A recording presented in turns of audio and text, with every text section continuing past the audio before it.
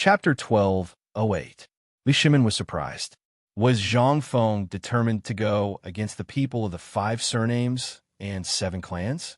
But after thinking about it, Li Shimin felt relieved. At this time, they had already stood on the opposite side of the people of the 5 surnames and 7 clans. It was already a situation where they would fight to the death. If they showed weakness at this time, everything they had done before would be nonsense.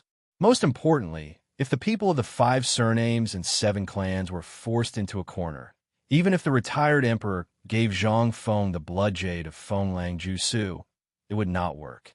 These people had extensive connections in both the underworld and the legal world. Once Li Shimin didn't dare to think about it. At this time, everyone in the living room was strangely quiet. Even the old Xiaocai and Zhang Shan didn't say anything. Even they didn't dare to touch the terror of the people of the 5 surnames and 7 clans. If this thing was not solved, it would be really big trouble. Mother Ker. Feng Zi, if you trust me, then give me the group of veterans in your estate and the academy. I'll annihilate your entire family in less than a month. Right at this moment, Gaokan suddenly stood up and spoke with a baleful aura all over his body. Everyone's expression changed when they heard this. Although they were in the depths of the mansion, it was inevitable that some problems would occur. Gaokan, sit down for this old man. Are you trying to show off your abilities? Yu Shernan's expression turned cold as he berated Gao Kansas. Gaokan stood there stubbornly, feeling aggrieved. Zhang Feng glanced at him and couldn't help but have an idea. Although Gao Kan's words were a little reckless, it was also a way. If I send a small group of special forces to stir up trouble behind these people of the 5 surnames and 7 clans, wouldn't it be? Thinking of this, Zhang Feng couldn't help but change his expression. Instead, he really began to think about it.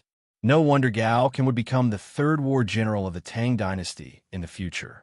This was really not a joke, but he still needed to practice. Thinking of this, Zhang Feng suddenly laughed. Laughing heartily, he patted Gao Kan's shoulder and said, "Sit down. When the academy stabilizes, I will give you a good job. How about it?" Li Shimin also seemed to have expected something and smiled in relief.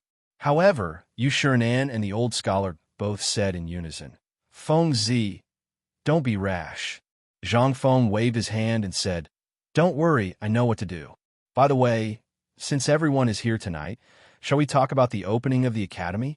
When it came to serious matters, Yu Shernan and the others finally put down the matter in front of them. Although they were still a little worried, seeing that Zhang Feng had already changed the topic, it meant that this kid had already made up his mind. They couldn't help but sigh. However, the opening of the academy was also a matter of great importance. Yu Shernan and the others had been preparing for this for at least half a month. At this moment, he could only put this matter aside. At the very least, he prayed that Zhang Feng would not act recklessly. If the 5 surnames and 7 hopes were really that easy to deal with, then it wouldn't have existed for hundreds of years. More than 2 hours later, the moon finally fell on the distant Qinling mountain. The misty fog also slowly covered the stars in the sky. At this time, Chang and city seemed to be covered with a thick layer of mysterious veil. The stars swaying in the fog like stars made Chang and city even more mysterious. At this time, in Zhang Mansion, because it was late at night, everyone returned to their own mansions. This was also the time when there was no curfew once a year. Otherwise, everyone would want to stay tonight and secretly see if Zhang Feng would have anything to do with the 3 girls. However, all of them fled in all directions under the broom in Zhang Feng's hand. At this time, in Zhang Feng's bedroom, although Yu Qiyu had experienced it once, her heart beat faster when she looked at Zhang Feng, who was close at hand. "Well, I'll go and see if Sister Jingshu and the others are asleep." In the end, Yu Qiyu was defeated by Zhang Feng's heavy breathing. How could Zhang Feng allow such a thing to happen? He grabbed Yu Qiyu and said, "Don't worry. They know. They should be asleep now." After a night of torment, it was not until late in the morning that Zhang Feng got out of bed, exhausted. When he touched the bed, Yu Qiyu was already gone. Zhang Feng was a little disappointed. When would she not disappear so mysteriously? Zhang Feng sighed heavily. He knew that Yu had left. This was destined. Sure enough, when Zhang Feng lit a cigarette, he found a piece of paper under the teapot. He slowly unfolded the paper. Who else could it be but Yu's beautiful handwriting? Brother Feng, I'm leaving. Although I can't bear to leave Sister Jingshu and Sister Yu Yao, I also know that this is not the time for us to be reunited. Do you remember what happened in Jiangnan last time? This time, I came to Chang, and with 50,000 stony iron ore. This is the most I can get. But don't worry, I've already discussed it with the Jiang and Lu family. Why go back this time? We'll talk about the iron or business. You, don't miss me. Zhang Feng sighed heavily. When Zhang Feng walked out of the room, he saw Yu Qigong sitting in the yard with a birdcage in his hand. He was happily playing with it. When he saw Zhang Feng come out, Yu Qigong smiled playfully and said, "How was last night?" "Hee, you're so early. Don't tell me you've been eavesdropping since last night." Zhang Feng was a little suspicious. Yu Qigong rolled his eyes. He said, "You spent a lot of effort to persuade the Lu family. But as far as I know, the Lu family wants you to be the third wife of their second son. You know what to do, don't you?" When Zhang Feng heard that, his expression changed instantly. Damn it, where did the Lu family come from? Did they eat a leopard's gall? How dare they touch Zhang Feng's woman? Gao Can, get the hell out of here for Lao Tzu. Go. When Yu Qigong saw that Zhang Feng was really anxious, he said flatly, "He's a branch of the Fanyang Lu family. Think about it." Chapter 1209. The Fanyang Lu family? Why the F***ck did the Fanyang Lu family get involved? Zhang Feng was a little confused. But this D***MN guy dared to snatch his woman? If he wasn't tired of living, then what was? F***CKM. Do you really think I, Zhang Feng, am a sick cat if I don't show my power? Yu Qigong sighed when he saw this. I knew you would be like this. Don't worry, I've already informed them. Although Yu doesn't know, I've already sent a letter to Yu's father. I also know that Lao Li has already arranged people in Jiangnan. This guy from the Lu family has long been one of Yu's suitors. This time, Yu is in a hurry to get the iron for you in Jiangnan, and this Lu family happens to have iron mines. That's why this happened. But don't worry, the Lu family won't dare to go against us. When Zhang Feng heard this, he quickly asked, "This is the Lu family of the 5 surnames and 7 clans. Are you sure they won't dare to do anything to you? Don't you have that hairpin? I've already sent a message to the Lu family, so I'll leave it to you." When Zhang Feng heard this, he heaved a deep sigh of relief. But at the same time, this was the first time he faced these people of the 5 surnames and 7 clans. As expected, overflowing power was the only way to go about it. "Old Yu, let's go back to the academy." Yu Qigong thought that Zhang Feng was going to do something, but when he heard Zhang Feng say that, he couldn't help but be stunned. "Why are we going back to the academy? Aren't we going to look for iron mines?" Zhang Feng smiled coldly. "Do you really think the Wang clan's people will just stand there and watch us look for iron mines? Actually, it's true that there are iron mines on Mount Longsho, but do you know why I built the academy on Mount Shao? Who would know what you're thinking? Why did you build the academy in this godforsaken place?" Yu Qigong cursed silently. But at this moment, Zhang Feng said with a sly smile, "Because there are a few iron mines in the depths of Mount Shao." What did you say?" After a brief moment of shock, Yu Qigong hurriedly threw down the birdcage and dragged Zhang Feng into the study. As soon as he entered, Yu Qigong hurriedly asked, "Tell me in detail, is there really a mine in Pyrolite Mountain? What kind of ores were they? How did you know? Logically speaking, you've never been to this godforsaken place." Of course, Zhang Feng had never been to Shao Mountain before the establishment of the academy. However, Zhang Feng knew better than anyone what would happen in Shao Mountain thousands of years later. After thinking for a while, Zhang Feng said, "Do you still remember those limestone kilns I built on Pyrolite Mountain? It's the mine that makes cement." Yu Qigong nodded.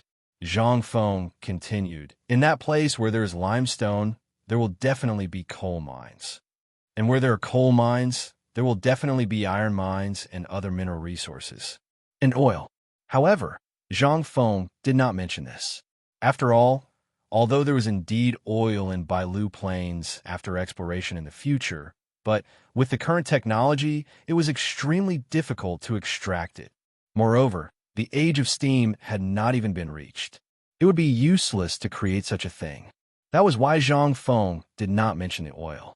However, Yu Qigong could not help but feel a little angry. Since you already know that there are iron mines here, why did you waste so much effort to find people to look for iron mines? Are you toying with us? When Zhang Feng heard that, he hurriedly waved his hand and said, No, no, no.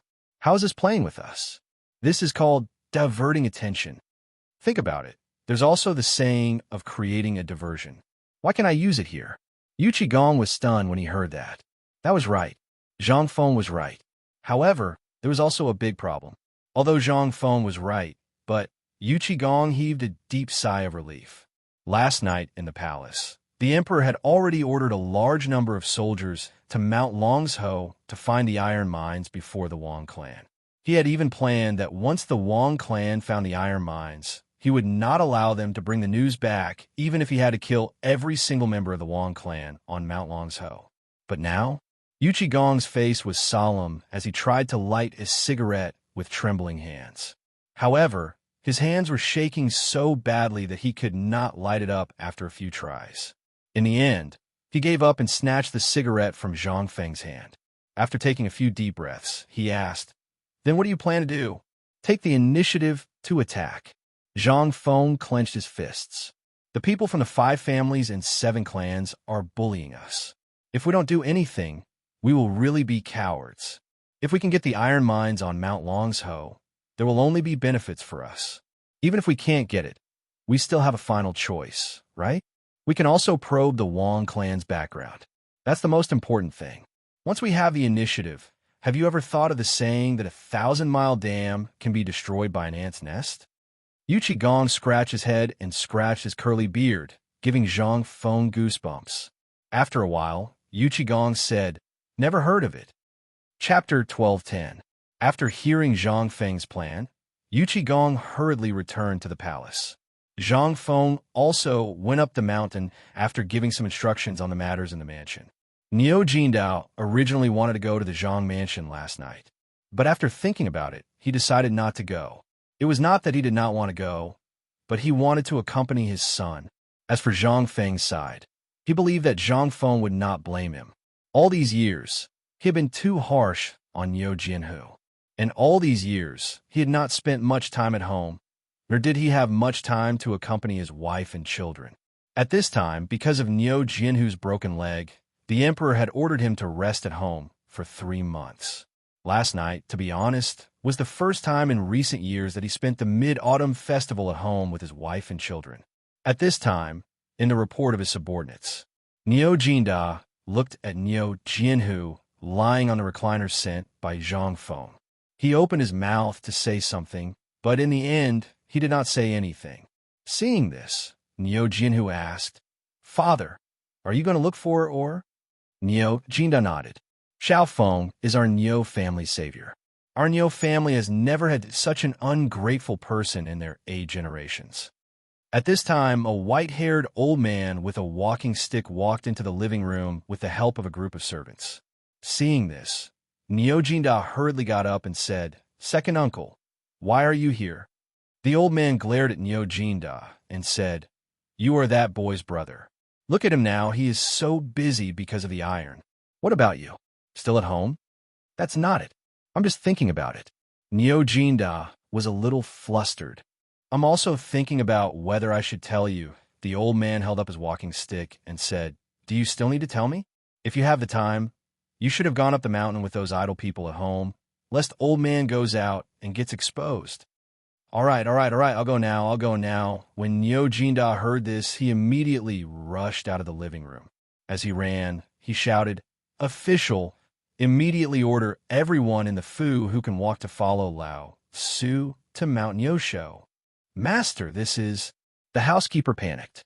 He looked at his lame leg and asked bitterly, Master, then Niu Jinda glared at Guan Jidu. What about you? Go up the mountain with Lao Tzu. Leave the matters of the mansion to Jian Hu, an old master for the time being. Fine. Now, he couldn't run even if he wanted to. Originally, Everyone in the Nyo residence already knew that this matter couldn't be avoided. However, they didn't see Old Master Nyo make any moves these few days. They thought that the thousands of personal guards that Old Master Nyo sent out would be enough. They thought that this group of old, weak, and disabled people with missing arms and legs wouldn't go out. But now it seemed that they still couldn't avoid it. Although they yearned for Zhang Feng's miraculous medical skills, and they admired Zhang Feng for fixing young master's leg, this matter of going up the mountain to search for ores, if it were any other time, there would be no need to mention it. But now, even walking on a daily basis was difficult for them. This was the root of the illness that they had gotten when they were in the army. Now, even if they wanted to, but at this moment, Nyo Jinda gave an order. There were more than 30 people in the mansion. All of them stood neatly in front of Nyo Jinda. Nyo Jinda didn't say anything. He waved his hand and said, "I'll give you 1 hour to prepare 3 days' worth of rations and horse equipment. This time, we swear that we won't return until we find the iron mine." Understood. Hearing this, Nyo Jinda waved his hand and said, "Let's go." Early this morning, Nyo Jinda just found out that Yu Qigong and even Wei Zheng had sent people out to search for iron ores. The emperor had even arranged for a large number of soldiers to go to Longsho Mountain last night. It would be inappropriate if he didn't go now, but if he left, he wouldn't feel safe leaving the tiger behind. Under the old master's reprimand, Nyo Jinda made up his mind to go look for ores. If he couldn't find an iron mine before Yu Qigong and the other old men after wandering around the mountains for a few years, he wouldn't be able to do it. If that was the case, then he would have lived in vain. After all, Zhang Feng had saved his life. Nyo Jinda's departure from Chang was very big. At the very least, many people saw the galloping horses. Everyone couldn't help but be stunned when they saw this scene. Was a war about to break out? But this was just everyone's guess.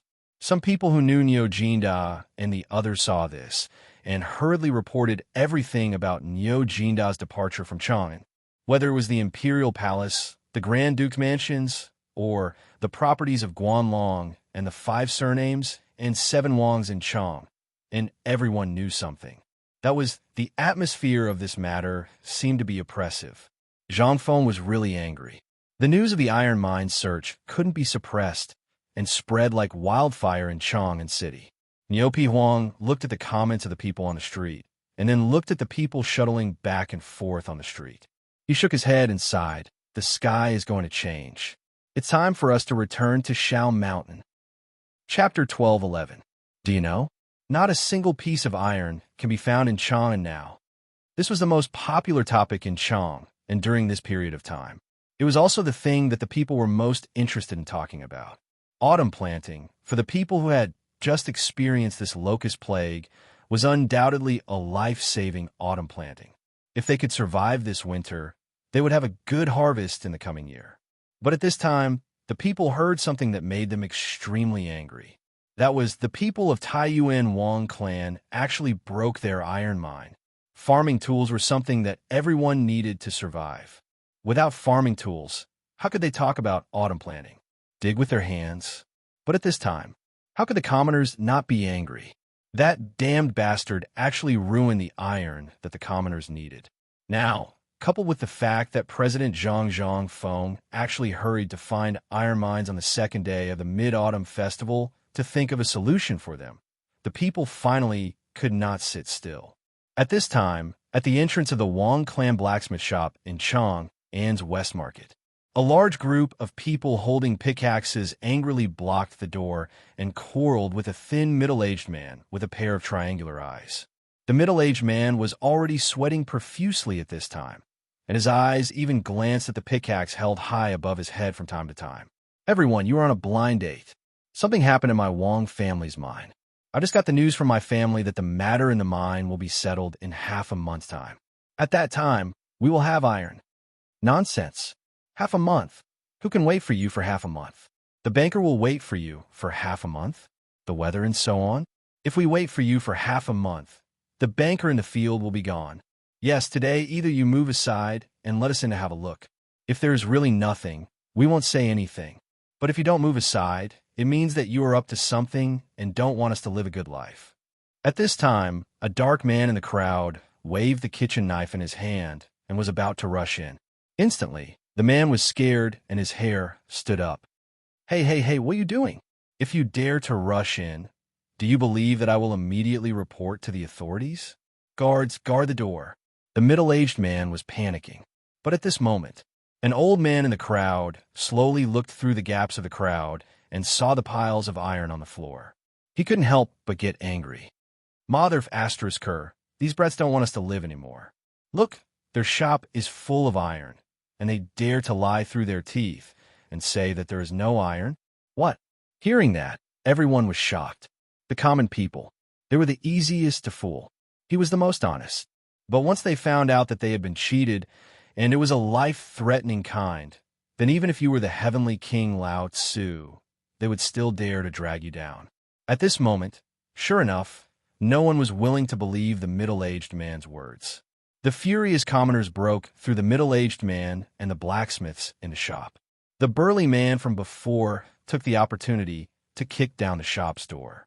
Instantly, in that room, there were piles of ironware, furniture, and piles of raw iron.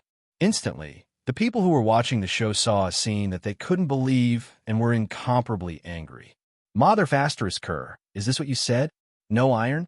Then why don't you King tell me what these things are? Are you the one who made this mess? Everyone's lungs were about to explode. At this time, the middle-aged man still stiffened his neck and struggled to say, These are all ordered by the palace. You can't mess around. These are all the emperor's things. Lao Tzu, CK off. If they were the emperor's, would the emperor send people to look for iron? Would the common people suffer? The burly man couldn't bear it anymore. He punched the middle-aged man in the nose. In an instant, the burly man screamed like a pig being slaughtered. Murder. Does anyone care about it? Murder. Guards. There was a burst of shrill screams, as if the burly man had done something to him. The noise here had already attracted the attention of the patrolling guards. At this time, the guards of the Chong and local government rushed up. What's going on? What's going on? Get out of the way. Put the knife down. The guards were all farmers and didn't want to interfere. But when they rushed into the crowd to take a look, they couldn't help but be shocked. The kitchen knife in the brawny man's hand was actually raised to the man's neck, and the middle-aged man's nose was already full of blood. When he wiped it, his face was covered in blood. As soon as he saw the guards, the man couldn't help but scream again, Sir, murder! Help! Shut up! The guard were not easy to fool, especially those who worked in Chong City. They were even more sophisticated. At this time, the burly man still ignored the guards and scolded, Yazi, you want Lao Tzu to let go of you? Go in and let Lao Tzu see the things in the shop. Then you come back and talk to Lao Tzu. Mother of Asterisker, don't you know that your father almost smashed the pot at home for this piece of scrap iron? Take a look at what's in the shop. Among the guards, a young man who was slightly younger heard this and immediately leaned forward. Uncle Zheng, please give me some face. I'll give your father some face. Go in and take a look. Are you coming or not? If you don't go in, Lao Tzu will chase you in with a butcher's knife. Seeing this, the guard hurriedly begged for mercy. Then, he whispered a few words into the ears of the angry bailiffs. Then, he led the bailiffs to knock down the workers who were not allowed to enter the door. As soon as they entered the shop, the guards were dumbfounded. In the past few days, the news of their lack of iron had been spread all over the city. But in their eyes, what was it? Mother of Asterisker, there was a room full of iron. Mother of Asterisker, what was this? The higher-ups had asked several times, but didn't these guys say that they had no iron? What was this? What was this? This was the crime of deceiving the emperor. This was a great function. Yazi and the others couldn't help but pull out the knives at their waists. They turned pale with fright and said, Guards, tie them up for me. Quick, go and inform Lord Niu. Chapter 12:12. This time, the people from the Wong clan's blacksmith shop panicked. They had stocked up on these things long ago, waiting for the autumn planting season to earn a large sum of money. However, they did not know why the owner of the shop suddenly stopped them from selling. They were already feeling guilty and had no choice. Moreover, they were discovered by the commoners after the commotion. Although it was not to the extent of defying an imperial decree, it was not a big deal to be locked up in jail for a few days. The middle-aged shopkeeper was an understanding person. Seeing that Heir Yazi was young, he hurriedly came forward and said, "Sir, may I have a word with you?" Heir Yazi saw this and asked, "What's the matter?" The middle-aged shopkeeper looked around, gritted his teeth, and handed over a stack of banknotes from his sleeve. He smiled like a blooming chrysanthemum and said, "This is a little token of my appreciation. Could you please pretend that you didn't see anything?" "Didn't see anything?" Heir Yazi smiled. He took out the banknotes the shopkeeper gave him. Instantly, the commoners and officials who had been paying attention to the shopkeeper were enraged. The smile on the shopkeeper's face froze. "Oh, this is a lot of money." Although Heir Yazi was young, he had replaced his father to enter the magistrate court. He was not even 18 years old and was considered the youngest person in the magistrate court. However, it was also because of this that Heir Yazi's upright and plain-spoken character made everyone in the magistrate court particularly fond of him.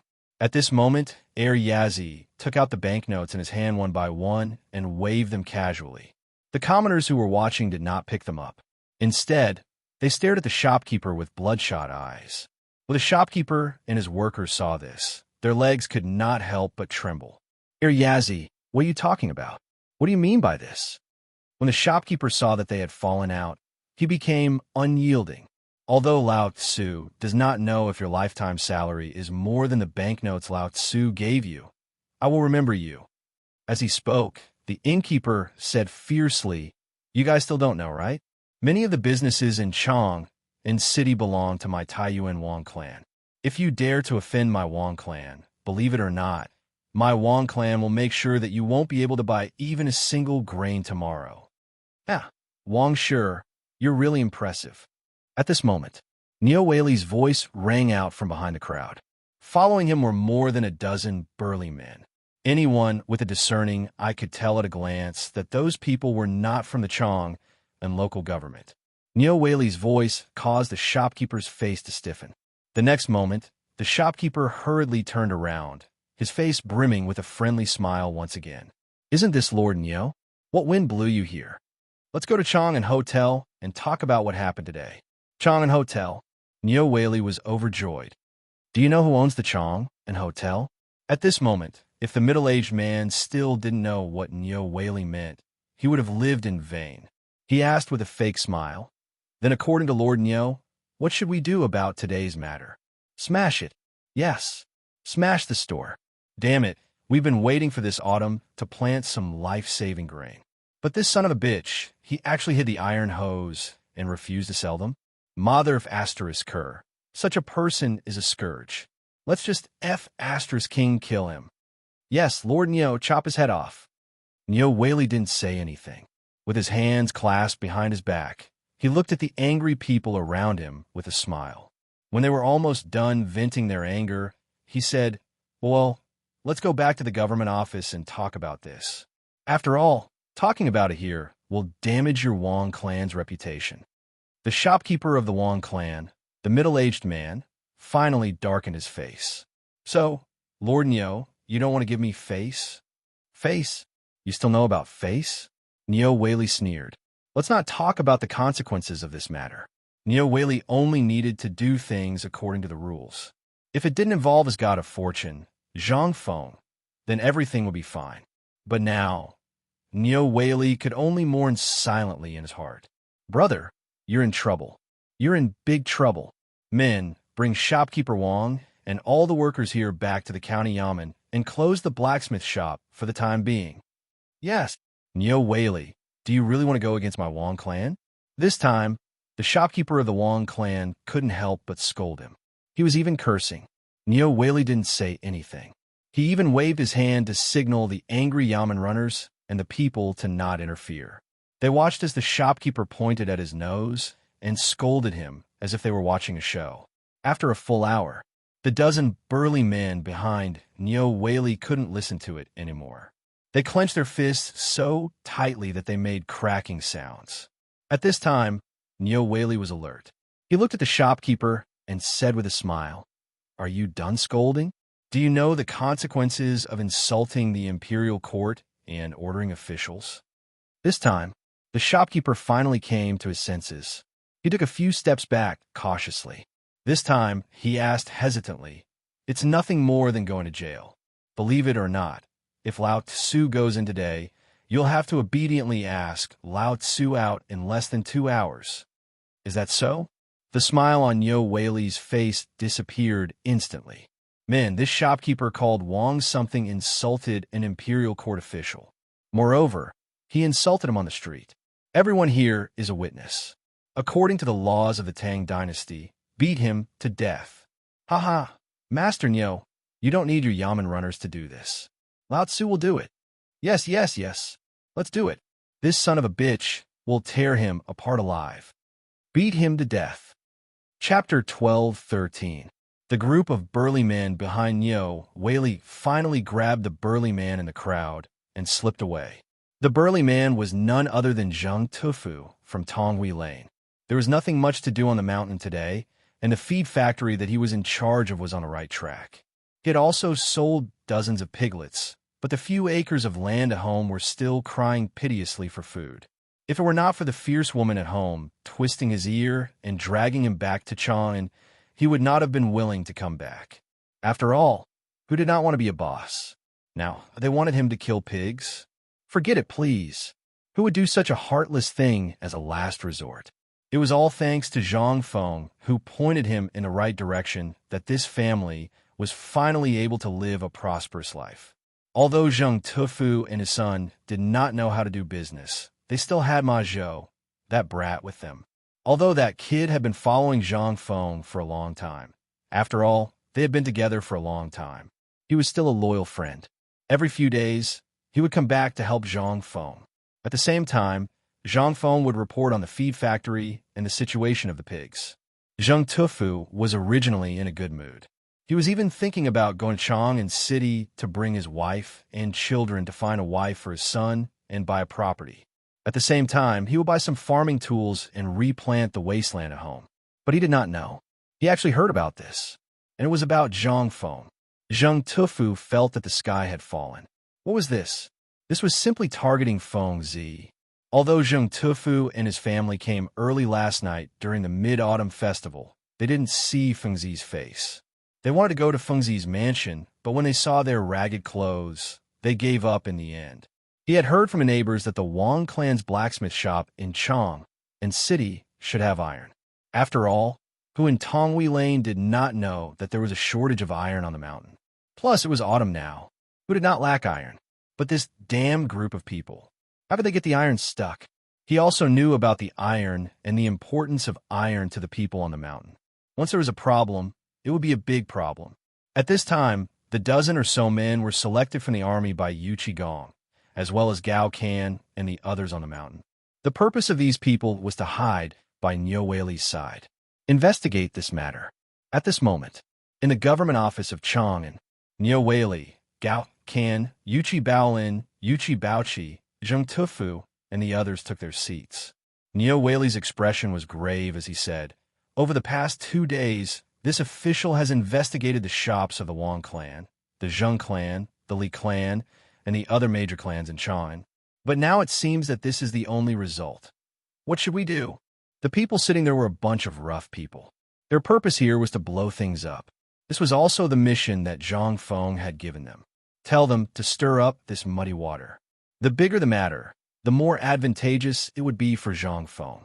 Zhang Tufu just happened to meet a few people. That was why he volunteered to join in. After all, he still had some reputation in Chang'an. It would not be easy for him to be exposed. At this time, Yuchi Baolin said while smoking, "We don't understand these things. Feng Zi's mission is to stir things up. As for how to deal with this matter, Feng Zi wants to leave it to Lord Nyo." Hearing this, Nyo Whaley was also troubled. When he was in Lantian, he had seen the power of the Wang clan. Although he wanted to help Zhang Feng now, he could only do it like today.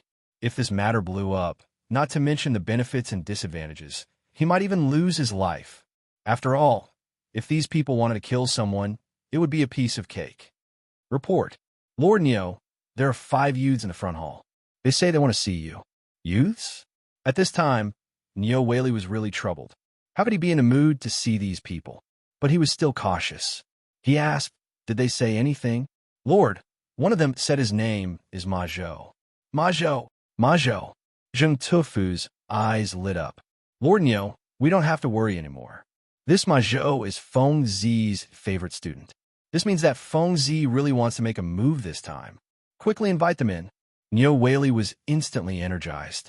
He hurriedly got up and went out to welcome them. Gao Can and the others also breathed a sigh of relief. They were fine with fighting and using their fists, but they really couldn't do this. Now that Ma Zhou and the others were here, their good days were really here. Anyway, they had Feng Zi's approval. In this Chong and hotel, they could eat and drink for free. Where else could they find such a good thing? After a while, Ma Zhou, Hao Chujun, Guoshui, Li Yifu, and the others were invited in the hall by the Yamen runners. Ma Zhou then said, "Master has already made a decision on this matter. This matter is settled. Master wants us to pass on a message to Lord Niao." Ma Zhou nodded his head and said, "Master has already made a decision on this matter." Niao Whaley asked with a passionate look, "What message?" "Lord Niao, are you afraid of trouble?" Chapter 12:14. Night. Chong was once again shrouded in dense fog. And at this moment, the night patrol soldiers of Chong and City were continuously passing through every corner of Chong and City. Within Chong and City, apart from these people, there was no one else to be seen. But in the darkness, burly figures were rapidly shuttling out from every corner of Chong and University, and then scattered in the darkness. Yin Lai Restaurant. At this moment, Yin Lai Restaurant was still brightly lit. Due to Zhang Feng's actions at the meeting the day before yesterday, Yin Lai Restaurant's popularity had simply risen. Usually, there were very few guests who could stay overnight. But now, there was simply an endless stream of people. There were no empty seats. And that Yin Lai Restaurant's brothel keeper's mouth seemed to be fixed below her ears, not moving at all. The night before yesterday, because of their ruckus, they had actually disturbed the emperor. Yesterday, all the major brothels in Chong and had suffered a calamity, and Yin Lai Restaurant had also been severely punished by the internal servants department. But this did not affect Yin Lai Restaurant's popularity. Why? Because of that group of musicians that Zhang Feng had borrowed previously. At this moment, Yin Lai Restaurant had been playing this song from morning till night. This had caused that group of musicians to suffer, playing the song that Zhang Feng had composed over and over again. Although it had greatly increased their popularity and had even been directly booked for future performances by some wealthy families in Chang'an City, but their hands and mouths could not bear it. But now, there was no other way, because the 4 great demon kings had returned. If they did not serve these lords well, not to mention living, they would not even be able to take care of themselves. In a compartment on the 2nd floor of Yin Lai Restaurant, Chung Chumo and the rest had long been drunk from the compliments of a group of men and women. Even that Du Go was already lying on the ground drunk. At this moment, following the arrival of Yuchi Baolin and the rest, after whispering to Li Changxian and the rest for a while, Li Changxian gave a signal with his eyes. Chung Chumo waved his hand and said, "Everyone." Instantly, the clamor in the entire Yin Lai Restaurant temporarily stopped. Everyone upstairs and downstairs looked at the people on the 2nd floor. "Everyone, it's rare for us to leave the mountain today. I'm sure you don't know the purpose of our visit, right? Tonight, the 4 great demon kings had come out of seclusion to treat them. Those invited to the banquet were all famous stubborn people in Chang. More importantly, they were the disciples of the aristocratic families, as well as the children of the princes, dukes, and officials. How could these people not know their identities? At this time, seeing Chung Chumo shouting, he hurriedly asked, "Brotherly, what happened to Brother Chun? We're all brothers. If we can help, we'll definitely help." "Yeah, we are all brothers. What's the matter? Just tell me. We have some connections in Chang'an City." Seeing this, Li Changxian exchanged a look with Chung Chumo. Then he stood up and cupped his fists, saying, "Everyone, I presume you all know the recent situation in Chang'an City. Lack of iron?" Someone asked hesitantly. Li Changxian nodded. "Yes, it's a lack of iron. Now, The dean of White Deer College is anxious day and night because the people can't plan in autumn. So we want to do something. After all, you saw what happened last night. However, I, Li Changxian, promise you that if anyone can get iron, I'll buy at the original price. I'll also give the person who sells the most iron a place to go to Chong and university. What do you think? In an instant, all the stubborn people were in an uproar. Who didn't want to make a name for themselves? Previously, everyone thought that Chong and university and White Deer College were like the five snakes and scorpions. But now it was different. As Zhang Feng's reputation grew, more and more things happened. Now, as long as the students wore the uniforms of these two colleges, they could do whatever they wanted in Chang'an City. How could they miss out on such a good thing? But they also knew that this iron matter was serious. They couldn't help but feel conflicted. Seeing this, Li Changxian secretly said, as expected, "Everyone, do you know that the plague of locusts and the food shortage have already hurt the foundation of the Tang dynasty? Once the autumn planting is delayed, there will be a real food shortage next year. Not to mention the people. I'm afraid that the farmers in your fields will." Hearing this, everyone's expression changed. Although there weren't many stubborn people who received the invitation tonight. But these were all people who had a say in Chang'an. They knew more than the others. At this time, seeing that Li Changxian wanted to say something but stopped, someone couldn't help but ask, "Young Master Li, don't be so secretive. We've drunk together so many times. If we're brothers, just say it. We'll try our best to help. But I also have some fields. If there's a problem with the people's autumn planting this year, what will it have to do with us?" Good question. Li Changxian sighed heavily and said, "Master Yuan Tiangang. You should be familiar with him, right?" Hearing this, everyone's expression changed. Li Changxian said again, "The night before yesterday, the dean of White Deer College and Master Yuan performed a ritual in the mansion to sense the heaven. This year's plague of locusts is just a test. There will be a more serious plague of locusts next year. Now, I don't need to say anything, right? What? There will be a plague of locusts." Chapter 12:15. Li Changxian saw the sudden change in everyone's expressions. He couldn't help but feel particularly comfortable. All of them knew about this, especially since Zhang Feng had said before that this year's locust plague was nothing, but next year's locust plague would be the real horror. They asked Zhang Feng why. He directly picked up the hoe and dug a few rakes in the field. Looking at the densely packed eggs, everyone was terrified. Damn it, if it was so serious this year, then wouldn't it be over next year? But what Zhang Feng didn't tell them was, under his medicine, if these eggs were led into the water source of the field during autumn planting, most of the eggs would be indirectly killed. These things were all for later. It was Li Shimon's serious warning not to spread it out. After all, once this matter was leaked out, it would cause chaos in the world. The reason why Li Changxian said all this at this time was that he had been taught by Zhang Feng. He also didn't understand why Zhang Feng ordered this matter to be blown out of proportion as soon as he came up the mountain. He also didn't know what the consequences would be if this matter was spread out. But Li Changxian still decided to do as Zhang Feng said. At this time, Li Changxian's words were meaningful. And among these stubborn people, there were also some thoughtful people who silently pondered some rumors they heard a few days ago when they were farming, and what the recent prosperity of the fried locust eggs meant. Li Changxian picked up a crispy fried locust on the table and threw it into his mouth, chewing it until everyone's hair stood on end. And Li Changxian wasn't in a hurry. He slowly tasted the fried locust while tasting the white wine he brought. It was very pleasant. However, he was able to endure it, but not everyone was able to do the same. Li Changxian, Cheng Chumo, and the others also minded their own business and ate and drank. At this time, a stubborn person hurriedly went up to the second floor, bowed, and said, "Young Master Li, what you just said, is it true?" "Is it true?"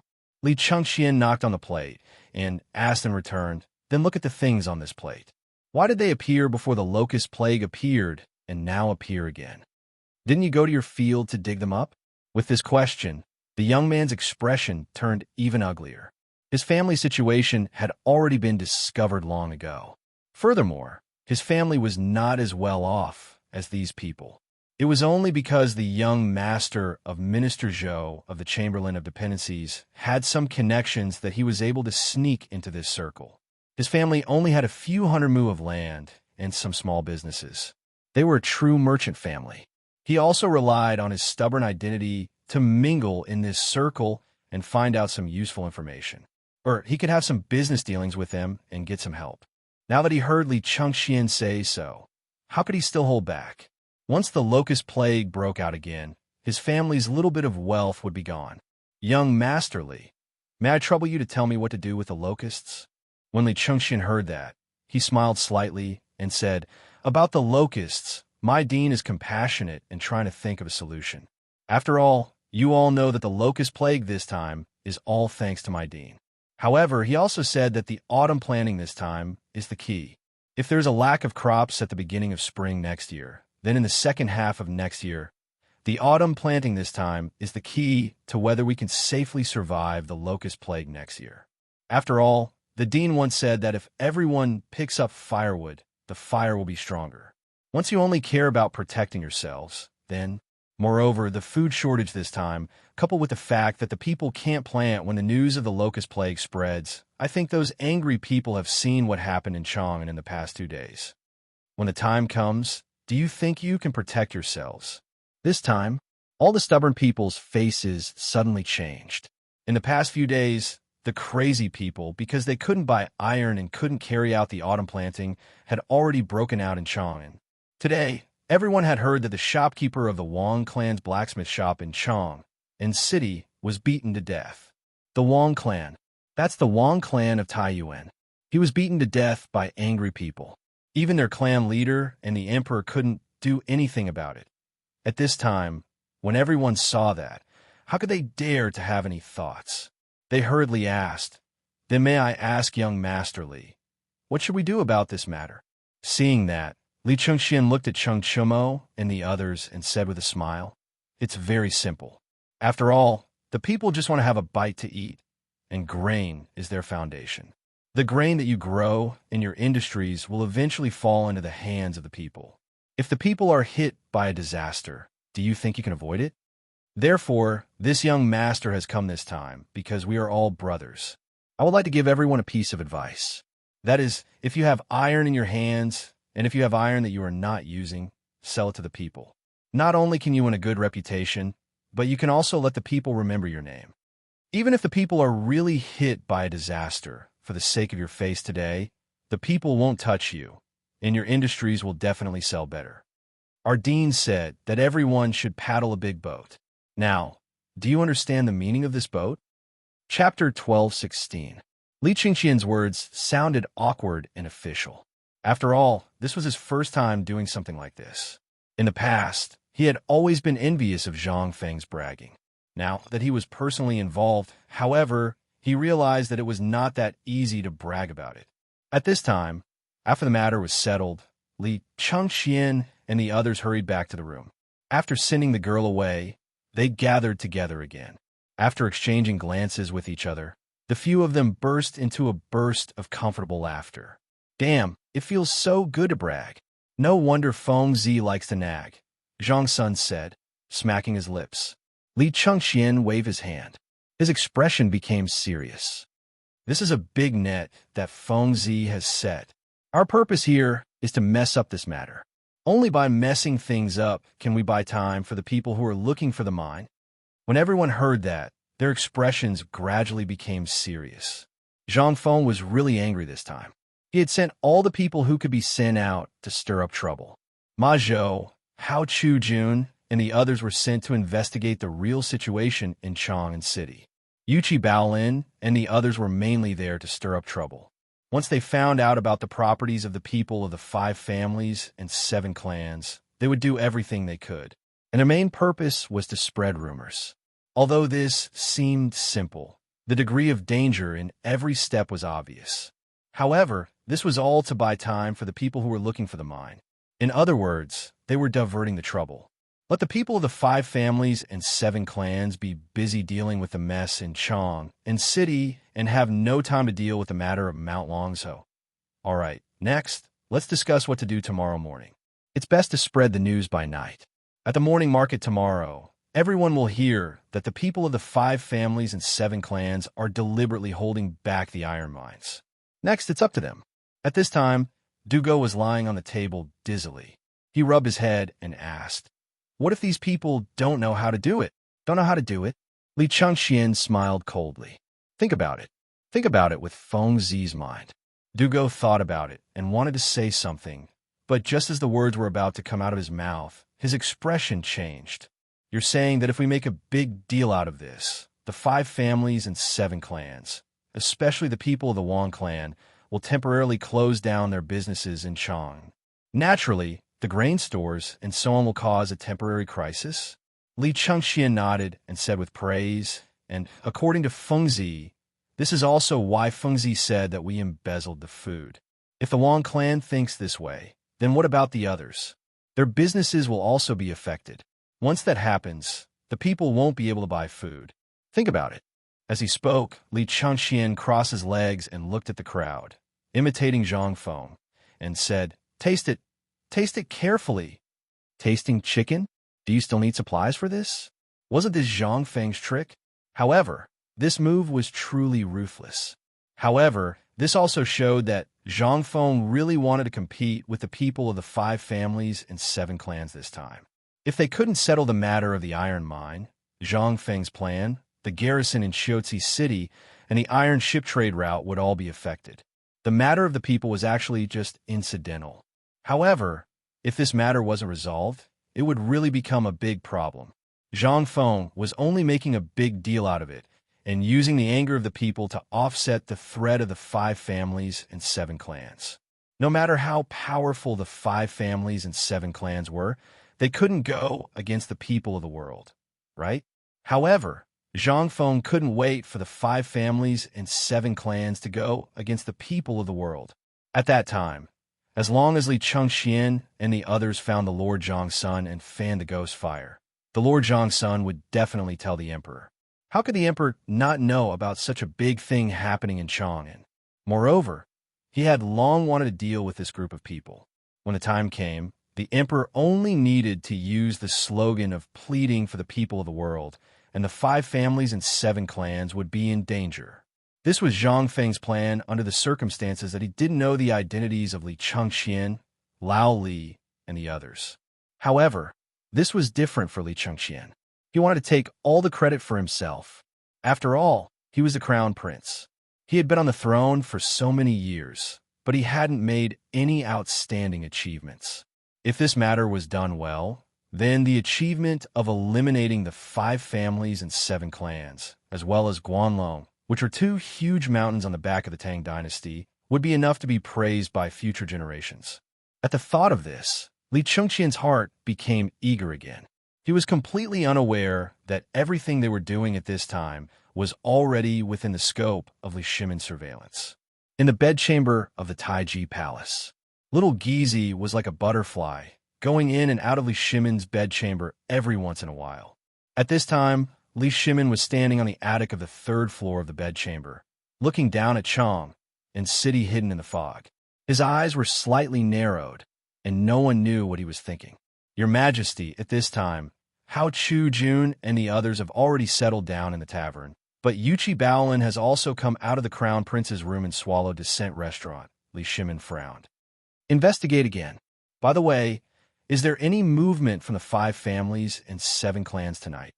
Little Gizi heard and said, "There is no movement for the time being, but the Wang clan's people seem to have closed down most of the industries in Chang'an."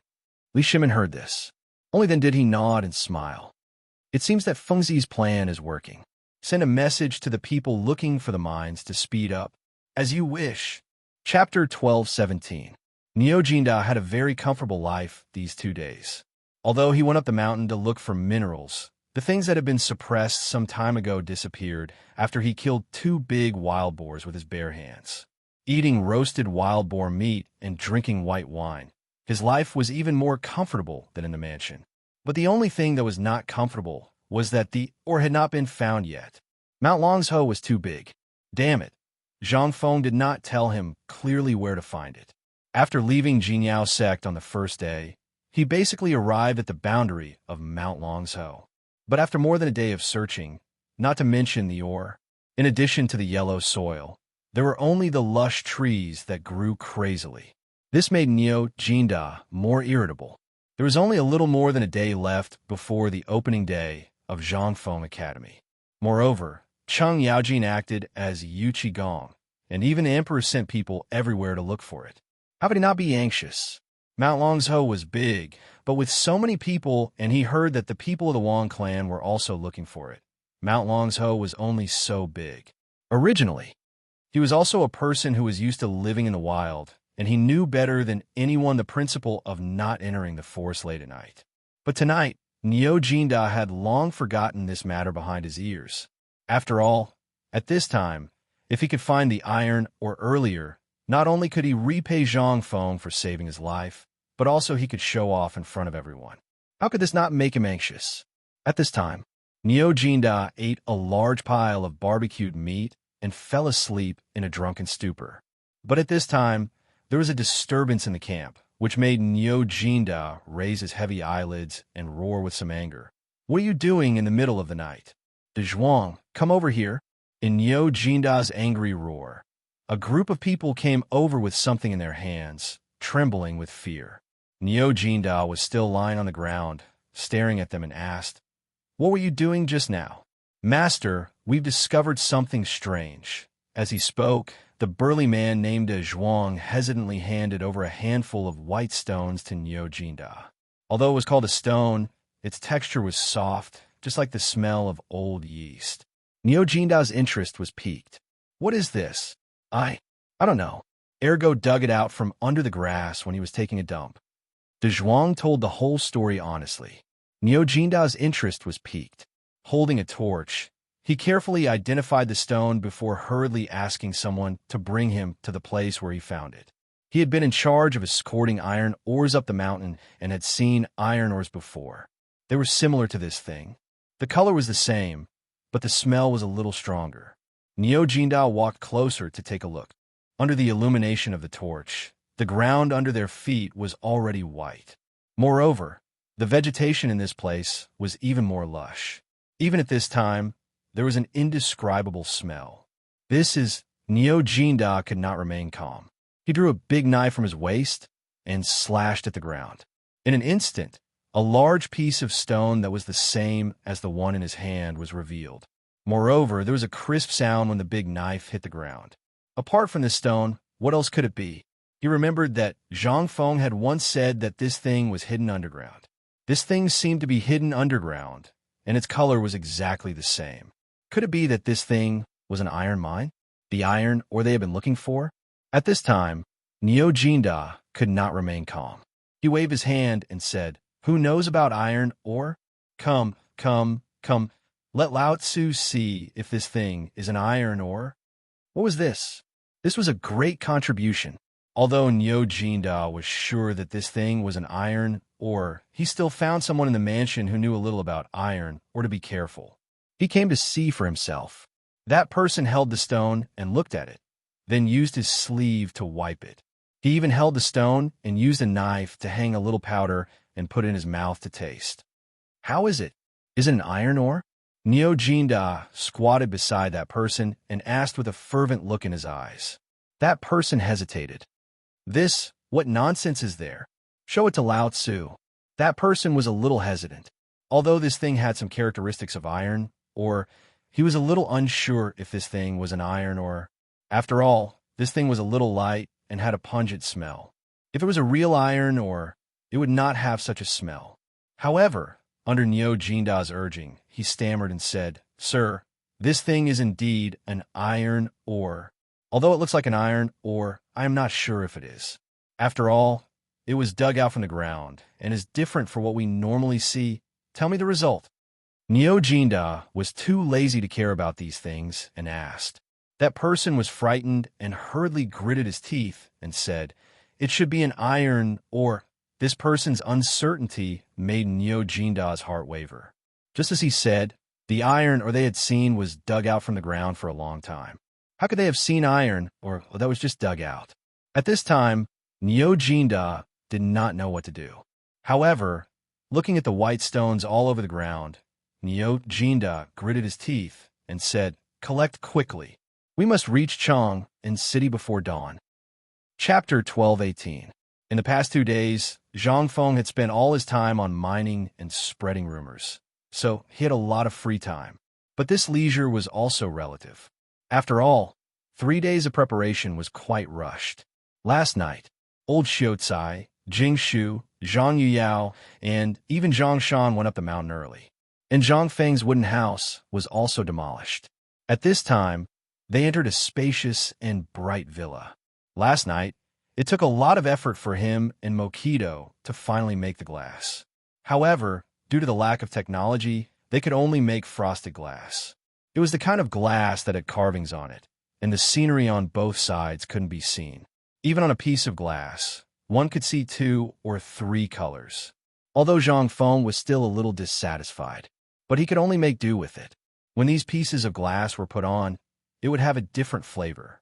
In the room, Jing Shu and Yu Yao carefully dressed Zhang Feng, and even put on the Confucian robe that he wore during the opening ceremony of Chang in university last time.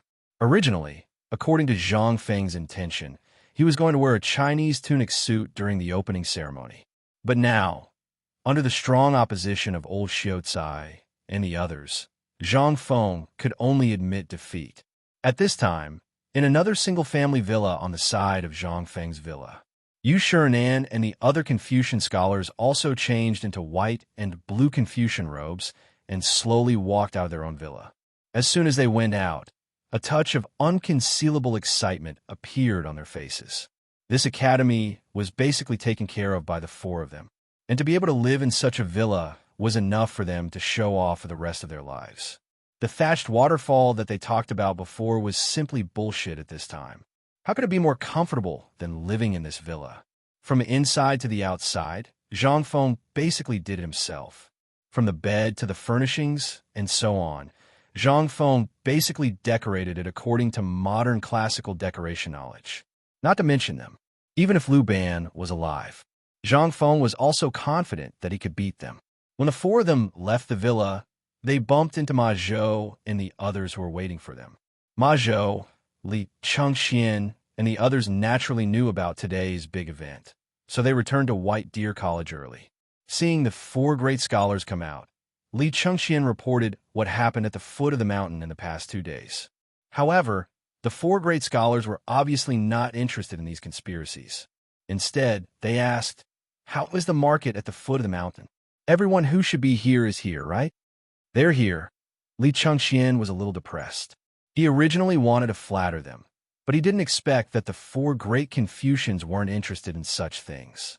Yu Shirenan nodded and said, "That's good. Make the necessary preparations. The sect opening ceremony will officially begin at noon. You can go and entertain the guests. Right now, at the mountain gate, it's basically Teacher Wenji, Teacher Zihuai, and the people from Tonghui Fong who are socializing. Should we prepare to lead the guests to the academy?" Yu Shirenan didn't want to say anything at first. However, seeing that Li Chengxian actually said something like that, he couldn't help but say meaningfully, "Do as you see fit. Just don't affect the plan." "Yes, yes."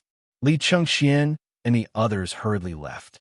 At this moment, Ouyang Sun couldn't help but look at Li Chengxian's back and say, "Is there something wrong with this kid? You noticed it too?" Yu Shirenan asked. Ouyang Sun nodded. "I don't know what's wrong with this kid recently. He's a little impatient when it comes to doing things or his homework. This isn't good. Should we tell Fengzi?" After all, Li Chengxian was the crown prince. Moreover, the things he learned were basically the sum of everyone's knowledge. Most importantly, under Zhang Feng's teaching method that treated everyone equally, Li Chengxian obviously didn't have any advantages. It would be strange if he wasn't anxious. They looked at Li Chengxian's back and thought for a moment. Then, they shook their heads and said, "Let's go eat first. We still have a big show later. I really envy that Brad Zhang Feng. I wonder if he's awake now." They chatted and laughed as they walked towards the dining hall. On the other side, Qian Wanli was tirelessly leading the students of the academy around Shao Mountain. They shouted the slogan 1, 2, 1 and ran in an orderly manner. When the orderly shouts reached the mountain gate, The people in the market at the foot of the mountain couldn't help but look sideways. Everyone already knew the teaching method of White Deer College. They knew it and even learned the morning exercises. However, when they saw the thousands of youths dressed in white and blue with the words White Deer embroidered on their chests, it still gave them the illusion of a magnificent army with thousands of men and horses. At this moment, there wasn't a single peddler in the market. As early as yesterday, everyone had cooperated with the students in the mountain to clean up the square. They had even set up 3 rows of tables and benches on the straight cement and rubber road, extending from the mouth of the canyon to the front of the statue at the mountain gate. All the customers sitting on the benches, regardless of whether they were students of Chang University, Imperial College, Hongwen Guan, the Emperor's Edict, or the Confucian scholars of Chang, and all stood up and looked enviously at the orderly team that slowly bypassed the food factory of the mountain gate and jogged up the mountain from the mountain gate.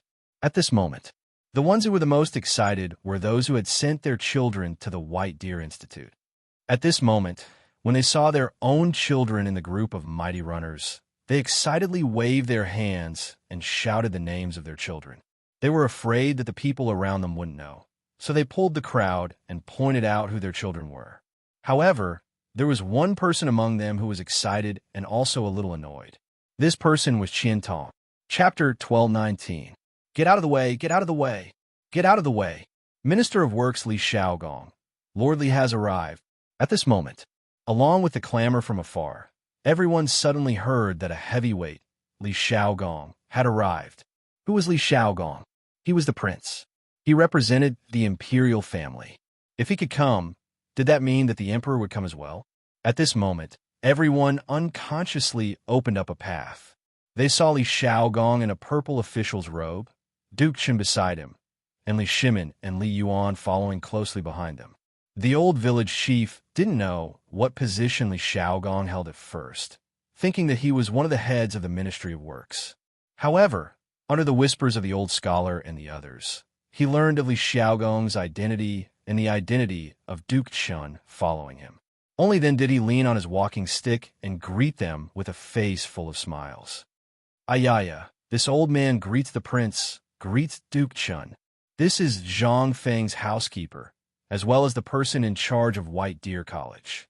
Someone who knew the old village chief's identity hurriedly introduced him to Li Shaogong. Hearing this, Li Shaogong raised his eyelids and glanced at the old village chief. He cupped his hands and said, I've long heard that Zhang Feng has a virtuous wife on the mountain. So it's you, old sir. The old village chief was so excited. What was this? This was Prince Li Shaogong. That identity, that position, the old village chief was so excited that he almost couldn't breathe. However, Li Shaogong was just being polite. Then, he cupped his hands towards the old scholar in a scholarly robe and said with emotion, Brother Zihuai, we haven't seen each other for many years. The old man wanted to have a chat with you last time on the flower boat. Brother Shaogong, once Fengzi's matter is settled, the old man will definitely come in person. Haha, good, good. After the two of them talked for a while, they didn't dare to be careless. After all, both the emperor and the retired emperor were present. Although they were now in disguise, they couldn't be careless. Lao Li, you're here? Please come up the mountain. The old elementary scholar hurriedly bowed. This time, everyone was in an uproar. When it came to Imperial Prince Li Shaogong, he only cupped his fists. But to a merchant, how could he? You guys don't know, right? I've heard that Lao Li has a great background. White Deer College was basically funded by Lao Li. At this moment, a person who knew a little bit of the ropes began to boast complacently. In an instant, everyone understood Li Shimin's identity. Seeing this, that person stood up complacently again and said, You guys probably don't know who that old man is. He's the honorary vice dean of White Deer College. Whether it's Mr. Zihuai, the ministers in the imperial court, the 4 great scholars, or that godson Simiao, he's been through life and death with them. What? Everyone was shocked. He couldn't help but sigh. I've heard that godly Dr. Sun Simiao hasn't gone down since he went up Shao Mountain. Now that I think about it, it's true, but I heard that this is the medical course of White Deer Academy. For example, that rumor from before said that Dean Zhang, personally reattached a severed leg, and even the bones were exposed. I've heard of this too. What's so strange about it? In the past, this blood exchange was just a legend. But if you guys went to the Mid-Autumn Poetry Meet, you should know that Mr. Yushan vomited blood and fainted.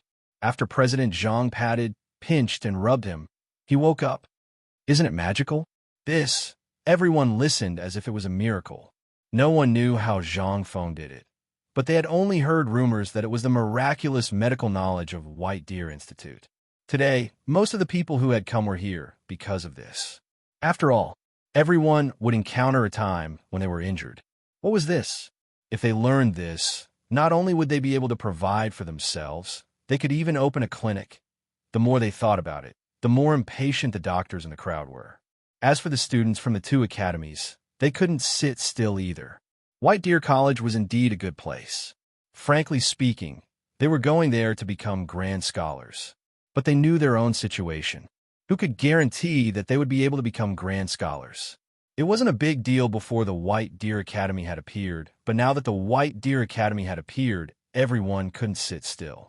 Not only could they come to school, but at the very least, even if they couldn't become grand scholars after 3 years, they could at least have a living guarantee.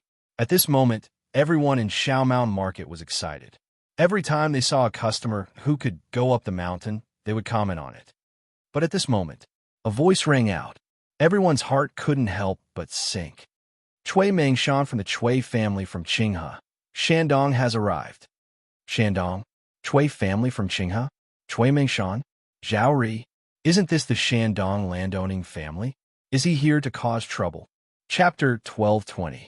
Zhang Feng didn't know what happened at the foot of the mountain. At this time, he was speechless as he watched Jing Shu carefully trim his eyebrows and the beard around his lips with a razor. Li Chengxian and the others also came to report from time to time who had arrived. Zhang Feng was also speechless. He wanted to just let it go. But once he said so, Jing Shu would hold him down. At this time, Li Chengxian's voice sounded again. Fengzi, Mr. Bo sure asked you to hurry up. Duke Chen and Prince Li are both here. Zhang Feng looked at Jing Shu and Zhang Yuyao in the mirror speechlessly and said, I say, this should be enough, right? Jing Shu carefully trimmed Zhang Feng's eyebrows. Prince Zhang, you are now a great scholar. You are equal to Mr. Bo Shi, Duke Chen, and the others. And there is a rule for the opening of the academy. You can't go out until the auspicious time. Prince Zhang must know this, right? So, I hope Prince Zhang can wait for a while. The auspicious time is less than an hour away. Please wait for a while. Zhang Feng was speechless. He took the two women's hands and said, Well, you two also have a rest. I have to think about who will come later and make some preparations. What preparations do you need to make? Jing Shu was surprised, but she still sat opposite Zhang Feng obediently and asked. Zhang Feng smiled faintly and said, You just wait and see.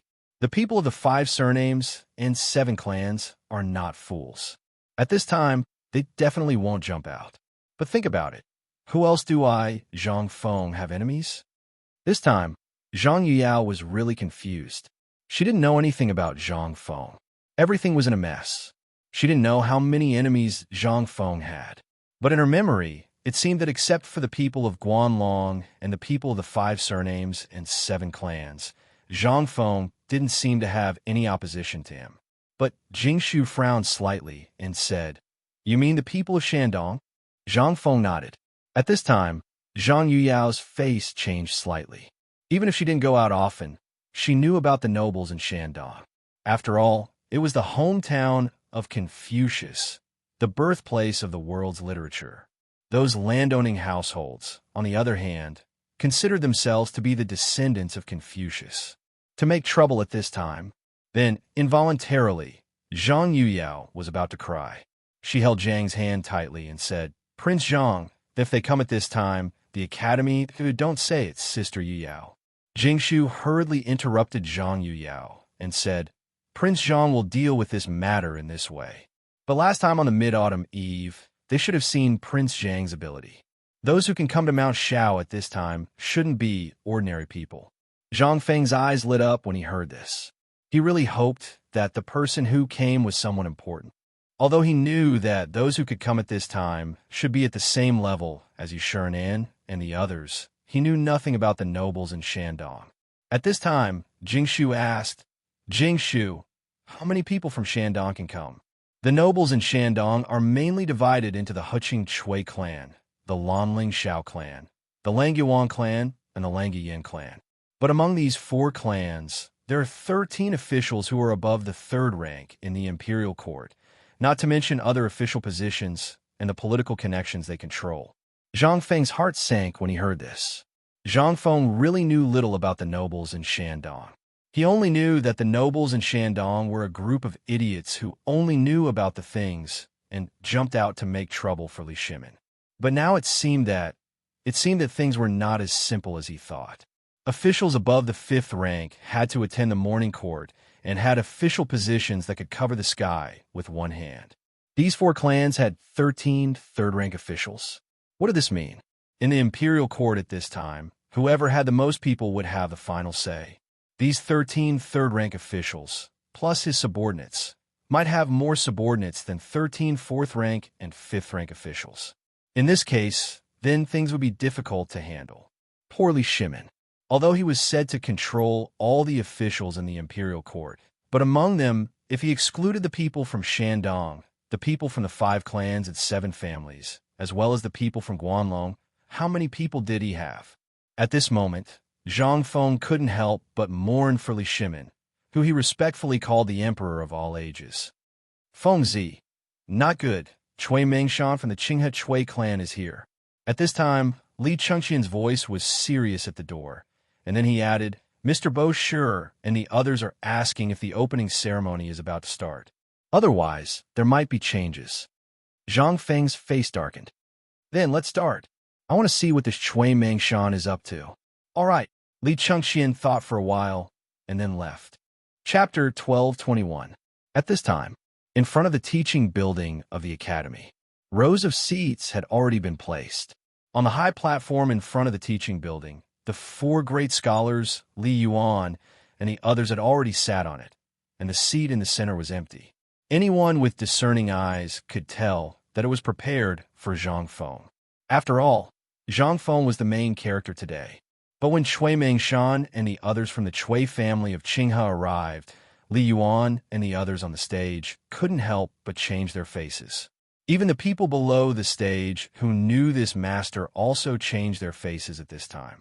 Needless to say, the people of Shandong's aristocratic families had always been a little resistant to other people opening academies. To their knowledge, most of the people in the academy had to have a famous teacher to be qualified. As for those who had a famous teacher, they had to be from a clan in Shandong or an outstanding talent from Confucius and Mencius to be qualified. But in their eyes, Zhang Feng was born in the wild, and what Zhang Feng stood for was not the same as what they stood for. Instead, it was somewhat contradictory. It would be strange if they didn't come. Li Shimin had already warned Shandong, and he deliberately let people spread Zhang Feng's poem in Shandong. The main purpose was that he was afraid that this group of bastards would come and make trouble. But now, obviously, it was too late. This bunch of bastards had obviously turned a deaf ear to his words. The most direct thing was that Zhang Feng was going to find out who he really was. Although this was an opportunity, once he showed his cards at this time, it would give Zhang Feng 2 choices. At this time, it was not to say whether they could be brothers or not. Instead, he put a multiple-choice question in front of Zhang Feng. Either he would go down the dark path with him, or he would stand on the same side as the people of Shandong's aristocratic families, the 7 clans, and Guanlong. After all, the people of Guanlong chose to believe Zhang Feng for the time being because Zhang Feng didn't know Li Shimin's identity and was sure that Li Shimin didn't dare to show his cards at this time. But now, once Li Shimin showed his cards, the people of Guanlong would definitely come to ask Zhang Feng first. After all, at this time, Zhang Feng and Li Shimin's industries had slowly begun to infiltrate Guanlong's industries. This was a big plan. Once there was a mistake now, then, thinking of this, Li Shimin couldn't help but stand up with a slightly gloomy face. But Yushurian seemed to understand Li Shimin's meaning at this time and hurriedly pressed him down. Looking at Chui Mengshan, who was slowly walking up the stage, Yushurnan clasped his fists and said, "Brother Chui, long time no see. I didn't expect you to come in person today." Chui Mingshan's appearance was a little thin. His gray hair was meticulously combed, but still couldn't hide his baldness. His mustache was also a little curly, but it was unknown what he had smeared on it. At this time, it looked hard, as if it was glued to his lips. His plain face was a little dark. At first glance, he looked like a farmer. But this was excluding his pair of triangular eyes and thin lips, which gave people a sharp and unkind first impression. However, those who knew him well would know that he was terrifying. Not only was he sharp and unkind, but he was also unusually cruel and merciless. If someone dared to disobey him, that person would be unlucky. But his status was not low at all. He was known as the 38th generation great-grandson of Confucius. Even Li Shimin would have a headache when he saw this title. In addition, he had a lot of titles, such as the #1 Confucian in Qinghe, and so on. At this time, seeing Yushurnan like this, he just slightly clasped his fists and went straight to the main seat, ready to sit down. At this time, Yushurnan stood in front of that chair unintentionally and looked at Chui Mingshan with calm eyes, saying, "Brother Chui, I didn't know you were coming, so old man specially prepared a seat for you." While speaking, Yushurnan pointed to the chairs that two children were putting next to Ouyang Kai and Lu Hongwen. Chui Mingshan glanced at the chair sitting at the edge and squinted at Yushurnan, saying, "Brother Bashi, old man calls you Brother Bashi for the time being. Do you think that old man doesn't deserve this seat?" This time, everyone present was in an uproar. What the hell? This old guy didn't hide it at all. Even in the main house, he did it according to the identity of a guest. Moreover, didn't he know what day it was today? What was this? This was simply a slap in the face. A naked slap in the face. Yushurnan slowly put away the smile on his face. But at this time, the old Xiaocai and Li Shimin got up almost at the same time. They were sitting on the right side of the main seat, close to Li Yuan and Li Shimin. At this time, the two got up and were just seen by Chui Mingshan. Chui Mingshan said with a fake smile, "Oh, isn't this Brother Zihuai who has been hiding with his tail between his legs for many years? What, you also want to stop, old man?" He didn't even look at Li Gang. Li Shimin heard this and couldn't help but have a murderous look in his eyes. "This old thing, I gave you face, didn't I?" But at this time, seeing that the atmosphere was getting heavier, Duke Chun Ho Junji got up with a smile and said, "Brother Chui, how have you been? Come, how about sitting with old man?" Chapter 1222. Originally, Chui Mingshan glanced at Ho Junji and wanted to say something harsh, but he inadvertently saw Li Shimin's eyes. He couldn't help but be slightly cautious. This gaze, although Li Shimin and Li Yuan had put on makeup at this moment, the majesty in their eyes that was above everyone still existed. This was a feeling that might not seem like much to others, but to the people on the stage, it was an existence that could reach heaven with a single thought. Only now did Chui Mingshan remember what his clansmen had said on the way here. White Deer College was said to be managed by His Highness the Crown Prince, and that Zhang Feng was just an errand boy supporting the facade. But this was just to fool the outsiders. How many tricks had Zhang Feng come up with in this period of time? At this time, if anyone still believed this, they would be a true fool. As for the matter of the retired emperor being the honorary vice principal, that was even more impossible. Given the retired emperor's temper, if he came up with such a thing, wouldn't the entire world know about it? Why would he be so secretive? Thus, Chui Mingshan didn't believe it before coming, even snorting in disdain. But now, after seeing Li Shimin's eyes, he hurriedly rubbed his eyes and looked at the old man sitting next to him. The sense of danger in his heart grew stronger and stronger. Could it be the emperor and the retired emperor? But that wasn't right. If it was the emperor and the retired emperor, how could they not step forward after he had said such harsh words? Moreover, where was the crown prince? Wasn't it said that this was something the crown prince came up with? Where was the crown prince? This feeling only lasted for a moment. Chui Mingshan took a deep breath, clasped his fists, and then sat down on Ho Junji's seat. Ho Junji chuckled, but no one knew what he was laughing about. And Ho Junji had long since wanted to sit next to Li Yuan. This made him extremely uncomfortable, as if there was a dagger on his back. But now it was fine. Since someone had taken the initiative to stir up trouble, he would let that old fellow do as he pleased. Let's see if the emperor and the retired emperor wouldn't kill him after this. Cui Meishan was also nervous, but this was exactly what he wanted. If his guess was true, then he would expose the identities of the emperor and the retired emperor in front of everyone today. With this as a threat, he was not afraid of what the emperor and the retired emperor would do. If it wasn't what he was thinking, he would have exposed the lies about White Deer College. In short, he had Zhang Feng under his thumb today. Once the academy was opened, it would be a disaster for the Shandong landowning households.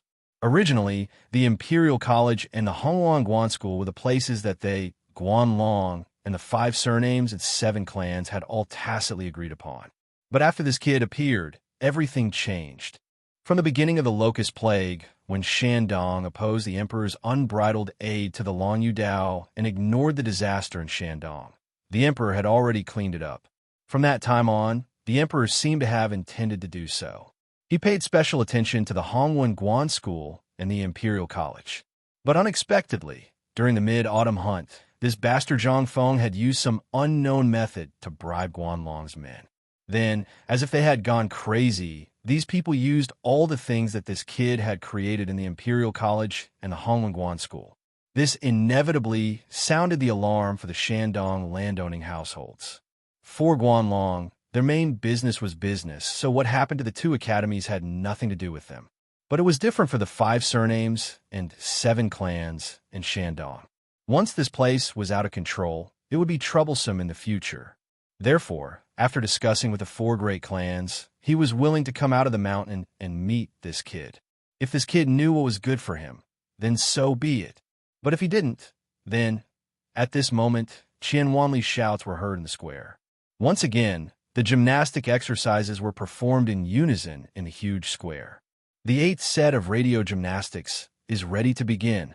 Stretching exercise. Following Qian Wanli's shouts, the sound of musical instruments suddenly rang out in the square.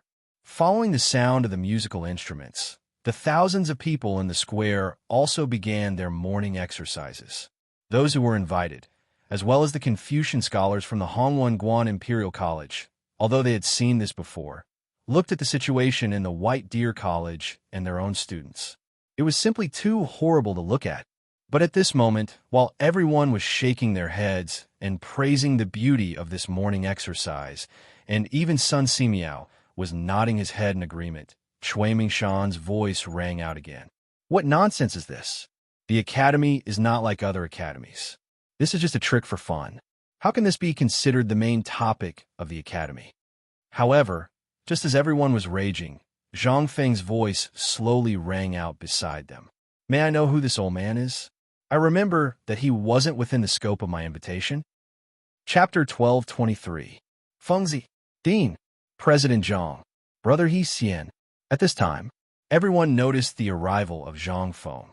At this time, Zhang Feng was dressed in a white Confucian robe. Under the white, jade, ancient character hairband, his hair fluttered slightly in the wind. On his handsome cheeks, at this time, under this outfit, he looked even more ethereal. Without waiting for Zhang Feng to speak, Li Yuan and others greeted Zhang Feng first, as if Cui Meishan did not exist at all. "Ha ha, kid! Why are you only here now? Old man is still waiting to see your dance at the Mid-Autumn Festival last time." Zhang Feng cupped his fists at Li Yuan and smiled bitterly. Later, when this kid is done with this matter, it must have been arranged long ago. At that time, you can just watch your grandson's performance. The speaker did not mean it, but the listener had the heart. Li Yuan, basically everyone present knew. Although he hid his identity and even dressed up, at this time, he could not help but be a little shocked when he heard this. After all, at the Mid-Autumn Festival last time, everyone did not realize that the Crown Prince was actually among them. After all, under the illumination of the light, plus the uniform, who could recognize it? But now it was different. It was broad daylight, and Zhang Feng said it out loud. In an instant, several people's faces changed slightly. Li Yuan heard the words and twitched the corner of his mouth. He always felt that Zhang Feng was scolding him, but he had no evidence, so he could only laugh and then sit down. At this time, Zhang Feng carefully looked at this Cui Mengshan. Cui Mengshan was also carefully looking at Zhang Feng. Seeing that Zhang Feng was looking at him at this time, he said leisurely, "You are Zhang Feng?" "Yes, but old sir, who are you?" Hearing this, Cui Mengshan slightly narrowed his eyes and said, "Old man, Cui Mengshan of the Cui family of Qinghe." "Cui family?" Zhang Feng pretended to be surprised and looked at Yu Shinan and said, "Teacher, is this Cui family very famous?" Hiss. At this moment, someone below the stage couldn't help but gasp. "My good girl, is he famous? Holy shit, how did this brat ask that? Wasn't this a slap to his face?" Even Li Shimin and Li Yuan, as well as the old scholar and the others, wanted to see what exactly Zhang Feng wanted to do. "Ahem, Zhang Feng, this is Mr. Cui Mengshan, a great scholar from the Cui clan of Qinghe from Shandong province. This time, he should be here to discuss some academic problems with you. Since you're a guest, why don't you two find a place to discuss Taoism later? Right now, the auspicious time has already arrived. If we delay the auspicious time, it won't be good." Yu Shinan looked at the sun in the sky and hurriedly stepped forward to stop the fight. If this was allowed to develop, who knows what would happen today? Since the Cui family dared to come, they must have made sufficient preparations. Seeing this, Cui Mengshan also snorted coldly. Forget it. The first thing they wanted to do was to humiliate Confucius, who was in existence that no one dared to delay. At this time, although he was very angry, he could only suppress it. At this moment, not far away, Chu Suiliang slowly got up and stood in front of the statue of Confucius. He slowly placed the 3 sacrificial animals on the table and then said majestically and solemnly, "Open the altar. Students, return the salute." Hearing this, the more than 3,000 students standing in the square, as well as the people on the stage, respectfully tidied up their clothes and then respectfully walked toward the Confucius statue. Standing in front of the statue, everyone bowed 3 times in unison. At this time, Chu Suiliang waved his embroidered robe and said, "The ceremony is over. Rise. Zhang Feng, a Confucian disciple of Confucius, come forward. Salute." Zhang Feng was very disgusted with these vulgar salutes. But he had no choice. These were all necessary. And if these things were not done properly, he would directly offend all the students in the world. Zhang Feng did not dare to do so. This set of vulgar salutes took a full 2 hours. After 2 hours, Zhang Feng sat back in his original position in a daze. But before he sat down, Yu Shinan, who was next to him, kept kicking him.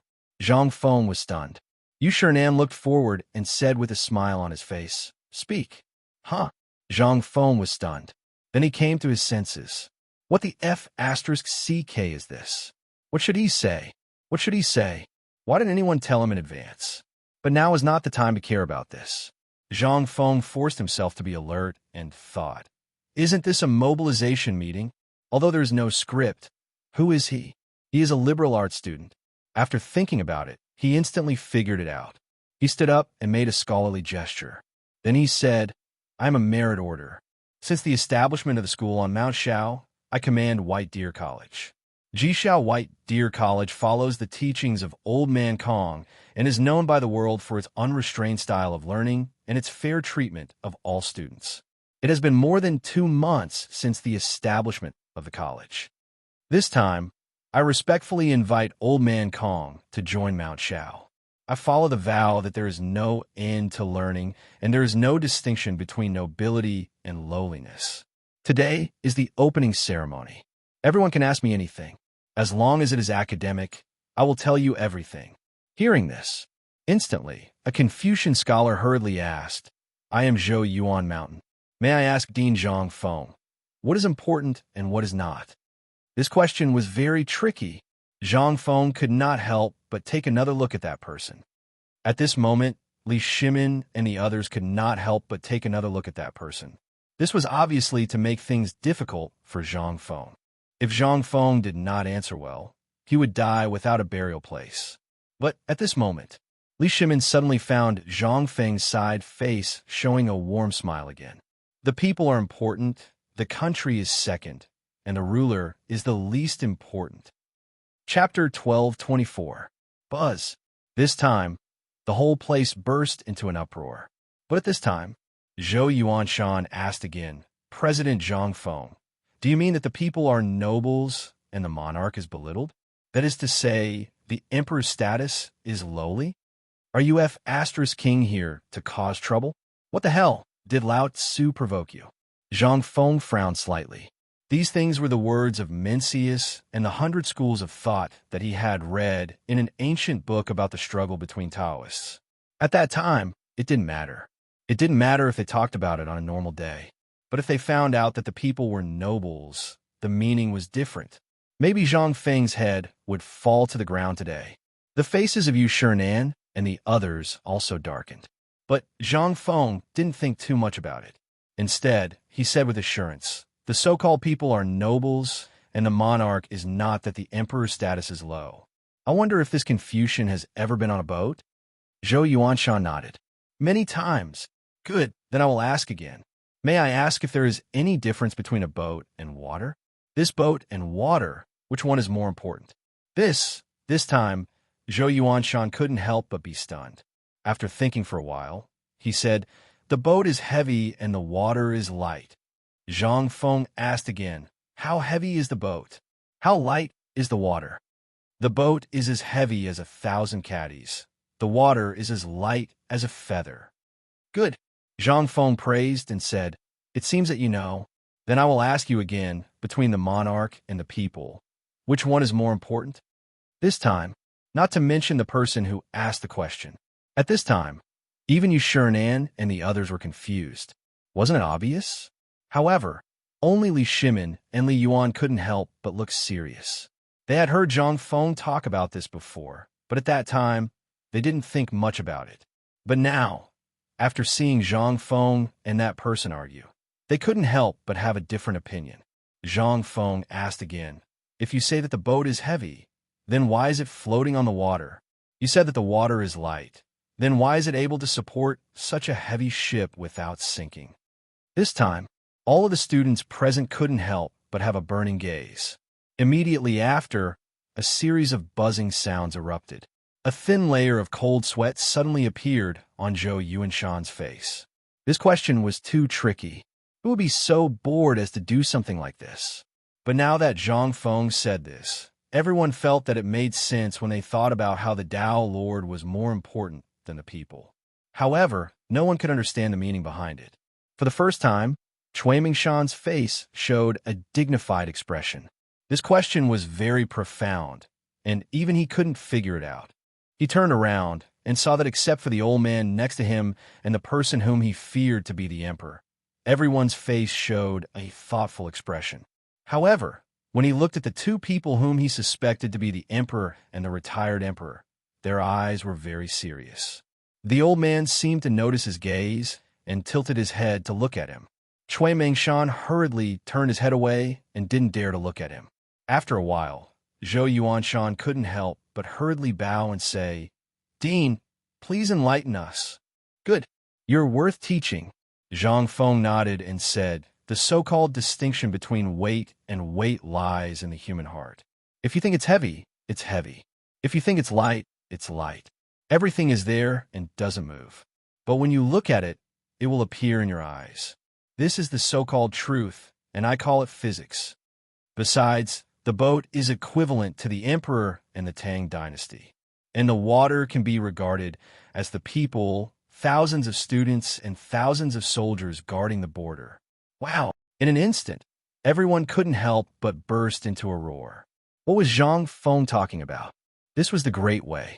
But at this time, Zhang Feng said again, the meaning of this sentence is that the water can carry the boat and also sink it. Buzz. This time, even Yu Shinan, the old Xiao and the others were moved. Even Li Shimin stood up excitedly.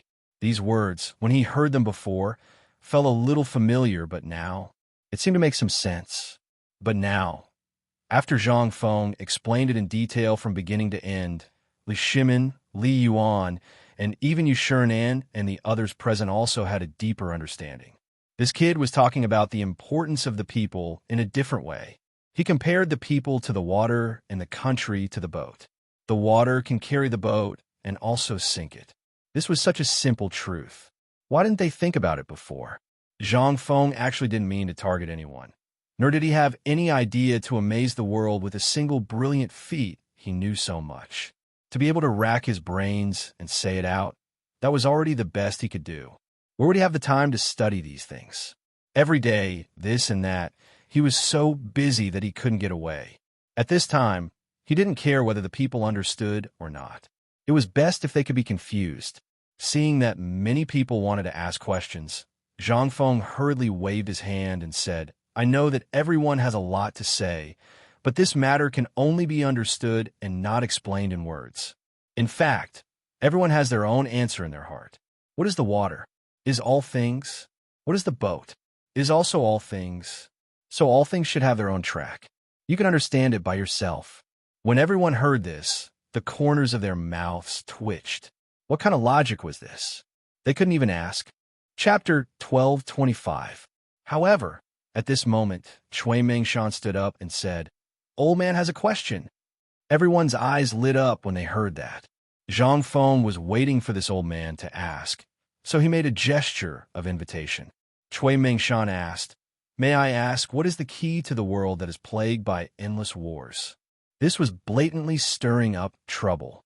Wasn't he trying to set a trap for Lao Tzu by saying that the emperor was not benevolent? Li Shimin and the others' eyes also changed slightly. For a long time, the people in Shandong had thought that he was a soldier and did not have the temperament of a scholar. They even criticized some of the things he had promulgated. Now, he was going to say this in public? Did he really think that the emperor had no temper? However, at this moment, Zhang Feng's voice slowly sounded. Looking at the overall situation of the world, the Tang dynasty is the most peaceful and healthy. Although it has experienced ups and downs, it is still thriving. This is because the current emperor is benevolent and carries out Zhou rights. Looking at the world, the barbarians like Tubo and Tihan Turks do not follow Zhou rights and do not carry out benevolent governance. They are the key to the country. Of these, the Turks are the most important. All of you should be well aware of the harm these countries have inflicted on the people living on the borders of the Great Tang over the years. His Majesty has been benevolent, and he has laid out the fields. The country is a sage monarch, a good minister, and a benevolent government. In a short time, he has quelled the plague of locusts and swept away the famine. Ha ha ha! Cui Mengshan laughed and said, "The rise and fall of the country. President Zhang sends the new and the old to the emperor. This is really the rule of man." Zhang Feng sneered. Man rules by virtue. At least he is better than old man Cui's ruling by politics. Hearing this, Cui Mengshan was angry. One of the Buddha's sleeves swept his gaze around before glaring at Zhang Feng. This old man is telling you the truth. Techniques are the study of legalism, not politics. Zhang Feng also sneered. Old man, you want to fight with Lao Tzu? You're still too inexperienced. Such legalism is the study of troubled times. We follow the teachings of Confucius and Mencius. What we learn and ask is the way of governing the world with benevolence and righteousness. The so-called benevolent governance is what we are doing now. Generally speaking, our college's aspiration is to spread the concept of benevolent governance. This time, everyone was in an uproar. That makes sense. President Zhang's words are really amazing. Our Tang dynasty's policy of benevolence is the reason why we have such a prosperous era. Tubo, Zhenla, and Tihan are willing to become vassal states of our Tang dynasty. Throughout the history of the Qin Emperor and the Han Emperor, only our emperor's benevolence can bring about such a peaceful era. Hearing the student's words, Cui Mengshan's expression changed again. Although he knew about these things, what did this have to do with Zhang Feng?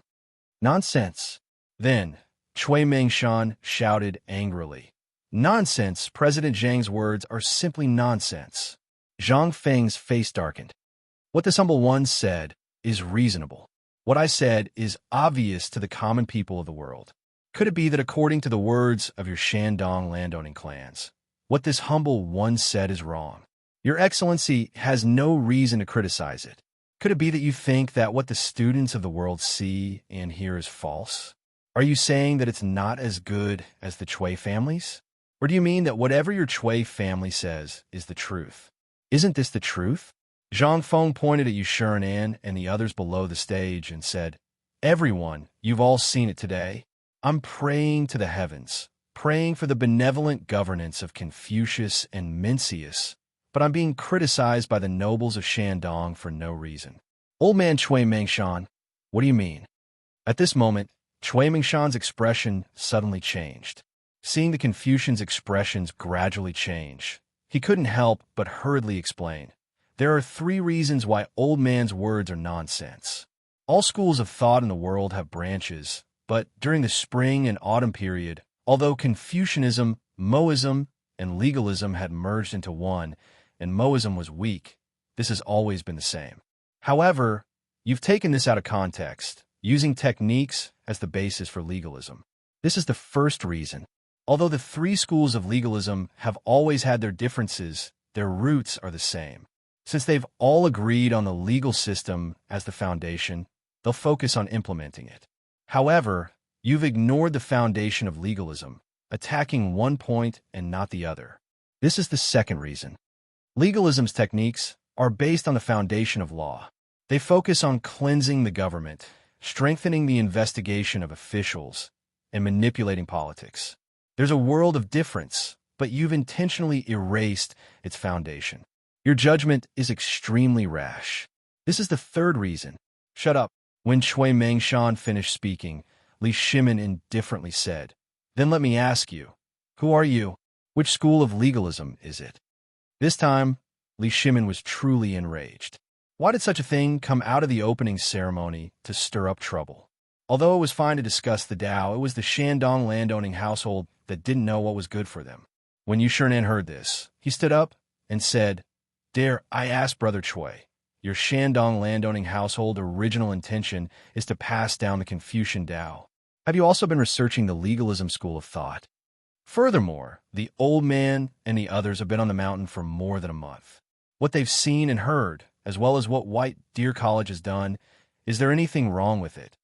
Zhang Feng finally let out a sigh of relief. Son of a bitch. In this aspect, he really couldn't win against this damned old man. If not for Lao Li and Yu Shiren continuing the conversation, he really wouldn't know what to say. However, when Yu Shiren said this, Zhang Feng instantly knew what to say next. He interrupted Yu Shiren and said, "Dare I ask, what is the foundation of the Shandong landowning household? Are you not adhering to the teachings of Old Man Kong, but are you specifically speaking without thinking? If everyone was like that tyrannical government, how could there still be peace in this world? You can go and take a look at my White Deer College. When you're in Chong, and you can ask around. We're always pushing the new and getting rid of the old, but we're mostly teaching and educating people. We're not talking about the Tao of the world anymore. Instead, we're doing things. When I gave up my family's fortune to save the victims of famine, have I ever done it for myself? I, Zhang Feng, made white paper, braised meat, and beer.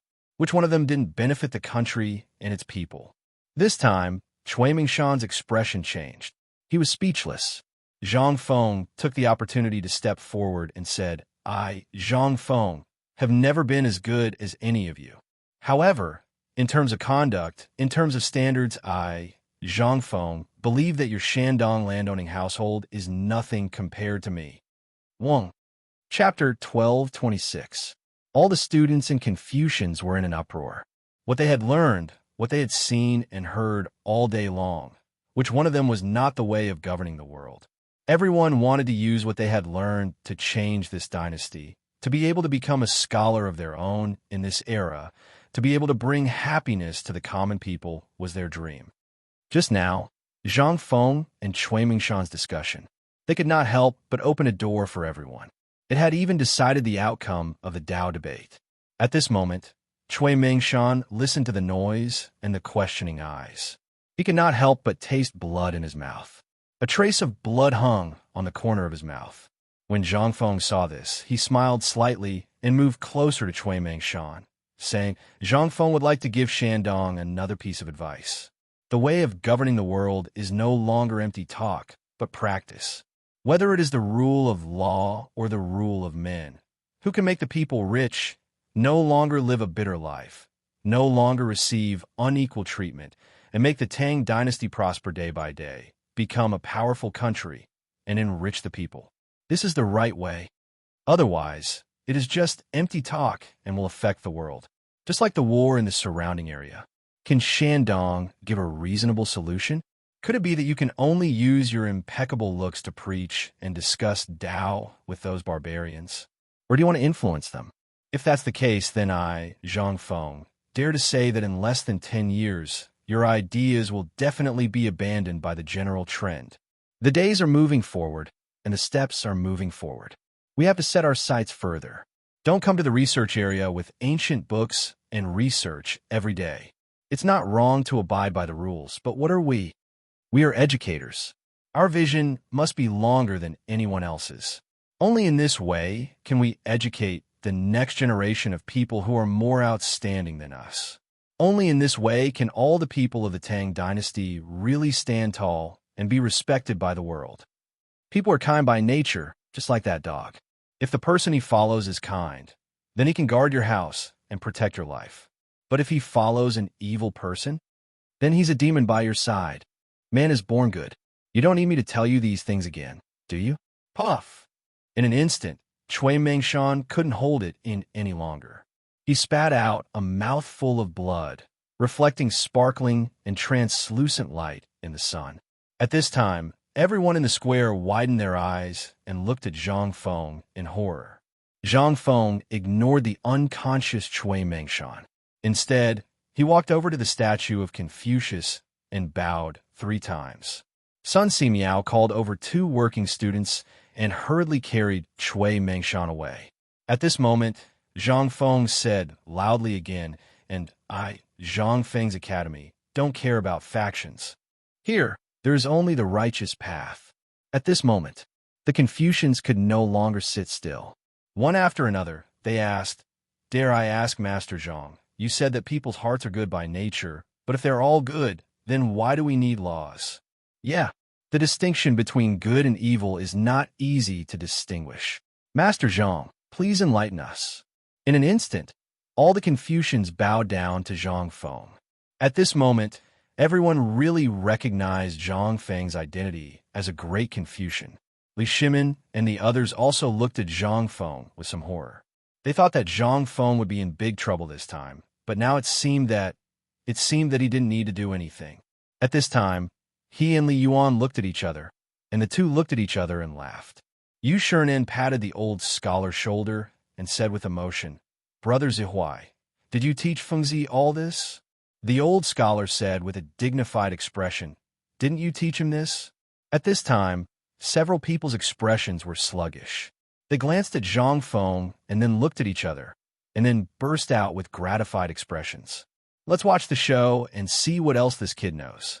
Yes, I really didn't know that this kid had to be squeezed. If you don't squeeze, you'll never know that this kid knows so much.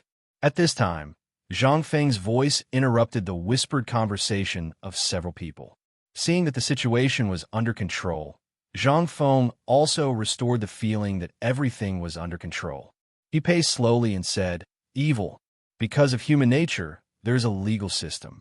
People in the world are born for profit, so there is a struggle for wealth and land. Because of greed, there are bandits and violent killings. Because of extravagant hopes, there are sensual pleasures. The evil of human nature must be corrected according to the law. Using the law to guard against evil desires, using the law to guide human nature can be good and orderly. At this point, Zhang Feng's voice paused and said, Many people may ask, why did I say that human nature is good, but now I say that human nature is evil? In fact, this is the same as the principle of water and boat.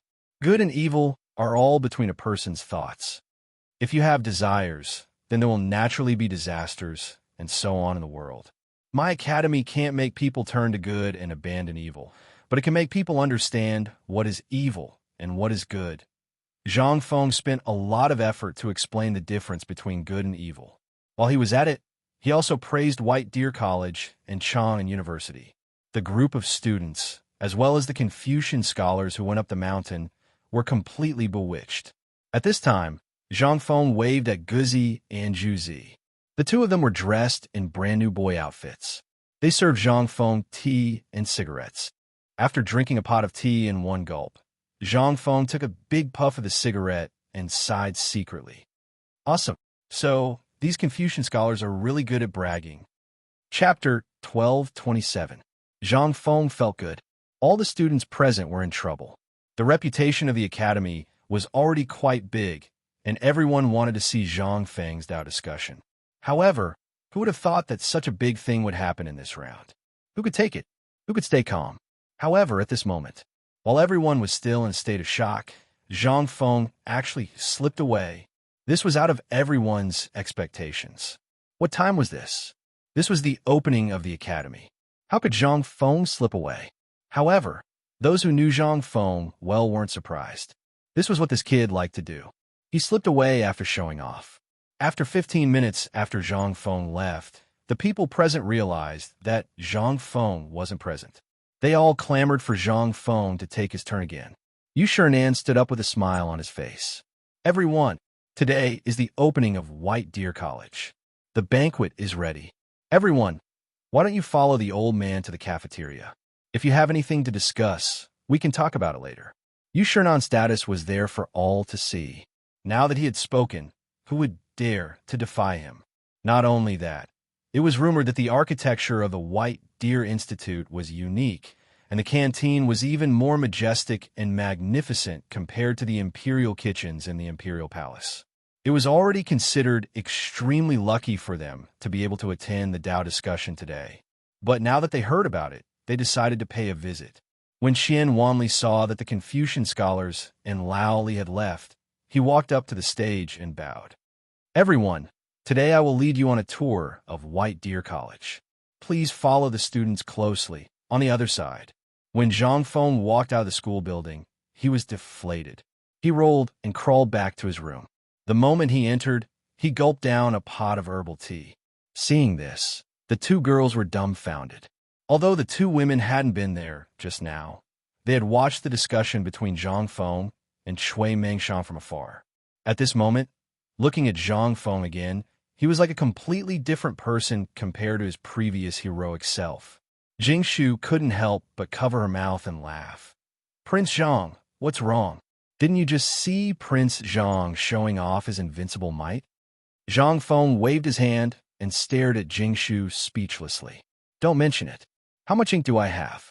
If I stay here any longer, I'll probably be exposed. The two women were a little puzzled. Zhang Feng didn't want to explain. He waved his hand and said, Wait, no matter who comes, say that I'm holding a book, no? Feng Zi, Mr. Bosher invites you in. Just when Zhang Feng wanted to hide, Li Chengqian's voice sounded outside the door. Seeing this, Zhang Feng knew that he couldn't hide anymore. He had to open the door listlessly and follow Li Chengqian to the villa of the four great Confucian scholars. The villas were all together. Zhang Feng's villa was basically in a row with the four great Confucian scholars and Li Shimin, so he didn't have to worry about bumping into those Confucian scholars as soon as he went out. When Zhang Feng entered the door, in the spacious living room, there were 3 modern wooden sofas. Li Shimin, old scholarly Yuan, and others were all sitting upright. Seeing Zhang Feng come, they all looked at Zhang Feng with a faint smile. Zhang Feng felt uncomfortable all over. Well, don't look at me like this. It makes me uncomfortable. Zhang Feng sat on the empty seat next to the old scholar and asked, Why is it so troublesome to open the mountain gate? Troublesome? Li Shimin laughed and said, Actually, it's not troublesome at all. Who asked you to be so ostentatious before? Now everyone knows about it. Zhang Feng was speechless. If he hadn't flipped through this kind of book by chance before, and if he hadn't been learning about the 100 schools of philosophers' debate before he transmigrated, he would have been embarrassed today. Let's not talk about this anymore, Yu Shernan said with a smile. After what you did today, I'm sure that in less than 3 days, there will be more people coming to visit you. Just wait and feel uncomfortable. But this is also a good thing. Zhang Feng was speechless. What kind of good thing was this? Who had nothing better to do than do this all day? He was just a paper tiger. He could brag but sigh. Poor old bones like us. We've just received news that all the Confucians that ascended the mountain today have been inspired by you and are preparing to join White Deer Academy once more. We've just done a rough estimate, and I'm afraid there won't be 1,000 people this time. There should be around 800. So many. Zhang Feng was shocked. But then, Zhang Feng rolled his eyes and went to you, Shernan, and the others. He said with a smile, "Teacher, this is an opportunity." Yu Shernan rolled his eyes. What opportunity? It's time to expand the teaching staff of our college. After Zhang Feng finished speaking, Yu Shernan and the others' eyes lit up. That's right. Whether it was Chong and University or White Deer College, there was a serious imbalance in the teaching staff. Even with Ma Zhou and the others joining, they couldn't handle it in a day. However, although most of these Confucian scholars were mediocre, there were some who were outstanding. This way, it was really a good idea. At the thought of this, Li Shimin couldn't take it anymore. Seeing that they were discussing, he waved his hand and said, "Gizi," immediately spread the news that Zhang Feng said that he's going to recruit a few teachers for White Deer College and Chang'an University. Chapter 1228. Emperor Yang of Sui's sword finally lay in Zhang Feng's arms. After yesterday's opening ceremony, Li Shimin reluctantly gave it to Zhang Feng. At this point, Zhang Feng had been hiding in a gentle place, unwilling to show himself. The 4 great scholars were busy handling the matters on and off the mountain. Although they had some complaints, looking at the mountainous pile of congratulatory gifts, the newly recruited students, and the teachers, their faces were full of smiles. The matters of White Deer College had been settled. On the first day, he was busy inviting everyone to tour the mountain, tour the teaching methods, and so on. At night, he hosted the evening activities. Zhang Feng was coaxed by Li Changxian and the others to come out. Today it was dusk time. Only then did the noise on the mountain slowly dissipate. Li Yuan and Li Shimin were furious because of Cui Mingshan's matter. On the first day, they left the mountain early, accompanied by Li Changxian and the others. Zhang Feng didn't know why they were in such a hurry.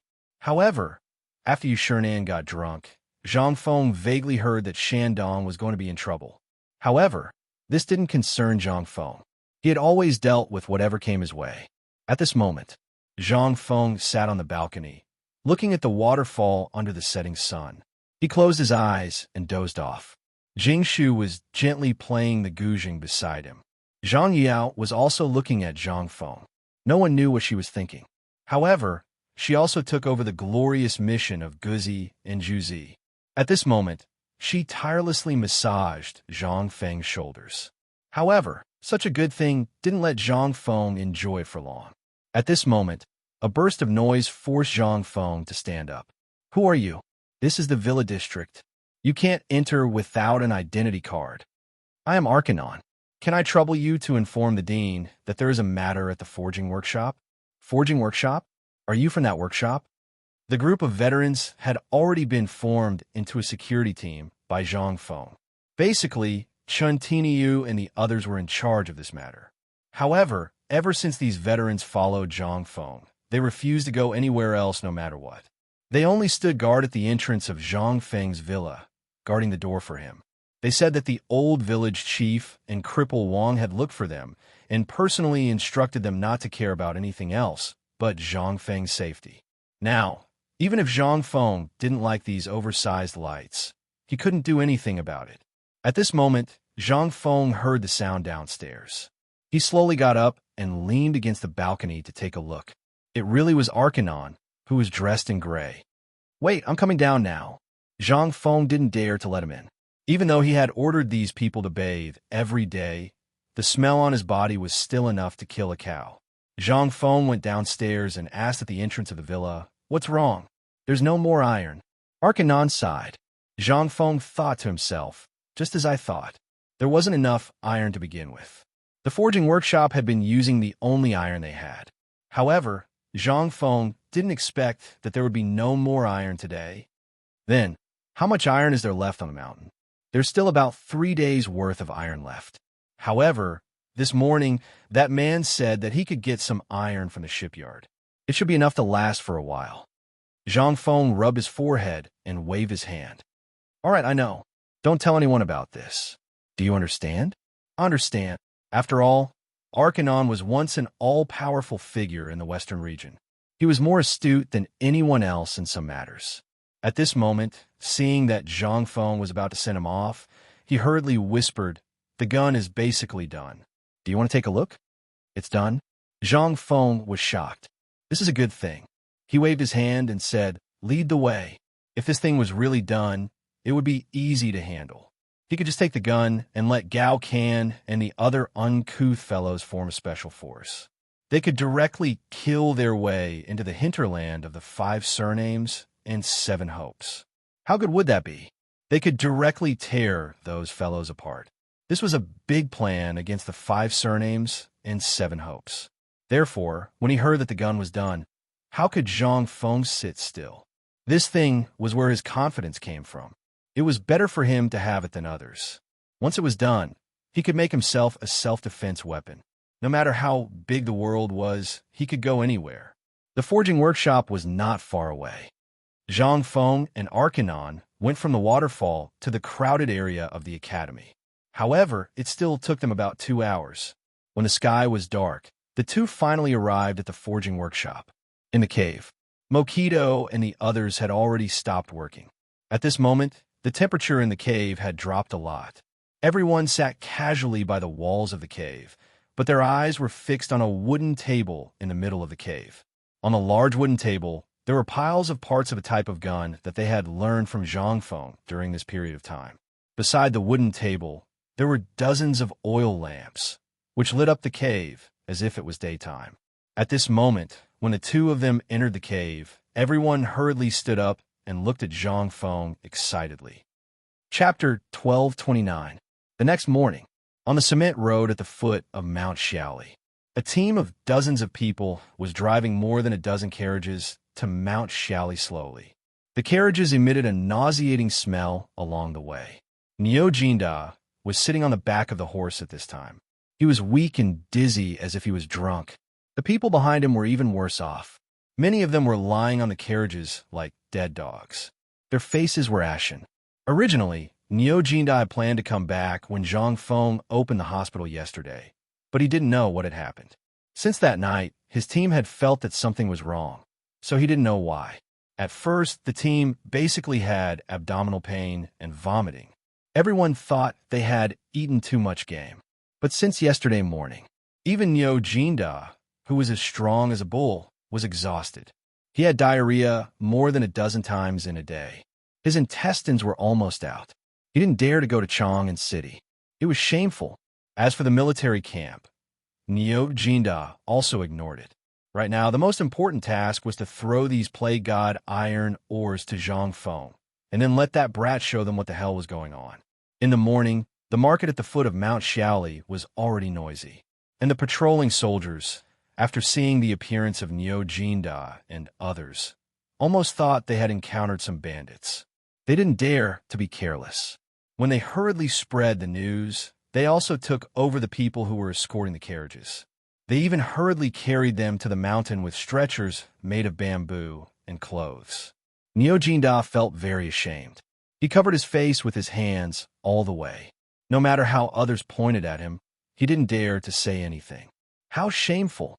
Not until they entered Zhang Feng's villa and heard Zhang Feng's voice did Niu Jinda look at the villa's yard through his fingers. After seeing only his people and Zhang Feng were there, he hurriedly grabbed Zhang Feng's hand and said with a trembling voice, "Fengzi, help." Zhang Feng's face darkened. "Old Niu, what's wrong with you? Aren't you fine in Chang'an?" When Old Bull heard this, he instantly burst into tears.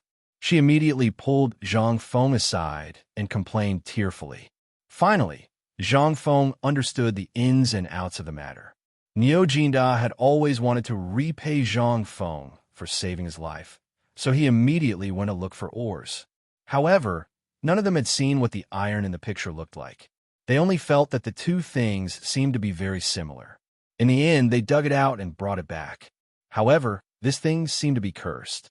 At this time, after Niu Jinda finished speaking, he said with lingering fear, "Fengzi, I advise you, that thing can't be touched. If you have nothing to do, don't touch that thing." The more Zhang Feng listened, the more interested he became. This thing seemed to be, that was something. "Old cow, don't tell me that your diarrhea isn't because you ate something bad. Mother of Asterisker, I always eat like this and nothing has ever happened. If I had diarrhea, I would have recovered long ago. How could I have diarrhea like this? This is definitely caused by that pile of rotten stones." Niu Jinda swore like a curse.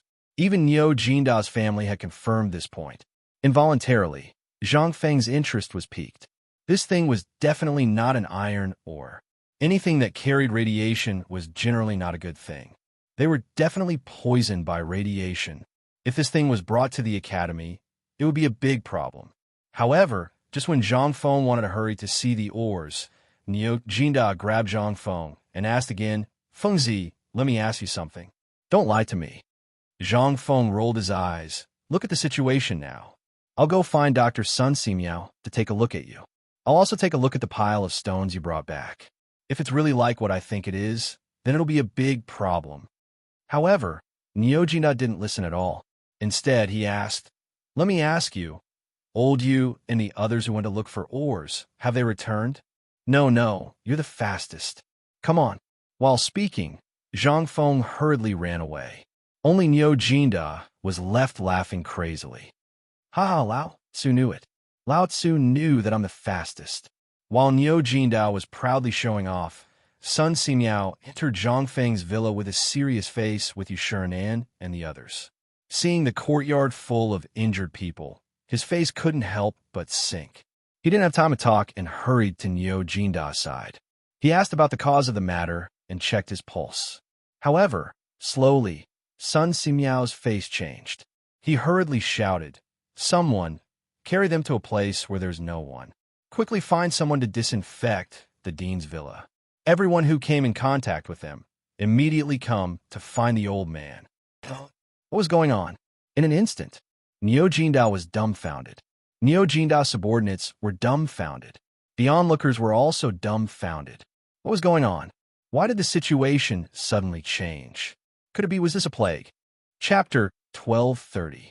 As soon as Zhang Feng left the dormitory, he hurried to the workshop. He was worried that this thing might be radioactive. If that was the case, the craftsmen that he had painstakingly trained would all be gone. When he arrived at the workshop's entrance was already surrounded by people from the workshop and the craftsmen from the mountain. When Zhang Feng saw this, he hurriedly shouted, "Get out of the way! Don't come near!" Everyone was stunned. But who was Zhang Feng? He was the dean. Everyone hurriedly made way for the big carriages.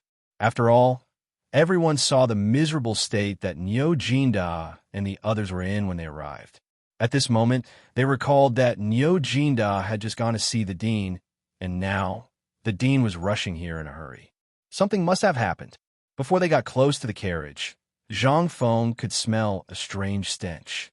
It was as if a dung pool that had been covered for more than 10 years had suddenly been opened. He was a little suspicious, but he was even more certain that this thing was definitely not an iron ore. Ordinary ores would not emit such a smell, and people who came into contact with it would not have any symptoms. Zhang Feng felt guilty. He wanted to find a mouth cover, but there was no such thing in this era. He could only muster up his courage, cover his mouth and nose, and carefully approach the carriage with the torch. Arcanon and Mokito blocked Zhang Feng and asked in surprise, "Dean, we have seen the thing in the carriage. It is indeed not an iron ore. Although the color is similar, we dare to bet that this thing is definitely not an iron ore." What? Zhang Feng was shocked again. He wanted to go forward, but Arcanon snatched the torch from Zhang Feng's hand. Zhang Feng glared at him, and he laughed. "Dean, although I have not seen this thing before, there is definitely a problem. Don't worry, I am an old man. I can still handle this kind of thing. You don't need Jiangzun." When Zhang Feng heard this, he glared at him. What do you know? This thing might have radiation. Old Cow and the rest have fallen ill after coming into contact with this thing. I have a solution. Without waiting for Zhang Feng to finish speaking, Arcanon laughed and said, then I'll have to go. Makito also tried to persuade Zhang Feng. Dean, you should let him go. When this kid was in Persia, he saw a stone fall from the sky and kill the entire Persian royal family in one night. At that time, he was the one who went, but didn't he come out unscathed? Don't worry, let him take a look first. The more he listened, the more Zhang Feng felt that this was definitely not ordinary. But Alkinen didn't care. He tore off a piece of cloth from his robe and peed on the spot. After drenching the cloth, he covered his mouth and nose and stepped forward. This time, Mokito said softly, you're the dean now. Your status is noble. You shouldn't use urine to cover your mouth. Zhang Feng came to a sudden realization. But in his heart, he was anxious. If this was a radioactive, or not to mention using urine to cover your mouth and nose, even if you were soaked in urine, it wouldn't be a problem. After all, Arcanon had decades of experience in the field of blacksmithing, and he had seen countless strange things in his hands. This was the first time he had seen something that could kill you. It was as light as a feather in his hand, like pieces of old yeast that had been stored for decades. When it entered his mouth, it actually had a similar taste to old yeast. This time, Arcanon couldn't help but be a little surprised. He had seen many rare ores, but this was the first time he had seen something like this. How could he have known that this thing would be like this? He curiously picked up a piece of ore and knocked it lightly on a slightly bigger piece of ore. A piece of ore actually broke. What was this thing? This was definitely not an ore. As long as it was a person, this thing was definitely not an ore. Otherwise, how could it break with just a knock? At this time, Zhang Feng was also a little confused. Arcanon, give me a small piece. I seem to remember what this thing is. Arcanon was still worried, but he couldn't persuade Zhang Feng. He could only take out a small piece of ore and pass it to Zhang Feng. Zhang Feng held the ore in his hand and looked at it carefully. He felt that this thing was very familiar, but he couldn't make sense of it. His heart skipped a beat. Zhang Feng placed the ore on the cement road and found a relatively flat rock. Then, he carefully ground the ore into powder. The crowd was so frightened that they were worried that Zhang Feng might be poisoned, but they didn't dare to make a sound. Now that no one knew what this thing was, they could only look at it carefully. After all, the news that Zhang Feng was a miracle doctor had long spread. At this time, Zhang Feng picked up a little bit of the powder on the ground and carefully put it into his mouth. His face instantly changed. Sure enough, this thing tasted very similar to the septic tank he had just played with. He couldn't help but be ecstatic. Haha, Onyo, you're rich. Chapter 1231. Alkinen and the others did not understand. They hurried forward and asked curiously, Dean, what is this? This is phosphor stone, also known as white phosphor stone. It is a kind of mineral that can greatly increase grain production. There was such a thing? They could not help but wonder. Alkinen, Mokito, and the others were shocked. This thing, stone powder, could increase grain production? But Zhang Feng was not interested in talking to them. He hurriedly said, these stones are fine, but don't hide a piece in your arms. If you touch it for a long time, it will make you have diarrhea and vomit. If it is serious, you will die. Hearing that, Alkinen stepped back, but he did not understand what Zhang Feng meant. On the one hand, this thing could increase grain production, but on the other hand, it would make people die. What was this thing? Could the grain that was grown be eaten? But when they thought of Zhang Feng's magical things, they became indifferent again. Arcanon looked at Zhang Feng's torch that was getting further and further away in the darkness and sighed. The Tang Empire is really vast and rich in resources. We are now the people of the Tang dynasty, right? Mokito patted Alkinen's shoulder and asked. Then the two of them could not help but laugh. On the other side, when Zhang Feng returned to the dormitory area, he couldn't help but be shocked by this operation. Old Cow and the others, who were originally in the courtyard, were nowhere to be seen. At that moment, there was raging smoke inside and outside the courtyard. Upon closer inspection, It was actually the smell of lime powder, sulfur grass, and mugwort. And the old soldiers who were guarding the door of Zhang Feng's villa looked as if their parents had died. When they saw Zhang Feng come back, they quickly covered their mouths and noses as if they were going to die for a righteous cause. Without saying anything, they went up to Zhang Feng and dragged him down the mountain. Zhang Feng was really shocked by what he had done.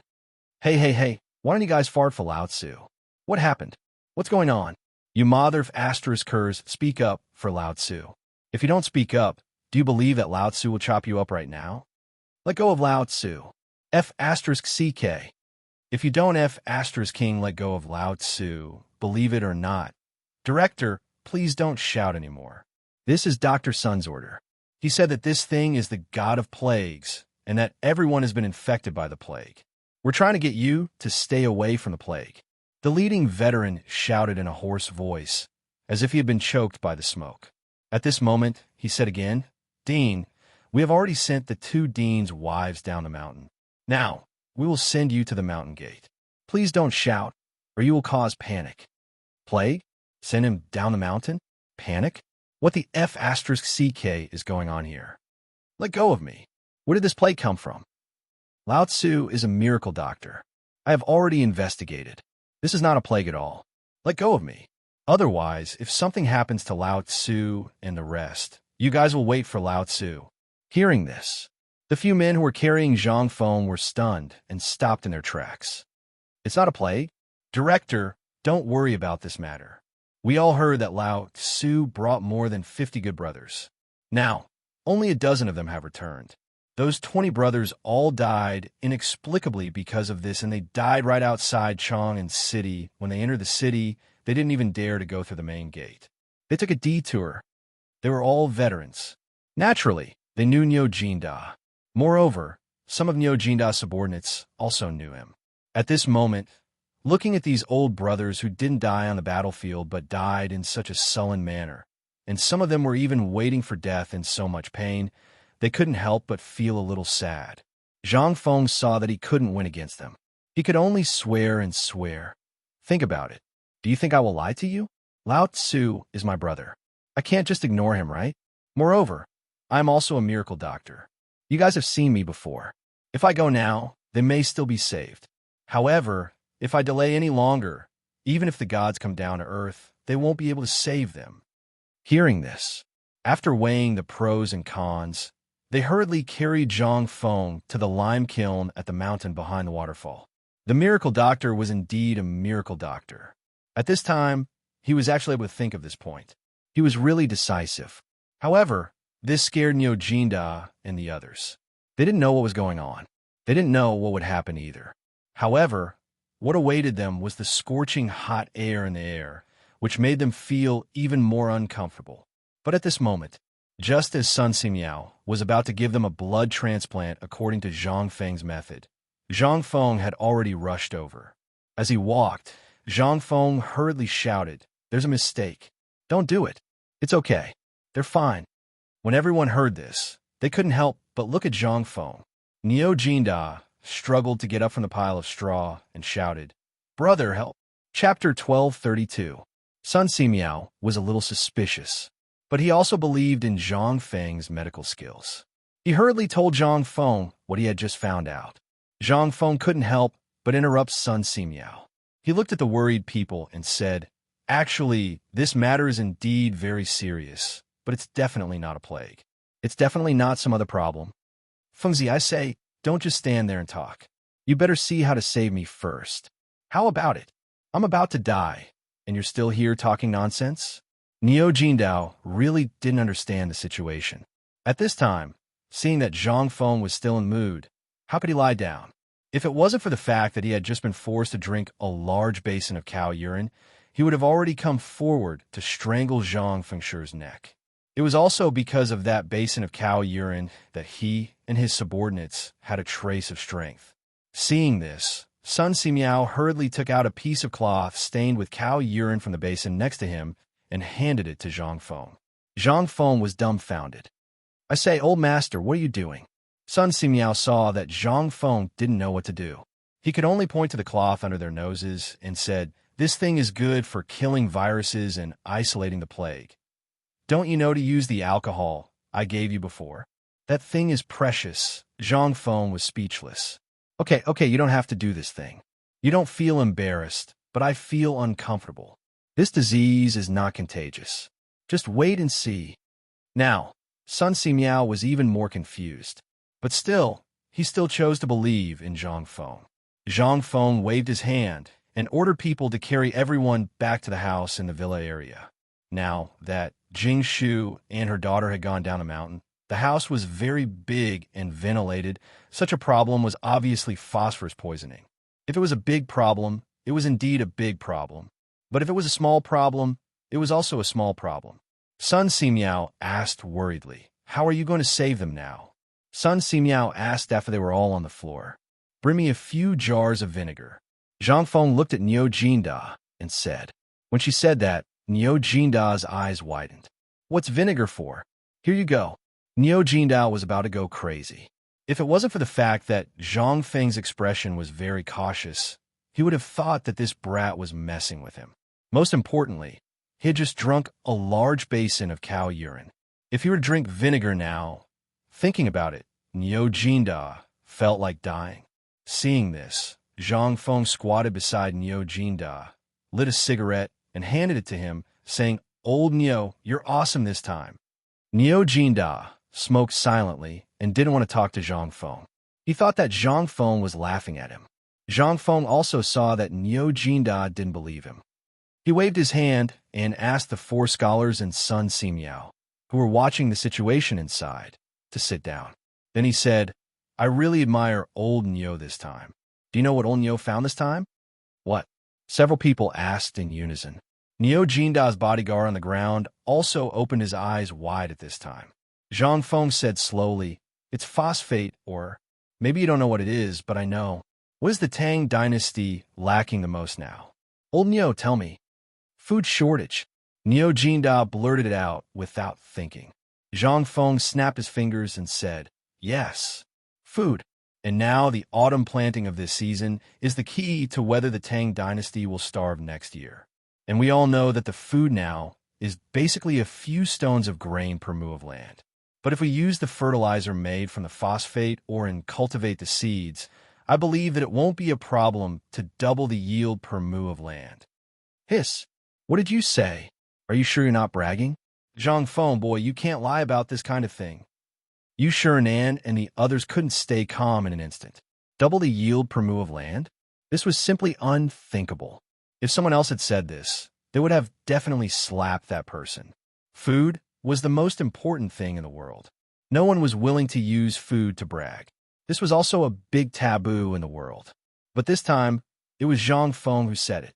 How could they be shocked? But more people still felt that it was inconceivable. No matter how they thought about it, they felt that it was impossible. Who would have thought that this thing could be so useful that it could directly double the yield per mu of land? Wasn't this a joke? It couldn't help but be so shocking. Chu Suiliang paced in the room with a dignified face. After a while, he said, "Fengzi, are you sure you're serious about what you said now?" "I'm serious. These things are absolutely true. Not only that, but the most important thing is that if the seeds are grown according to the method I said, I can guarantee that the yield will be doubled." Zhang Feng looked at Chu Suiliang with a smile and said, "At least, according to the yield of wheat, if I improve the quality of the seeds, it won't be a problem to produce more than 20 stones per mu. And this is under the condition that the phosphate or fertilizer I said is not used. Once this fertilizer is used, the yield will be increased." Chapter 1233. It was nighttime. Zhang Feng's villa was filled with the smell of vinegar. Throughout the night, Zhang Feng's bathroom was the most lively place. Basically, no one was idle. But as the night deepened, bursts of thunderous snoring came from the whole villa area. In such a dark night, the news that could change the fate of the Tang dynasty suddenly spread to the imperial palace. The next moment, Li Shimin couldn't sleep. That night, he called Wei Zheng and the others to discuss whether it was true or not. In Chang'an City, in Zhongshan's mansion, the old Xiucai of Chang and University, as well as Cheng Yaojin and the others, all knew that Niu Jinda was poisoned in the phosphate fertilizer. For a time, the whole Chang'an city was in turmoil. The next morning, before dawn, Li Shimin directly hung up the board. He didn't have to go to court today, and then hurried up the mountain. 1, 2, 3, 4, 2, 2, 3, 4. On the mountain, it was still gray at this time, but Qian Wanli had led the students on the mountain early in the morning and had been running around the mountain for a long time. On the mountain, some students, craftsmen, and handymen were busy preparing breakfast. When Li Shimin and a large group of people went up the mountain, Yu Shinan was doing morning exercises to stretch his muscles and bones. As soon as he saw Li Shimin, Yu Shinan knew what he was going to do. He hurriedly asked Li Shimin and the others to go to the side. "Mr. Boshi, did that guy tell you this in person last night?" Li Shimin couldn't wait to ask. Yu Shinan nodded. "Yes, that guy said in person. Otherwise, I wouldn't have asked someone to send you a letter overnight. I think, now, many people at the foot of the mountain know about it, right?" Li Shimin heard that and sighed softly. How would he not know about this matter? Because of the autumn planting, he had not slept well for many nights. When he heard about Zhang Feng last night, he did not sleep at all. That was the reason why he had come. At this time, hearing Yu Shinan's words, Li Shimin turned around and walked towards Zhang Feng's villa. Even Yu Shinan couldn't stop him. Upon entering Zhang Feng's courtyard, Li Shimin couldn't help but frown. That snoring sound was unbearable to look at. Seeing this, Yu Shinan asked the veteran at the door to go in and wake everyone up. After a series of tremors, it finally quieted down.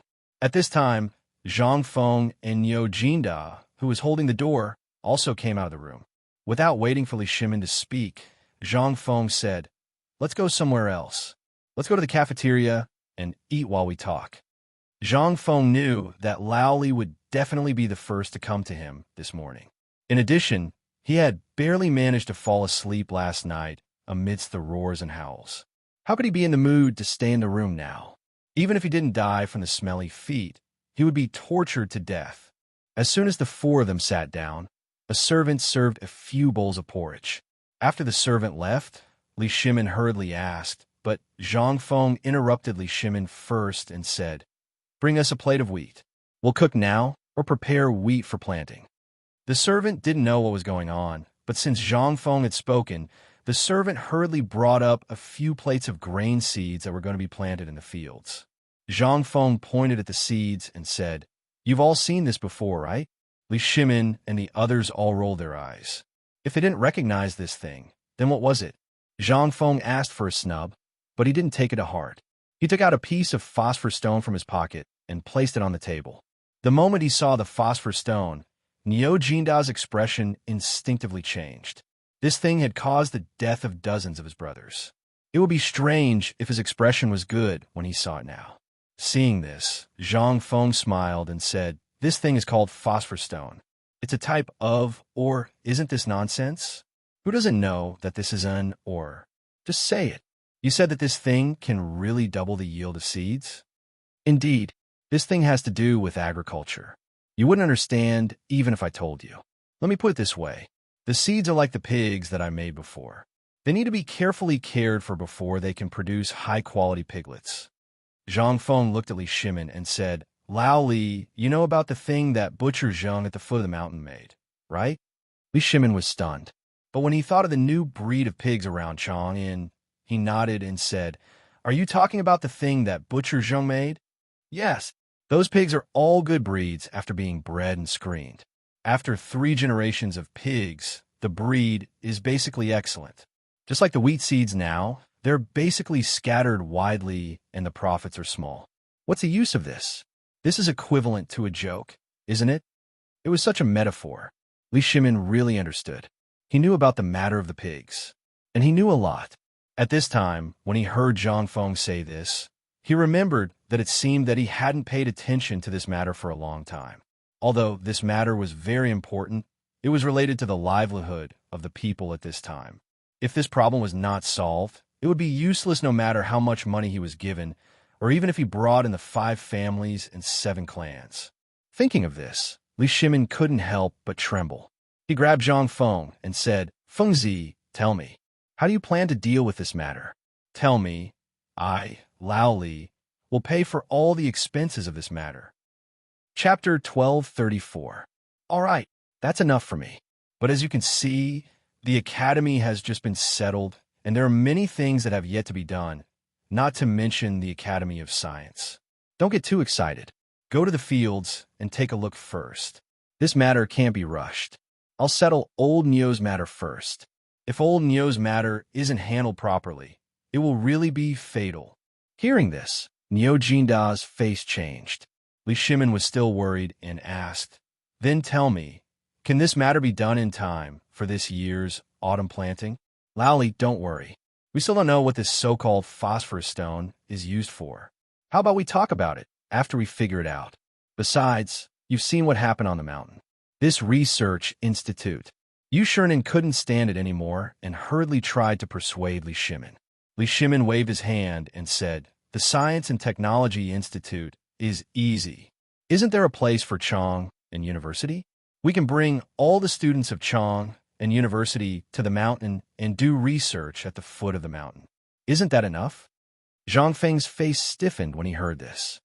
"I think you, Lao Li, want to go to jail." Li Shimin was stunned when he heard this. "What's wrong? Look at old Ox and the others. How long has it been? How long has it been? In less than 3 days, more than 20 of our brothers have died. If you were to do research in Chong, and you'd better think about the consequences." Li Shimin thought about it, and his face changed instantly. "If this was in Chong, and then what do you think we should do with this thing?" Li Shimin was also anxious. People were like this. When they didn't know about this matter, they could do everything step by step. But when they knew that it could increase their income, it would be strange if they could sit still. Li Shimin was like this. How could he wait at this time? He was so desperate for food that he was about to go crazy. However, he knew that in the current situation, more haste, less speed. In the end, Li Shimin could only sigh and sit down resentfully. "Fengzi, do you think my illness can be cured?" Seeing that everything was settled, Neo Jinda asked with a nervous expression. At this moment, his son was lying at home, and he was in such a state. Anyone who saw him would be anxious. Moreover, if this incident were to spread to the army, what kind of consequences would it cause? Li Shimin also saw this point, so he did not dwell on this matter. Zhang Feng didn't say anything. Instead, he put the walnut-sized phosphor stone on the table. Then, he took out a delicate dagger from his chest and carefully cut it into pieces.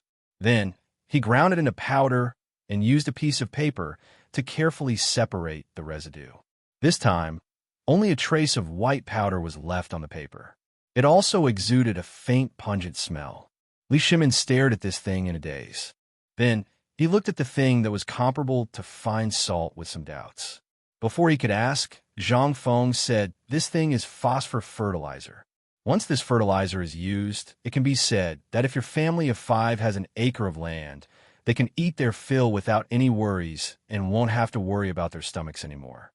If you have a few hundred acres of land, Laoli, do you know? As long as you use this thing, I can guarantee that basically the medicinal herbs you grow will increase by more than half."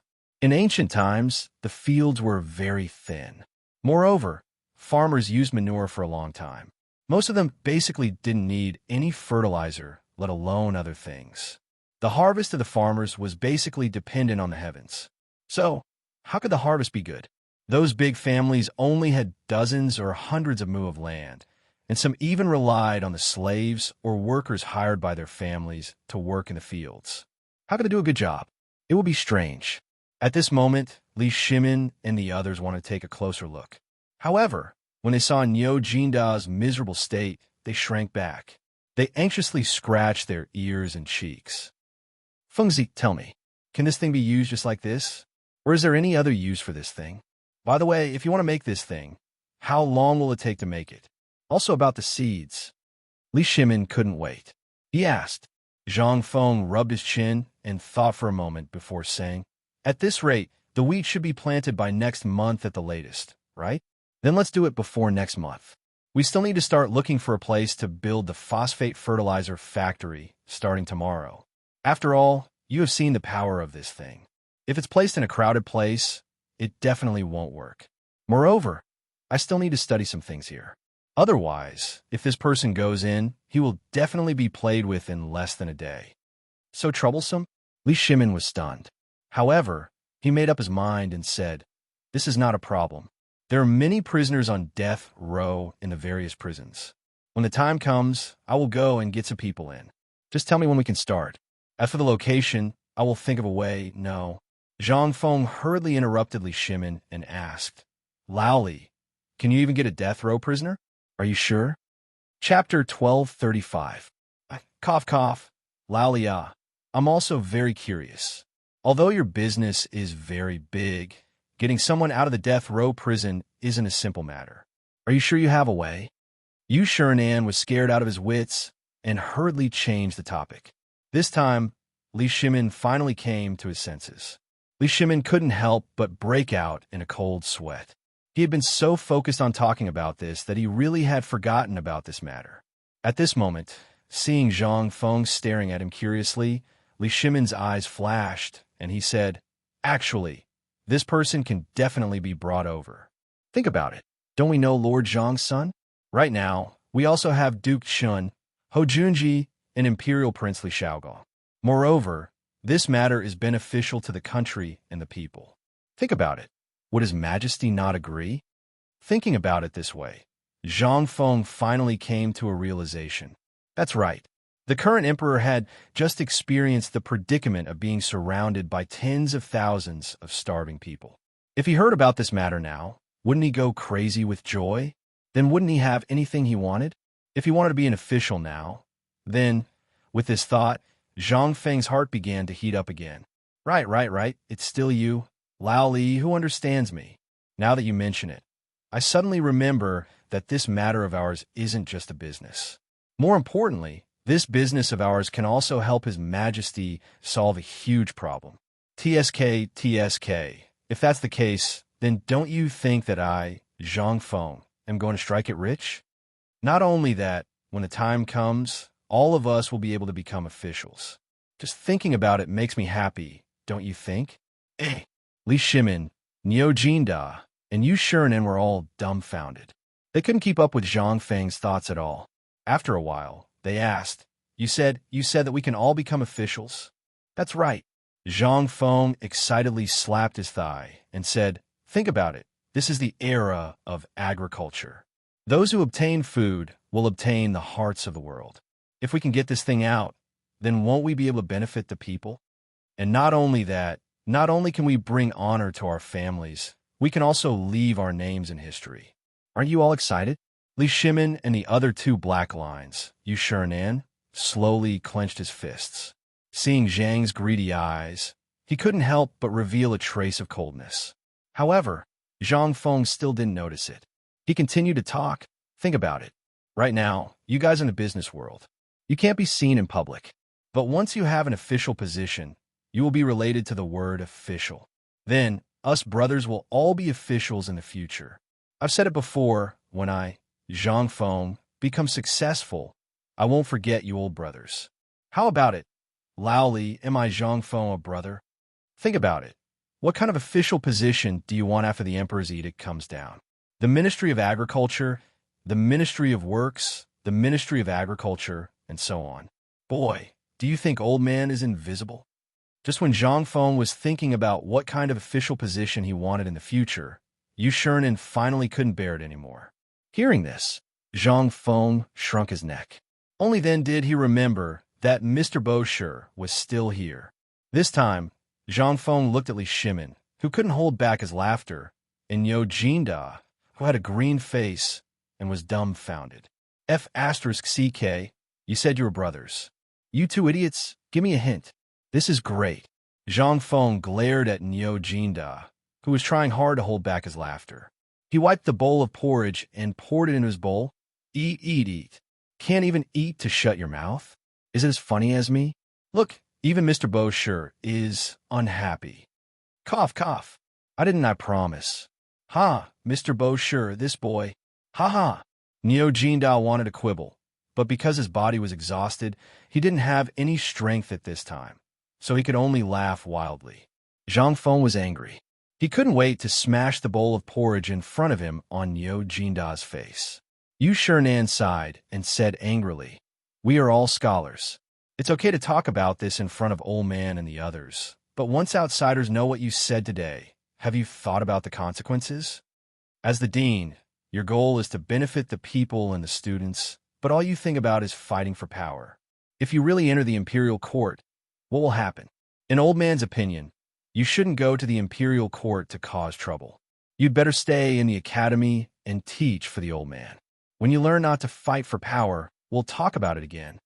As he spoke, Yu Shernan stormed off in a huff. Seeing this, Zhang Feng was stunned. Which part of my thinking is not for the country and the people? What part of my saying is wrong? Isn't it just a nominal official position? This is also for the convenience of doing things, isn't it? The more Zhang Feng thought about it, the more wronged he felt. He pointed at the direction where Yu Shernan left and asked, "Lao Li, look, what did I say wrong? This is a completely normal way of thinking. Okay, I'm still a child. Enough." Chapter 1236. Did I say something wrong? I'm only 20 years old this year. Am I still? Ahem. Li Shimin couldn't stand it anymore. He was embarrassed by Zhang Feng. In the Tang dynasty, at Zhang Feng's age, he already had a lot of wives and concubines, and his children were already old enough to buy soy sauce. Now, you're telling me that you're still a child? Look at the things you have done. Which one of them was done by a child? Li Shimin was speechless. He narrowed his eyes and said, "Fengzi, let's not talk about this. This is a matter of the future. Only after the harvest, next year, will the emperor give a big reward. But now you're just talking about it. You haven't prepared anything, and you haven't done anything. Aren't you talking too much?" Originally, Li Shimin really wanted to reward Zhang Feng now, but Yu Shernan's words just now were actually for him. Now, Zhang Feng was like a thriving tree. If he was contaminated by the bad atmosphere in the imperial court too early, it would only be disadvantageous to Zhang Feng. Zhang Feng's personality was frank, and he was extremely protective of the people around him. He was a man of principles, and he followed all of his preferences. He was fine as a brother, but once he entered the huge quagmire that was the imperial court, Li Shimin was very worried that in less than a month, Zhang Feng would be led astray. He knew that he was ashamed to face Zhang Feng, but this matter could only wait until Zhang Feng's wisdom and age were more mature, or until all the bad people were suppressed and entered the imperial court. At that time, with Zhang Feng's ability, Li Shimin believed that no one would dare to oppose Zhang Feng anymore. After all the food in Chang and city was basically made by this kid. But this was not enough. At the very least, these things were not enough to capture the hearts of the cunning people in the imperial court. In the eyes of those cunning people, Zhang Feng was too easy to control. Li Shimin didn't want to see this happen to Zhang Feng. Most importantly, he didn't want to lose this brother so soon. "Fengzi, tell me about your Science and Technology Institute first. As for the phosphate fertilizer factory, I will settle the factory for you after I go down a mountain today. As for when you want to start, that's your business." Zhang Feng was silent for a moment. Then he said, "It's easy to set up a place, but this thing requires knowledge of chemistry. Although Li Gan and the others have some knowledge of physics, you can see the current situation. At this time, how do you think I can set up a research institute? In terms of time, it's too late. Academy, also known as the physics laboratory. This thing was the core of White Deer College, so Zhang Feng didn't dare to do it casually. At the very least, he didn't dare to interfere with this matter when he was busy. He only dared to do it when things were not so busy. After all, this experiment was different from other places. At the very least, in terms of its functions, it was very different from the current teaching building. Although some things could be replaced by the empty classrooms now, but most of the physics experiments had radioactive effects. At the very least, the experiment on the radioactivity of the phosphate fertilizer and the high-speed extraction of phosphate rock required experiments. Right now, Zhang Feng was only at the initial stage of understanding these things. Basically, he only knew how to talk. After all, if it weren't for the credits, he wouldn't have gone back to the physics and chemistry classes. "Lao Li, I'll think of a way to deal with this laboratory, but we can't be too hasty. As for the extraction of the phosphate fertilizer, I have the simplest method here. Zhang Feng muttered to himself for a while, then looked at Niu Jinda and said, Old Niu, how big is the phosphate rock you saw on Mount Longzhou? Niu Jinda didn't even think about it. It's about the size of Mount Shao. It's everywhere. As for how deep it is, I don't know. But Fengzi, are you sure this thing can be used? It can be used? Get rid of the question mark. Zhang Feng smiled faintly. Let me ask you, are the trees on the phosphate rock more abundant than other places? Also, there's a distance outside the phosphate rock mountain. Is there not a single blade of grass growing there? Hearing Zhang Feng's question, Niu Jinda couldn't help but think that Zhang Feng had been there before. Fengzi, have you been there before? Zhang Feng shook his head and said, No, I haven't. Then how do you know so much about the situation there? Wasn't this nonsense? If he didn't know about this, then wouldn't he have studied for nothing all these years? However, he didn't dare to do this experiment on his own. When he was teaching Li Gan and the others, he could also review the old and learn new things. Otherwise, if he died, then he would really be done for. Moreover, as a liberal arts student, he knew these things, geography, and all kinds of things. In addition, he was originally from Shaanxi. How could he not know about the Shaanxi territory? However, when he heard that there was an area as big as Mount Shao, Zhang Feng's eyelids couldn't help but twitch. Damn, this time I'm really rich. Chapter 12:37. Li Shimin and Niu Jinda trembled when they heard Zhang Feng shout. They almost fainted. Just a moment ago, both of them were thinking about the yield of the grain and what the phosphate fertilizer was. But in the next moment, there was a problem. But in the next moment, this kid seemed to have gone crazy. They could not help but jump in fright. Li Shimin was speechless. Kid, can you stop being so flustered? This is not the time to talk about money. Then tell us, how do you make a fortune with this? Zhang Feng heard that and rolled up his sleeves. Come. I'll give you a good explanation. You guys are simply too lacking in physics knowledge. Li Shimin wanted to beat Zhang Feng up. He even started to clench his fists. Zhang Feng saw that, and his eyelids twitched. He hurriedly said, It's this thing is a little complicated. I can't explain it clearly in a sentence or two. I'll just give you a simple explanation.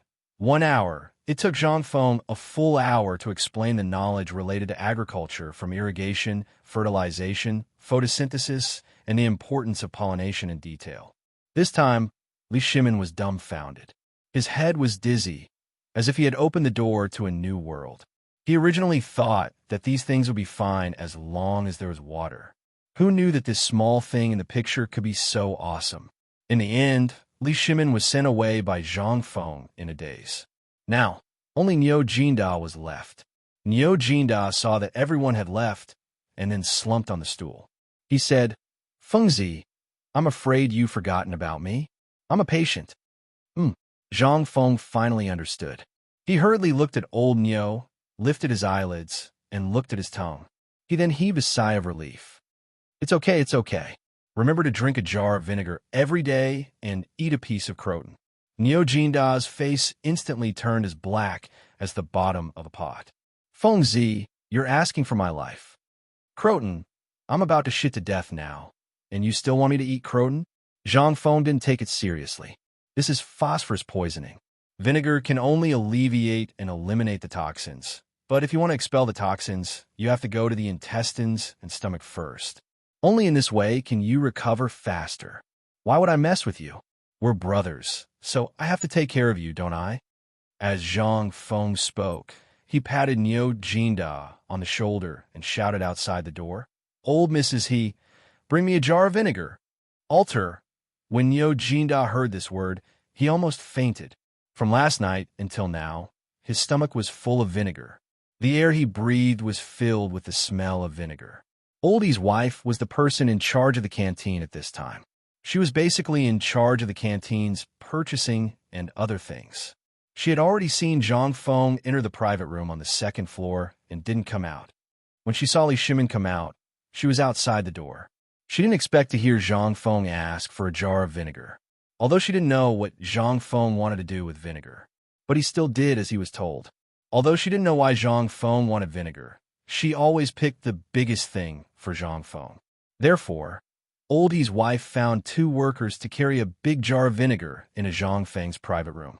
Niu Jinda's eyes widened when he saw this. Feng Zi, you're a magnanimous person. Can you spare me? This is a jar? It's a mother of asterisk king tank. Zhang Feng was also dumbfounded, looking at the jar and then at Niu Jinda. He had an idea and said, why don't you go in and take a bath? Although it's a little wasteful, I'll pay for it. Besides, it has some curative effect. You're too much, Feng Zi. We have no grievances. I'm leaving. I'm fine. I'm cured. While speaking, Niu Jinda staggered to his feet. He held the door frame and ran out. He was afraid that if he stayed a little longer, he would be killed by Zhang Feng. Zhang Feng was also speechless. Looking at Old He's wife and the others, he could only wave his hand helplessly and say, next time, send them a small jar every day.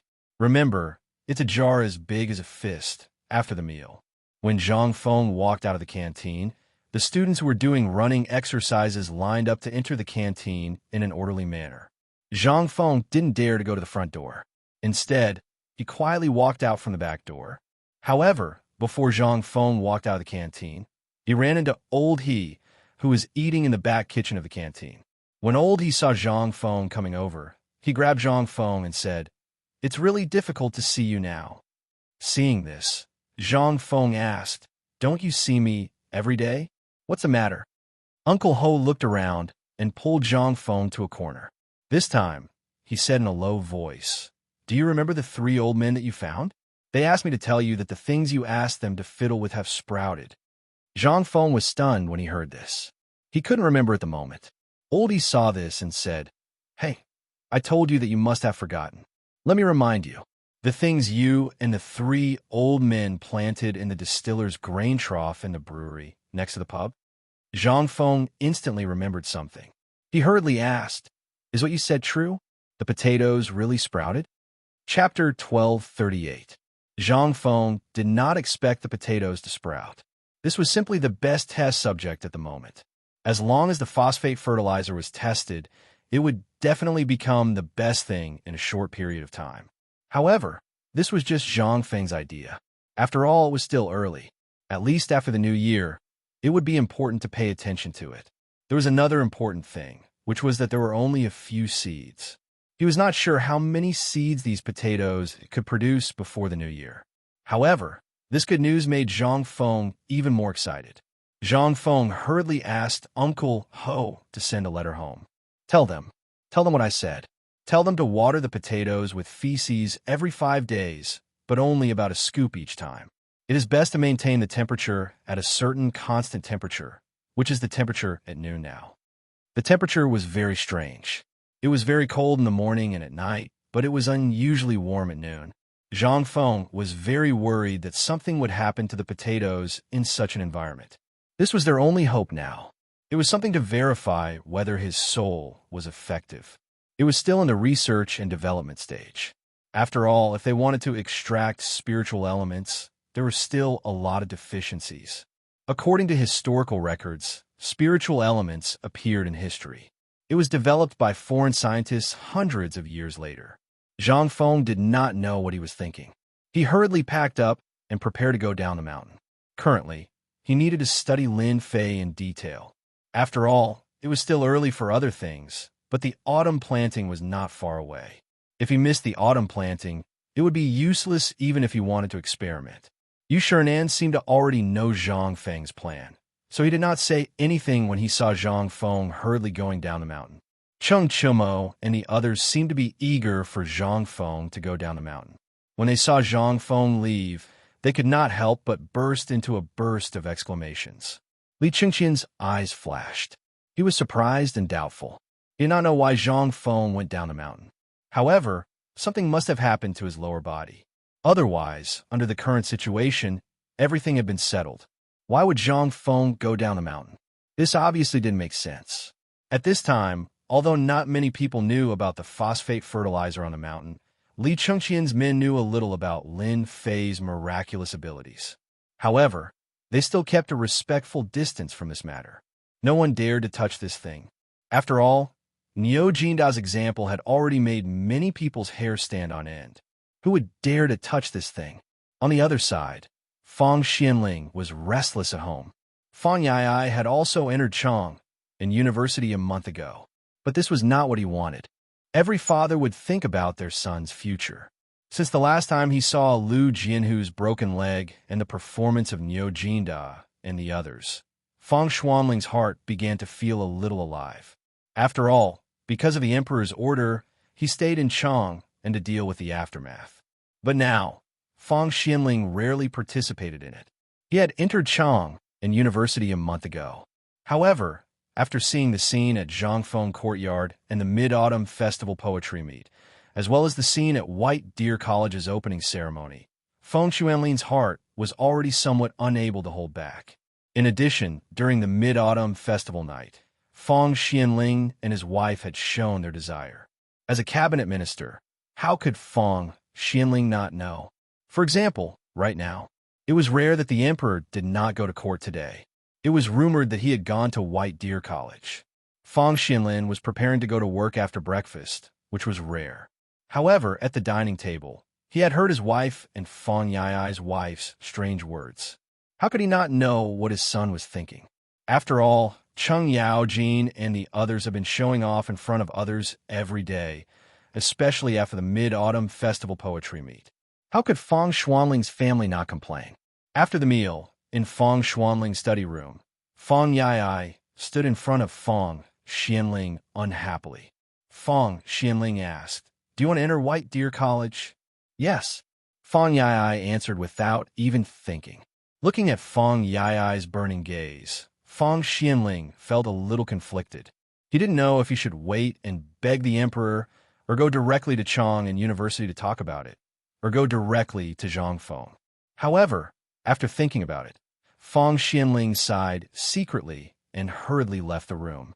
Feng Yai saw this and hurriedly asked, "Father, where are you going?"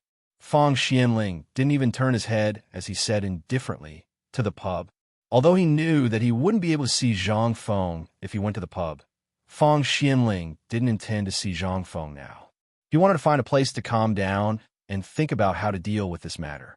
After all, if he went to beg Zhangfeng now, he would feel a little embarrassed. Chapter 1239. Yulai Restaurant had been deserted for a long time. On the mottled golden signboard, there were spots of black paint and traces of falling off, but there was not a single spider web on it. There was not even a single leaf on the steps at the door. Although it was already autumn, half of the dead leaves on the crooked tree at the door of Zhang Feng's restaurant had already fallen off. It was clear that someone had meticulously cleaned this place. Even the door of Zhang Feng's restaurant was not locked. But even so, it seemed that the woman had not opened half of the door for a long time. There was no trace of being opened at the connection between the ground and the wooden door.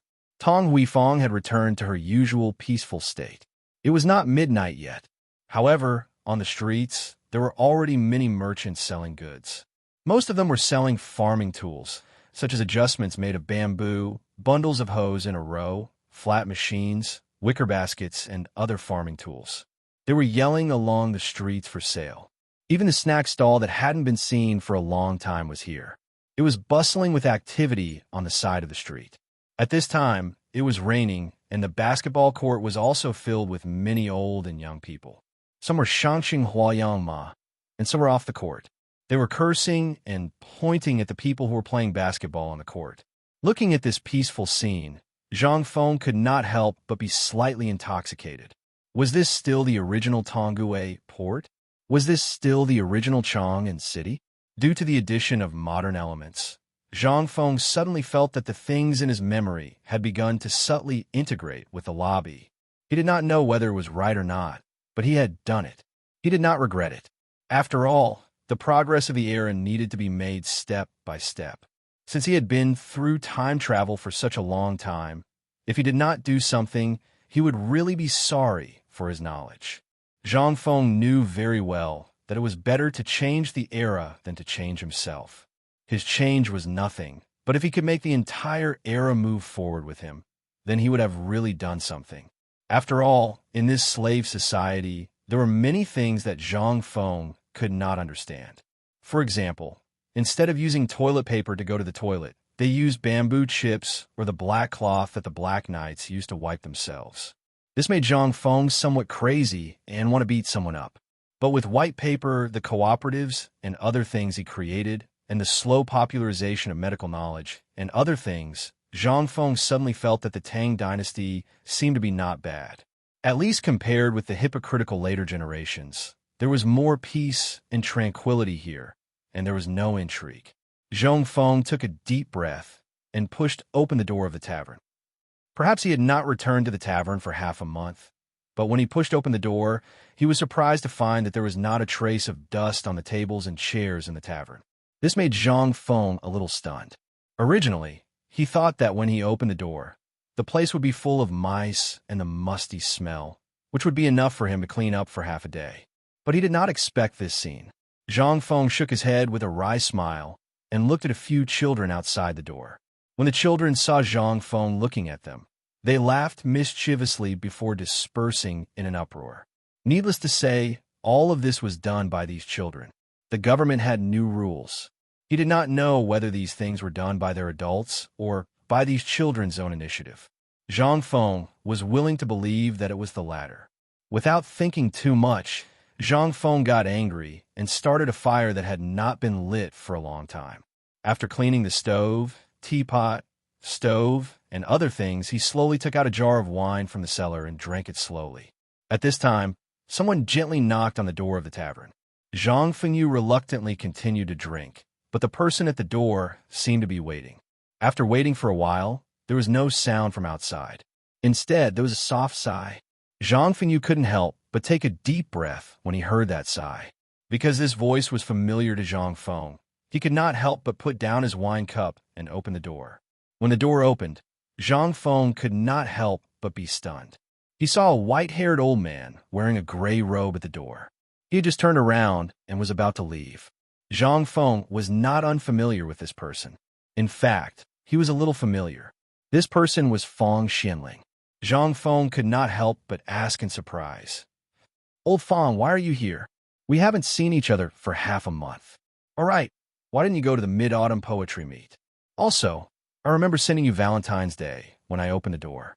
Why didn't I see you? All right, Old Chun and Old Sun, how are they? I haven't seen them during this time. What have you been busy with?" Feng Xianling did not expect to see Zhang Feng here again. He asked in surprise, "Shouldn't you be at the academy at this time? Why'd you go down the mountain?" The two could not help but be stunned at the same time. Then they smiled faintly. Zhang Feng hurriedly led Feng Xianling into the tavern and poured him a cup of wine. Looking at Feng Xianling's worried face, he could not help but ask, "Did something happen recently? Otherwise, why haven't I seen you all this time?" Chapter 1240. Although he didn't know what had happened during this period of time. However, it was obvious that he was sitting comfortably in the front, while old Feng and the others must be dealing with the matters behind. After all, the degree of danger of the 5 families and 7 clans, as well as ensuring that the Mid-Autumn Festival Poetry Meet and the opening ceremony would proceed normally, Zhang Feng wouldn't believe that there wasn't someone behind to block some troublemakers.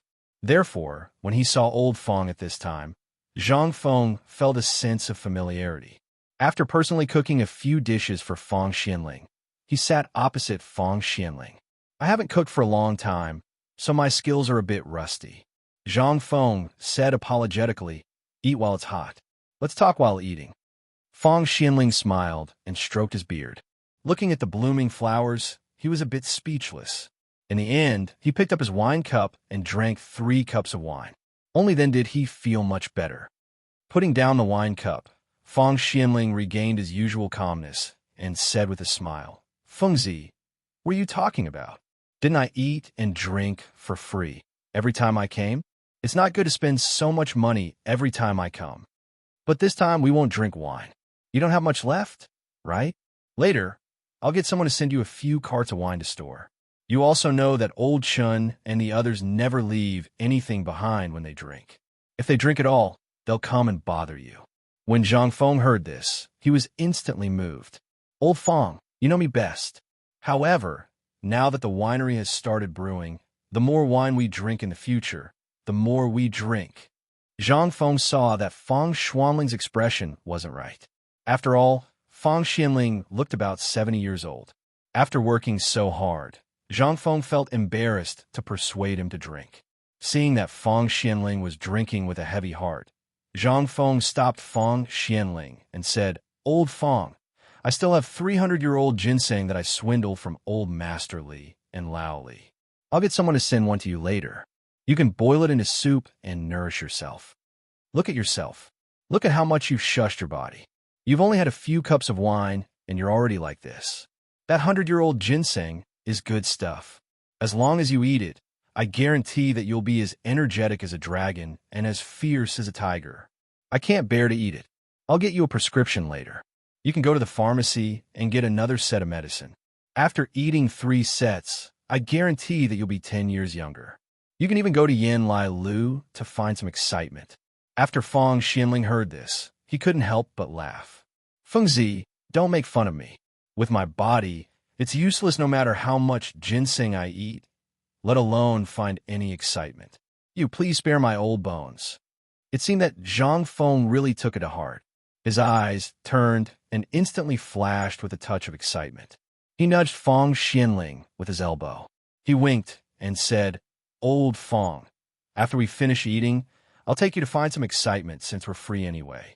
However, after thinking about it, this was the Tang dynasty, who hadn't been there before. Instead, it seemed that he was a little too much. Zhang Feng sighed and said, "However, I reckon that you definitely know more than me. Maybe I'll need you to guide me this time." Fang Xianling finally couldn't stop. If he really went to Yan Lai Lu to have fun, then within 2 hours, the whole of Chong and would know. Moreover, when had he ever been to such a brothel? In an instant, Fang Xuanling's face turned red. "Cough, cough, Fengzi, don't slander me. I'm a clean person and have always taken self-cultivation as my biggest hobby. How could I go to such a place?" Zhang Feng was stunned. Scratching his head, he seriously doubted whether this old man was really not serious. He asked curiously, "Where?" This time, Fang Xianling was instantly speechless. Seeing this, Zhang Feng didn't plan to tease Fang Xianling anymore.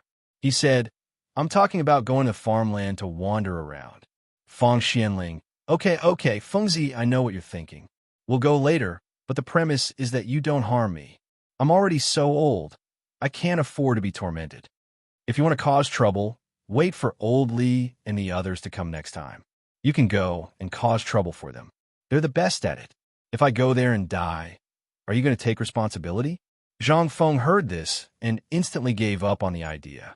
Originally, he wanted to calm down and think about the future of the Science and Technology Department, as well as the phosphate fertilizer. But who knew that old Fang would suddenly barge in? Originally, he wanted old Fang to wander around with him and personally see the situation in the farmland. But now, it seemed that he could only give up and slowly think about it himself in the future. With this thought, Zhang Feng and Fang Xianling drank another cup of wine as an apology. Then he asked, "Old Fang, the thing I asked you to do last time, how's it going?" Fang Xianling had really forgotten about this matter. He didn't remember what Zhang Feng said before. Besides, this kid had always been talkative. How could he remember anything? Seeing this, Zhang Feng couldn't help but feel a little speechless. "Okay, it seems that you really have forgotten everything. Let me remind you. Last time, I asked you to help me check the distribution of power of the 5 families and 7 clans in Chang'an City." Chapter 1241. Only then did Fang Xianling realize what was going on. "Hey, you're talking about that time? You should have said so earlier. You made me think for a long time, but I still don't know which time you're talking about." Fang Xianling thought for a while, then simply took out a piece of paper from his arms and handed it to Zhang Feng. The paper was still the same straw paper. Although the current supply of white paper and the free paper they needed every month was enough for them to squander, how could Fang Xianling, who was used to being thrifty, be willing to waste it here? He also knew that Zhang Feng had a lot of paper here. If you want to look at it, you can copy it yourself. Sure enough, Zhang Feng looked at the yellowed and hard straw paper and stared at Fang Xianling speechlessly. "Old Fang, can't you be a little more generous? This thing is already rotten on the street. Why are you still so stingy?" "Ahem, this is thrifty. Do you know how to be thrifty? Fang Xuanling's face turned red, and he hurriedly defended himself. Zhang Feng was too lazy to argue with him. After all, every businessman was like this, right? Zhang Feng didn't study this matter. Instead, he looked at the floor plan of Chang and city in front of him. All the buildings on the map were roughly distinguished, but there were still some places that were a little blurry. These blurry places, according to Zhang Feng's memory, seemed to be abandoned places where no one lived. Although it didn't look like much on a normal day, when he looked at them together, it still shocked Zhang Feng. My goodness, there seemed to be a lot of places in Chang and city that were empty. Where is this? This was Chang and city, the hub of the Tang dynasty. If this place was like this, it could be seen how other places in the Tang dynasty were like. At this time, as Zhang Feng's eyes moved, he gradually saw some marked red dots, blue dots, and black dots on the map, as well as the small tavern and the Zhang Mansion's villa that were circled. He was a little curious. My tavern and my mansion, why are they all circled? What does this mean? Fang Xianling was a little speechless. However, he rolled his eyes and said, this thing was obtained from the Central Secretariat through my connections. Therefore, this thing was also copied out for me. They said that the areas marked with circles are places that are heavily protected. As for the black and red areas, the black areas represent the 5 surnames and 7 clans. The red areas represent the Guanlong area. As for the yellow and blue areas, they represent the strongholds of foreign tribes in Chang, and as well as the businesses of the Hum merchants in Chang. And after explaining for a long time, Fang Xianling finally explained it to Zhang Feng. Zhang Feng also clicked his tongue in wonder as he looked at the map. He slowly put it into his bosom. He admired Li Shimon's ability. Although he had never seen this emperor who could compete with him, he could see Li Shimon's great talent and strategy from this map. If it weren't for the fact that he couldn't enter the palace, he would have already gone to the palace to greet him. But now is not the time to ask about this. Zhang Feng put away the map, then looked at Fang Xianling and said, Old Fang, have you encountered some troubles recently? Why do I feel that you're always listless and absent-minded today? When it came to serious matters, Fang Xianling was a little embarrassed. After all, these things he wanted to save face. But at this time, Fang Xianling still said, You are very famous. Yesterday, I went to visit Fang Liang, the head of the Secretariat. Although Fang Liang is from my family, our relationship is quite distant. But he has been praising you. He wanted me to ask you if you are interested in being the head of the Secretariat. Zhang Feng was a little speechless. What are you talking about? Although the head of the Secretariat is good, it is a little inappropriate to talk about this at this time, right? Zhang Feng was also confused by Fang Xianling. He did not know what old Fang wanted to do. Could it be something big happened? Otherwise, why would he be in a hurry to introduce him to an official position? Zhang Feng could not say it clearly. He could only go along with Fang Xianling and wait for an opportunity to see if he could get some useful information out of him. Otherwise, Zhang Feng had already formally asked twice, and Zhang Feng did not say anything. If he asked a third time, the result would be the same. Fine. If you don't ask, then I will just directly get it out of you. Although it would take a lot of effort, at least Zhang Feng would know the key points of the matter. Zhang Feng pretended to be surprised and said, Old Feng, when old son introduced me to the Ministry of Personnel, I was too lazy to go. Now you're telling me this? Tell me, are you thinking about my phosphate fertilizer and the method that can increase the production of the crops? Lally is really something. I just said it, and now it has already reached the head of the Secretariat? Sigh, it seems that in the future, I still have to hold back. Otherwise, even the slightest bit of good things will be ruined. Now, the business that was originally profitable is gone, right? Fang Xianling was stunned. What phosphate fertilizer are you talking about? Is there any way to increase the production? In an instant, Zhang Feng understood. He was thinking too much. Damn, I was too careless. Why did I tell him this? Chapter 1242. Zhang Feng really wanted to slap himself. He had completely forgotten that old Feng was Lao Li's housekeeper and was in charge of this huge family business. It was also the autumn planting season. Why did I bring this up myself at this time? Of all people, I'm the one who brought it up. Zhang Feng quickly changed the topic before Fang Xianling could react. Old Fang, I've been thinking about something. It's been so long. I've met Old Chun, Lao Li, Old Sun, and Old Wei's son, but you're the only one who's so mysterious. I've never heard them mention you before. Could it be that you have a daughter? At this point, Zhang Feng winked at Fang Xianling. How about it? What does your daughter look like? Do you want to? Fang Xuanling's expression instantly changed. Stop. My daughter is married. Don't think about harming her. But after saying that, Fang Xianling hesitated. But I have a son in my family. He's currently at Chang in university. Zhang Feng frowned. Why is he at Chang in university? Why didn't you tell him to come to White Deer College? Seeing Fang Xuanling's hesitation, Zhang Feng said, Tell me, what's your son's name? I'll get someone to inform old Xiao Cai and have him immediately scram up the mountain. That isn't good. After all, it won't be good for his reputation. What's so bad about his reputation? The school is mine. I have the final say. Zhang Feng waved his hand. Seeing how smart you are, I'm sure your son won't be too bad, right? When the time comes, I'll just let him go up the mountain. At least he can take care of Tai Nio and the others. Most importantly, I'm in urgent need of someone with a sharp mind. Fang, he had a sharp mind? Fang Xianling could not help but have a question mark in his heart. He had been busy with government affairs for the past few years. Regarding the discipline of his children, he basically had to ask about some things every day. Even during this period of time, because they frequently left the palace, he had been dealing with the aftermath.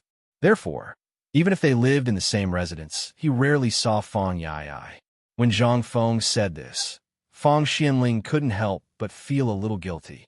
Thinking of her son standing in front of her today, wanting to say something but not daring to, she felt even more ashamed.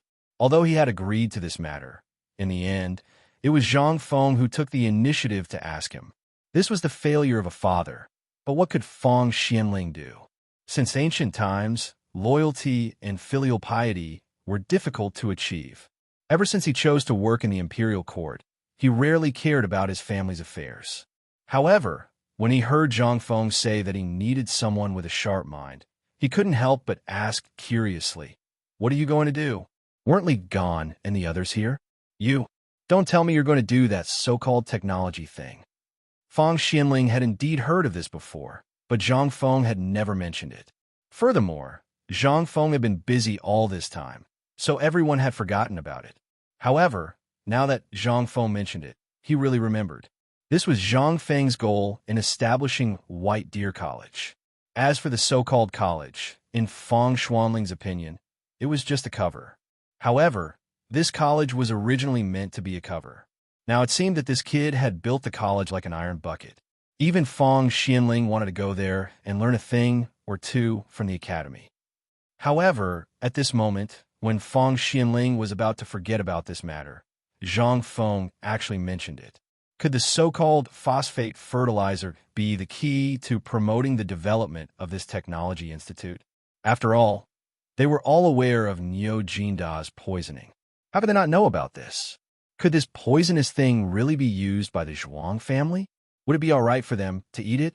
These were all things that needed to be considered. Right now, the Tang dynasty did indeed need food, the army, and the people. These were all the foundations of the imperial court. However, it didn't have these things now. Everything was a waste of time. At this moment, when he saw that Zhang Feng wasn't speaking, Fang Xianling started to get anxious. Fengzi, tell us, what exactly is this phosphate fertilizer? Are you sure it's harmless to the Zhuang family and people? Zhang Feng believed that they all knew about old Niu's matter. Zhang Feng didn't intend to hide this matter. At this moment, when he heard Fang Xuanling's question, Zhang Feng nodded. This needs to be refined and purified. Although it's simple, there are many hidden dangers. For example, phosphorus poisoning. If it's not handled properly, there will be problems. That's why I need talents. Only people with sharp minds can learn scientific knowledge faster. I don't have time to wait. If I continue to wait, my college's kitchen will be cut off at the beginning of spring next year. When Fang Xianling heard this, he couldn't help but have some ideas. He said, Fengzi, why don't you go to the Central Secretariat? This way, you can get reimbursed for everything you need. You don't have to spend a single cent. At the very least, if someone dies in your laboratory, no one will cause you any trouble. Chapter 1243. The reason why Fong Xianling wanted Zhang Feng to go to the head of the Secretariat was because, on the one hand, the head of the Secretariat was indeed the place where the imperial edicts had to pass through. Moreover, all the memorials sent to the emperor had to pass through here. It could be said that this was the center of power. Once Zhang Feng went to the head of the Secretariat, even if it was just an idle job, it was still better than other departments. The most important thing was the phosphate fertilizer and other things, as well as the research institute. Even if he didn't say anything, would Li Xiaogong and Zhang Sun Wuji let go of Zhang Feng? If that was the case, he might already be waiting for Zhang Feng at the top of the mountain with the recommendation letter that had been stamped. What was Zhang Feng? He knew that once Zhang Feng went to any department, not only would it be the most lucrative job, but the most beautiful thing was that this kid was quick-witted and could do everything in an orderly manner. For example, the check-in function that he had created before was the thing that the emperor liked the most during Fong Xuanling's tenure. At this time, although Fong Xianling and the others' families were indeed poor, since the cooperation with Zhang Feng and the joint operation of the paper factory, even Wei Zheng, who used to be poor but received a lot of help from the emperor, became rich. There was no need to talk about this. This was a matter of face. Although the emperor couldn't talk about it now, it was the emperor's business. He had to get him an idle job first. After all, in Fong Xuanling's opinion, Zhang Feng's entry into the imperial court was not far away. It was just a matter of a sentence, and there was time to talk about it at any time. However, the emperor still didn't say anything. He knew that the emperor was waiting for an opportunity, a suitable opportunity. Now, it seemed that this opportunity was the autumn planting. If Zhang Feng really managed to get this thing out, then it would be an understatement to say that the Tang dynasty could become the world's granary in an instant. However, Zhang Feng was a little unhappy about this. I say, old Feng, why don't you ask me to go to the Ministry of Agriculture or the Ministry of Works? If you ask me to go to these two places now, I might go there right now. But what do you think the head of the Secretariat is? Tell me, which of these things I'm doing now have anything to do with the Secretariat? Fong Xianling thought to himself. As expected. Fortunately, he came early. Otherwise, if that old guy Li Xiaogong took the initiative, then now, Fong Xianling laughed and filled Zhang Feng's glass with wine. He wanted to use the old method to get Zhang Feng drunk. However, he was not Zhang Sun Wuji, nor was he Cheng Yaojin, nor was he Yu Qigong. When it came to serious matters, he could speak clearly and logically, but when it came to the art of drinking, he was really not as good as Zhang Feng. At this time, how could Zhang Feng not know Fong Xuanling's intention? He could also see Fong Xuanling's intention. Such a jerky action could be seen by anyone. On the contrary, Zhang Feng drank neither too fast nor too slow. As he drank, Fong Xianling choked. After 3 rounds of wine, Zhang Feng asked, "Old Fong, I'll tell you the truth. Now, as long as it's related to profit, it's best not to touch it." In an instant, Fong Xianling sobered up. He hurriedly asked, "Why?" Zhang Feng mysteriously got close to Fong Xuanling's ear and said, "Do you still need to say it? Didn't you see that the emperor made a division of interests before? That is, the matter of choosing a new team. Do you still remember?" How could Fong Xianling not remember this matter? Hearing Zhang Feng's words, Fong Xianling nodded. He was a little surprised and thought of something, then said, "You mean the emperor will make a big move?" Zhang Feng smiled, but didn't say anything. Although he was just guessing, according to his habits, it was certain. Moreover, last time when he was drunk, during the mid-autumn hunt, he had heard Li Xiaogong talk about some things in the court. In addition, many of his thoughts were similar to the emperor's. In addition, Lao Li and the others were very close to Lord Zhongsun. Who was Lord Zhongsun? He was Li Shimin's brother-in-law. How could the emperor not know what he knew? Therefore, Zhang Feng had a bold guess. At this time, he was targeting the people of the 5 surnames and 7 major clans with great fanfare. If he did this, who in the world would be the one who wanted these landowning clans to suffer the most? That was the current emperor. At this time, if they cooperated with each other, the 5 surnames and 7 noble families were bound to fight back. This time, if the emperor really wanted to touch the 5 surnames and 7 noble families, it would be best to do it in the court. At the very least, if a corrupt official came to investigate, it would be guaranteed to be accurate. But at this time, asking him to go to the secretariat? Unless Zhang Fengxiu was joking. At this time, he was going to be a scapegoat. He wasn't stupid. Most importantly, the people in the secretariat, although they were all powerful, to put it bluntly, they were just secretaries. This was an occupation that offended people. Therefore, Zhang Feng wouldn't go no matter what. But at this time, he couldn't say it clearly. He could only let Fang Xianling figure it out himself. At this time, Fang Xianling actually didn't fully understand. If he understood, he did. But if he didn't, he really didn't understand. He was still saying good things about the secretariat. In any case, if Zhang Feng didn't go to the secretariat, it would be Zhang Feng's loss and so on. Zhang Feng was speechless. He didn't understand what this stubborn old man wanted to do. He could only say helplessly, "Old Feng, no matter what you say, I won't go to the secretariat." Why?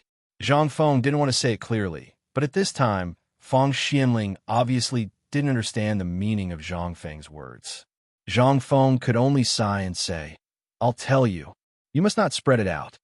While speaking, Zhang Feng whispered in Fang Xuanling's ear, "Actually, the people in the secretariat are all scammers." Chapter 1244. When Fang Xianling heard this, his expression was very interesting.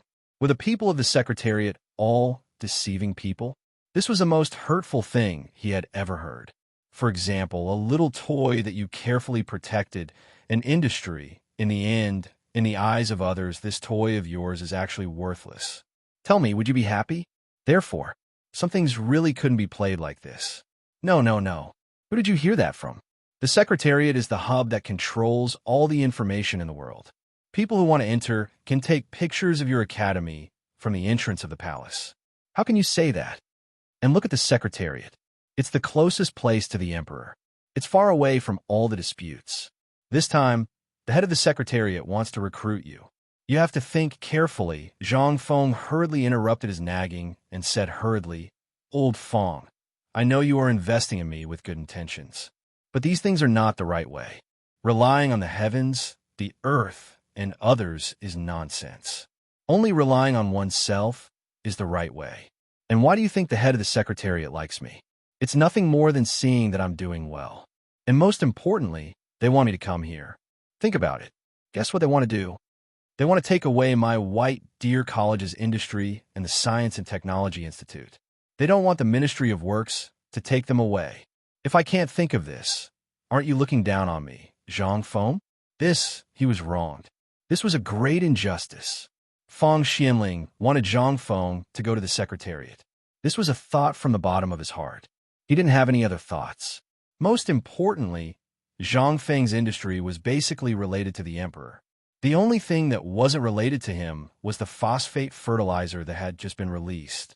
Fang Xianling couldn't help but ask curiously again, "Is the phosphate fertilizer you mentioned really that good?" Zhang Feng nodded. "If I'm not wrong, once the phosphate fertilizer is released, it will sell even better than salt and paper." Hiss! This is impossible. Fang Xianling was so excited that his face turned red. "Are you sure?" "I'm sure. Think about it. Even if we don't talk about the current famine, do you think any of the commoners wouldn't eat? I think you should know better than me about doing business, right?"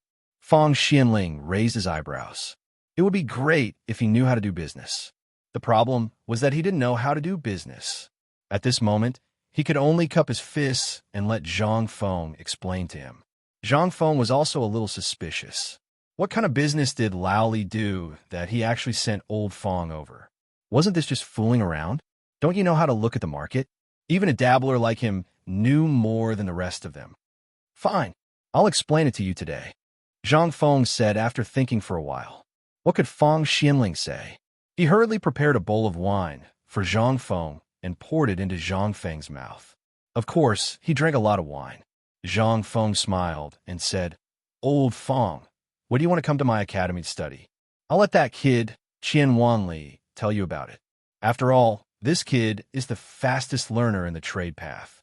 I estimate that in less than 5 years, this kid's achievements in the trade path will definitely surpass any of the 5 families and 7 major clans. Fong Xianling couldn't help but be surprised. But after thinking about his old face, he finally refused. If he went to the mountains to study, it would be a disgrace and a disgrace. The ancestors of his Fong family would probably go to the mountains with knives and talk to him about life. Seeing this, Zhang Feng could only wave his hand and said, "This is just a joke. Let's talk about the phosphate fertilizer. One would say, you must not spread it out. They know about it for now, but they don't dare to spread it out. Once this thing is spread out, then it will be a big joke." Zhang Feng stood up and said, "This is the most important part of dealing with the 5 families and 7 major clans."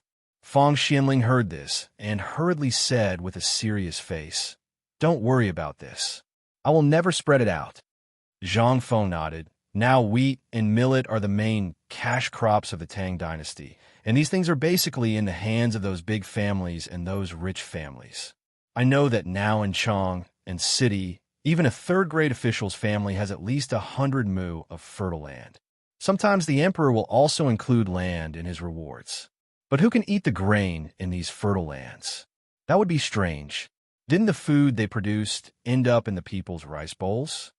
But what about the common people? How many fields can they have? How barren will their fields be? I even know that some people don't even have enough for themselves to eat all year round. How sad do you think this is? Moreover, although the current Great Tang is no longer in the era of slash and burn, when it comes to irrigation, fertility, and fertilization, it's still very lax. Basically, people rely on the heavens to make a living. The ordinary people are better off. If they raise a few cows, goats, and pigs, they can still put some fertilizer into the fields. But what about those people who easily have hundreds of mu of fertile land? How can they have so much fertilizer? And those people who have dozens of mu of farmland basically hire workers and tenant farmers to plant for them. As you can imagine, it's strange if they can get a good harvest. And the most important point is that they don't know how to use the fertilizer reasonably. And if the fertilizer is too thick, it's harmful to the farmers. So at this time, the role of this phosphate fertilizer is reflected. Its biggest role is to dilute the pH in the soil. It can increase the yield of the original 3 dan per mu by a level in an instant, and it can double the yield. Speaking of this, Zhang Feng looked at Fong Xianling, who had already fallen into a state of shock, and asked, "Old Fong, now tell me, what do you think of my phosphate fertilizer? Can it still go to the Secretariat?" Chapter 1245. Could he go? Was there need to ask? He didn't know the situation before, so it was reasonable for Fong Xianling to invite him. Now that Zhang Feng had made everything clear, whoever dared to intervene in this matter, what would that be? That was simply courting death, and it was a capital offense that no one could escape. After all, who would dare to intervene in something that even the emperor didn't dare to mess around with? What was that? It was the people's granary. At this moment, Fong Xianling didn't say anything. He made a fist salute and was ready to leave. He also understood why Zhang Feng went down the mountain at this critical moment, and he didn't even go home. He wanted to find a way to solve this problem. However, Zhang Feng hurriedly pulled Fong Xianling back. He winked and said, "Don't go, old Fong. I said that I'll take you to have fun later. Why are you in such a hurry?" Seeing Zhang Feng's expression, Fong Xianling felt a chill. "I really don't suit that kind of place. After all, that place really doesn't suit me." Zhang Feng glanced at Fong Xianling's thin body and said, "What are you thinking about? Let's go. I'll take you to a place to relax. I didn't say that I'll take you to drink wine." Fong Xianling. Half an hour later, Zhang Feng and Fong Xianling arrived at the Shirley Slope outside Chang'an City. After the fire caused by the locust plague, the woods here were more lush and green. After passing through the woods, they came to the field area located at the Shirley Slope. Guangzhou was mostly a plain, so at this time, the Shirley Slope was an endless stretch of yellow land. At this time, there were shouts everywhere. Cattle and people galloped in the fields, and the yellow and black land that was still emitting black smoke was flying under the plow. Zhang Feng finally knew why there was so much haze in Xian. They didn't know if it was because of the large area of burning straw. Zhang Feng pointed at the people who were burning straws further away, or who were throwing leaves from trees onto the burning land. He asked in shock, "Old Feng, what are these people doing? Could it be that your farming is like this now?" Feng Xianling didn't know what Zhang Feng meant. He asked, "Is there any other way?" Alas, Zhang Feng sighed painfully. He finally understood why the output of the people in this era was low. Because of this, the alkalinity of the soil increased year by year. It would be ridiculous if they could have a good harvest. I say, "Old Feng, this is where you guys are wrong. If this really works, Zhang Feng, will write it backwards tomorrow." Feng Xianling was a little confused. Since ancient times, it has always been like this. First, we use fire ash, then we add some farm manure and stuff like that. Isn't it all good? Why can't it work when it comes to you? Zhang Feng shook his head. It's not that it doesn't work. Forget it. You won't understand even if I tell you. Come, old Feng. Feng Xianling squatted down suspiciously. Zhang Feng grabbed a handful of soil and handed it to Feng Xianling, saying, "Try it." As he spoke, Zhang Feng dipped a bit of soil into his mouth and said, "Try it." Feng Xianling was very conflicted, but seeing that Zhang Feng had eaten it, what else could he do? He copied Zhang Feng and picked up a piece of soil from the ground and threw it into his mouth without looking. Instantly, a sour taste and a rotten smell made Feng Xianling almost vomit. Seeing this, Zhang Feng spat out the soil in his mouth and rinsed his mouth with the wine in the wine bag he carried with him. Then, he handed the wine bottle to Feng Xianling and asked, "How is it? Now you know the taste, right?" Zhang Feng ignored Feng Xianling and went back into the forest. He searched for a piece of dry white soil under the roots and handed it to Feng Xianling again. "Try this soil." Feng Xianling didn't speak at this time. He took the soil from Zhang Feng's hand and threw it into his mouth. Instantly, Feng Xianling's expression froze. It was the same kind of mud, but the smell was completely different. The mud here had a fishy smell, and there was a bitter smell of dried leaves, but it didn't have the salty and astringent taste. This time, he couldn't help but be a little shocked. Zhang Feng smiled and said, "You noticed it too? Look, the distance from here to the field is less than 5 feet, but why is this soil like this?" Feng Xianling asked in horror, "Is it because of the salty alkalinity?" "Yes, but my phosphate fertilizer can neutralize the salty alkalinity in the soil. Think about it. If I soak you in a vat of vinegar all day, what will happen to you after a long time? Everyone will get sick, not to mention the farmers. Only by neutralizing the salty alkalinity in the soil and letting the nutrients completely volatilize can the farmers grow better. Thus, the grain output can increase dramatically." Although Feng Xianling didn't understand the principles behind it, he gradually understood. However, this incident allowed him to gradually understand something. For example, the fine salt, the white paper, and the braised meat were all similar things. However, after passing through Zhang Feng's hands, they had undergone an earth-shattering change in an instant. These things were originally very common and common items. But, thinking of this, Feng Xianling had a bold idea. Could it be that this kid could turn stone into gold? Chapter 1246. Feng Xianling also knew that this kid definitely did not know how to turn stone into gold. However, he was extremely concerned about the phosphate fertilizer. What was this? This was the true granary of the world. With this thing, he would not have to think about how to send the memorials requesting for food to the emperor every day. He would also not have to worry about it every night. At this time, he could not help but think of the scene of the commoners sleeping on the pile of food. He could not help but feel excited. Feng Xianling could not help but pull Zhang Feng to sit on the ridge of the field.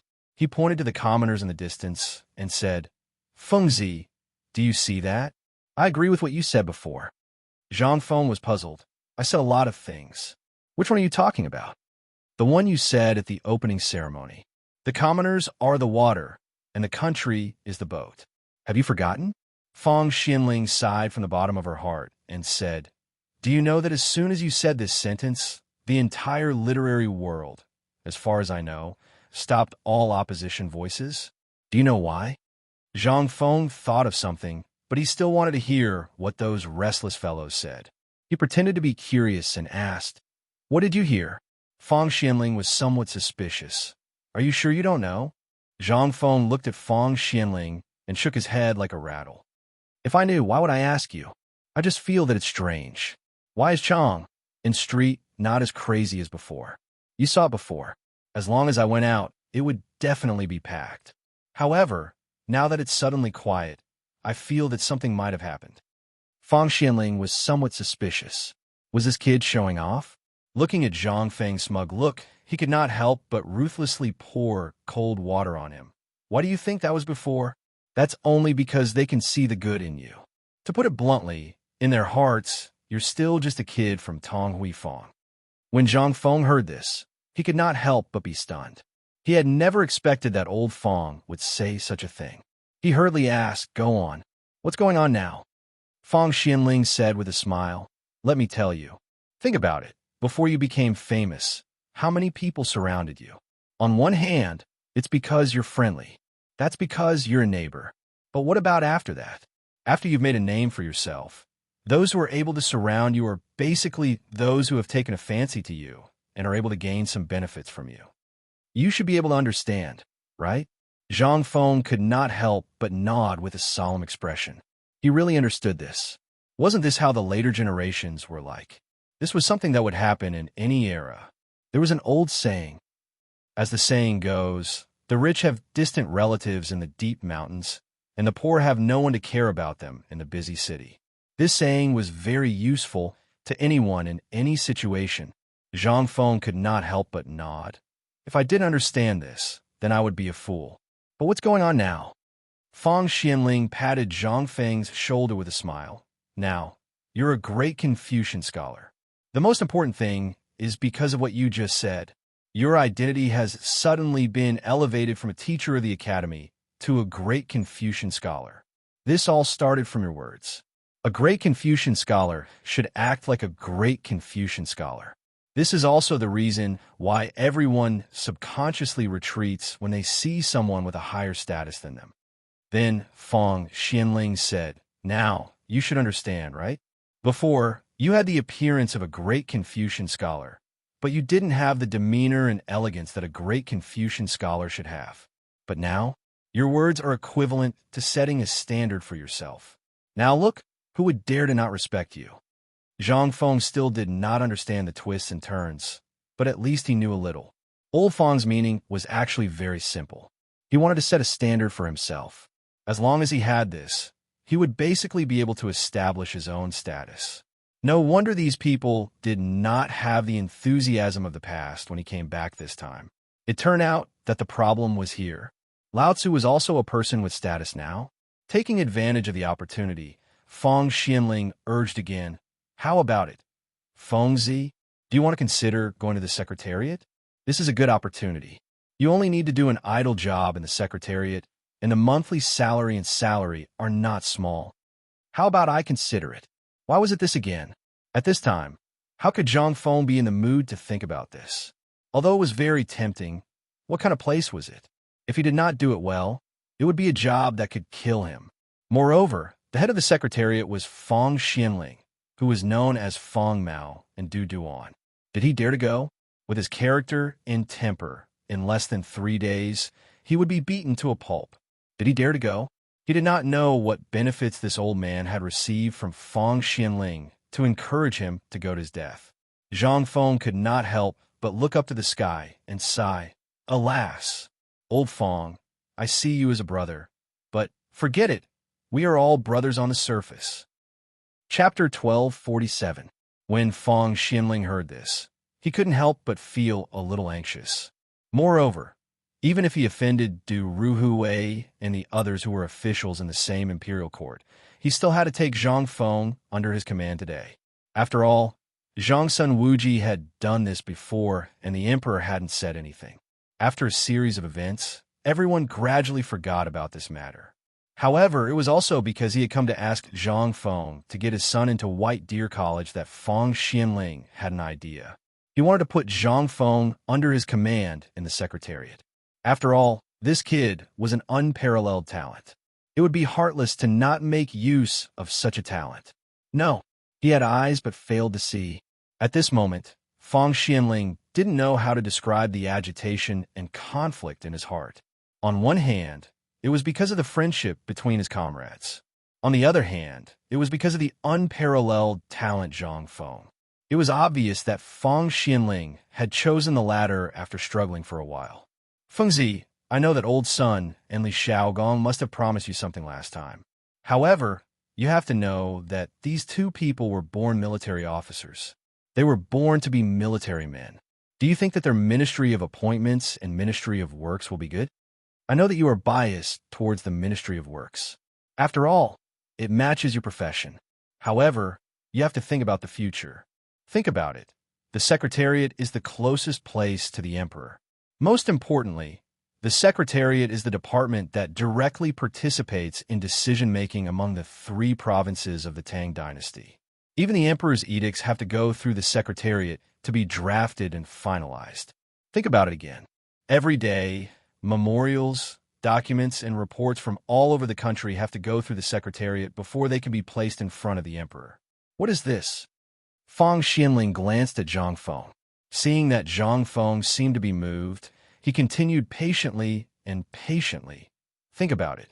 If the Emperor wants to make a decision, he has to let Lord Feng and the ministers of the Secretariat go through a strict and careful discussion before they can formulate a plan. Only then can it be announced and implemented in the morning court. This means that the Secretariat can know things that others don't know much earlier than others. What does this mean? Sai, that's why, Fengzi, think about it now. Whether it's the Ministry of Justice, the Ministry of Works, or the other ministries of the Secretariat, who can compare with the Secretariat? Furthermore, the officials of the Secretariat only need to sit there and move their lips before writing something and throwing it out. Their subordinates will have to run around until their legs break. So, would you rather sit together with a bunch of old men and think about whether the rank of other officials should be lowered or promoted? Or would you rather go to the Ministry of Works and sweat with a bunch of craftsmen? Look at the Secretariat. All of them are top-notch talents in the Great Tang, and all of them are youths brimming with vitality. Tell me, would you rather work with them? This time, Feng Xianling said the words that had been in his heart in one breath. He instantly felt very comfortable. Although he had sold out his colleague, he had no regrets. As long as he could get Zhang Feng to work for him, he would have a meteoric rise. At that time, his back would be straighter than it was now. Compared to selling out his colleague, what was there to be afraid of? However, this also made Zhang Feng feel a little surprised. My goodness, this old Feng, who usually looked dull, turned out to be a F** King taciturn gourd. He was simply mischievous. However, judging from his constant advocacy of the Secretariat, he should have received a lot of benefits from Feng Xianling. Otherwise, they would definitely be a family with the surname Feng. According to Zhang Feng's knowledge, there were not many people with the surname Feng in the entire Tang dynasty. And the most important thing was that this grandson of his had almost made him confused in this short period of time. He was obviously afraid that others would come to pick the fruits of his labor. From this, Zhang Feng could vaguely see that he had attracted the attention of the people in the court after the Mid-Autumn Festival and the opening speech. Then, what about the people with the 5 surnames and 7 clans? Would they be attracted? Thinking of this, Zhang Feng felt that he could not make any decisions blindly at this time. Otherwise, if he was not careful, he would face a bottomless abyss.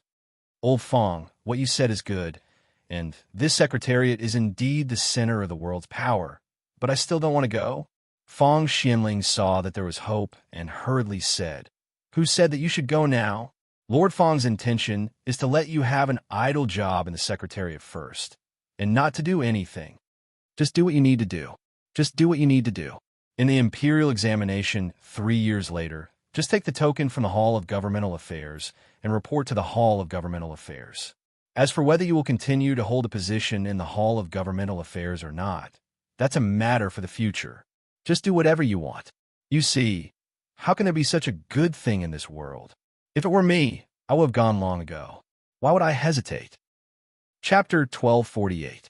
This was a little strange. The more Feng Xianling said this, the more Zhang Feng felt that something was amiss. He had read the old and new books of the Tang dynasty, so he knew about the division of labor between the 3 provinces and 6 ministries in the Tang dynasty. He also knew about the general ranking of officials and so on.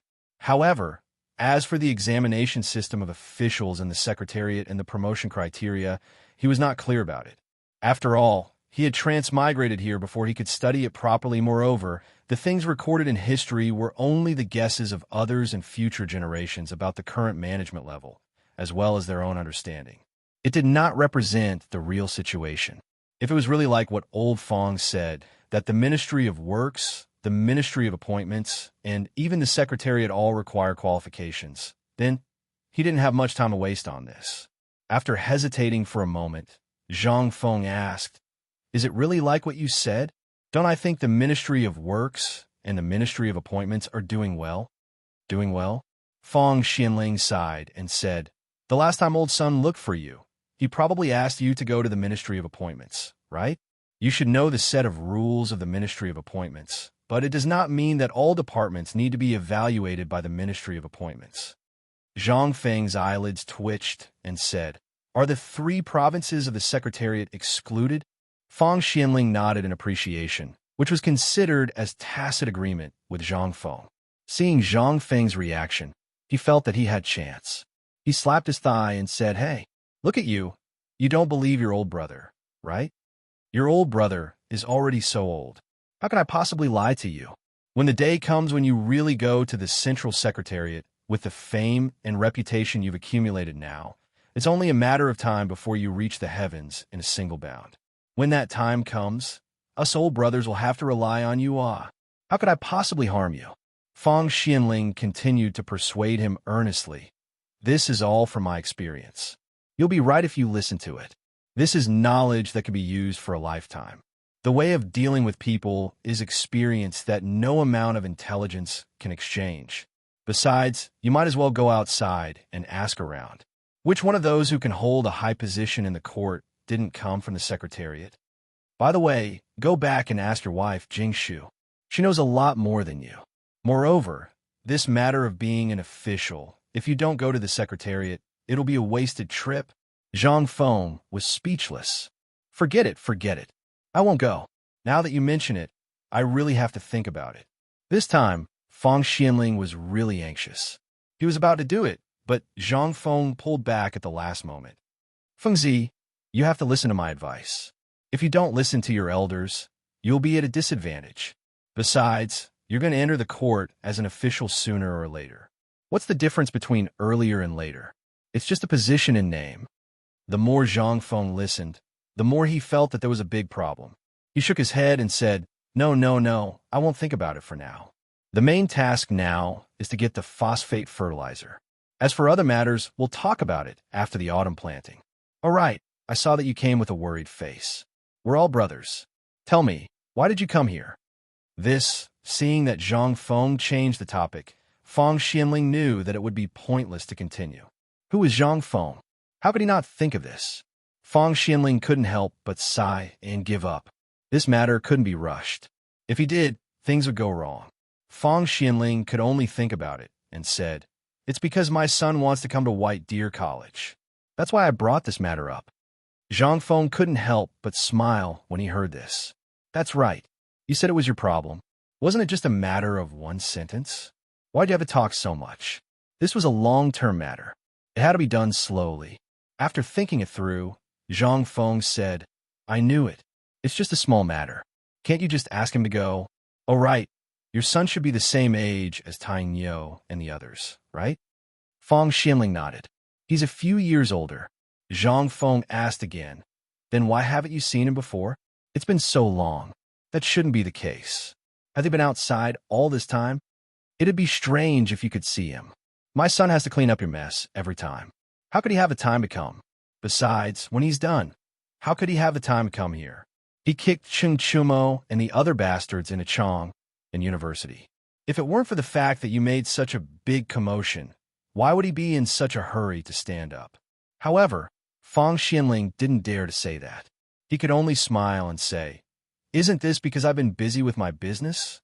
All right, the sword that Lao Li gave you was escorted back by my son from Longyu Road."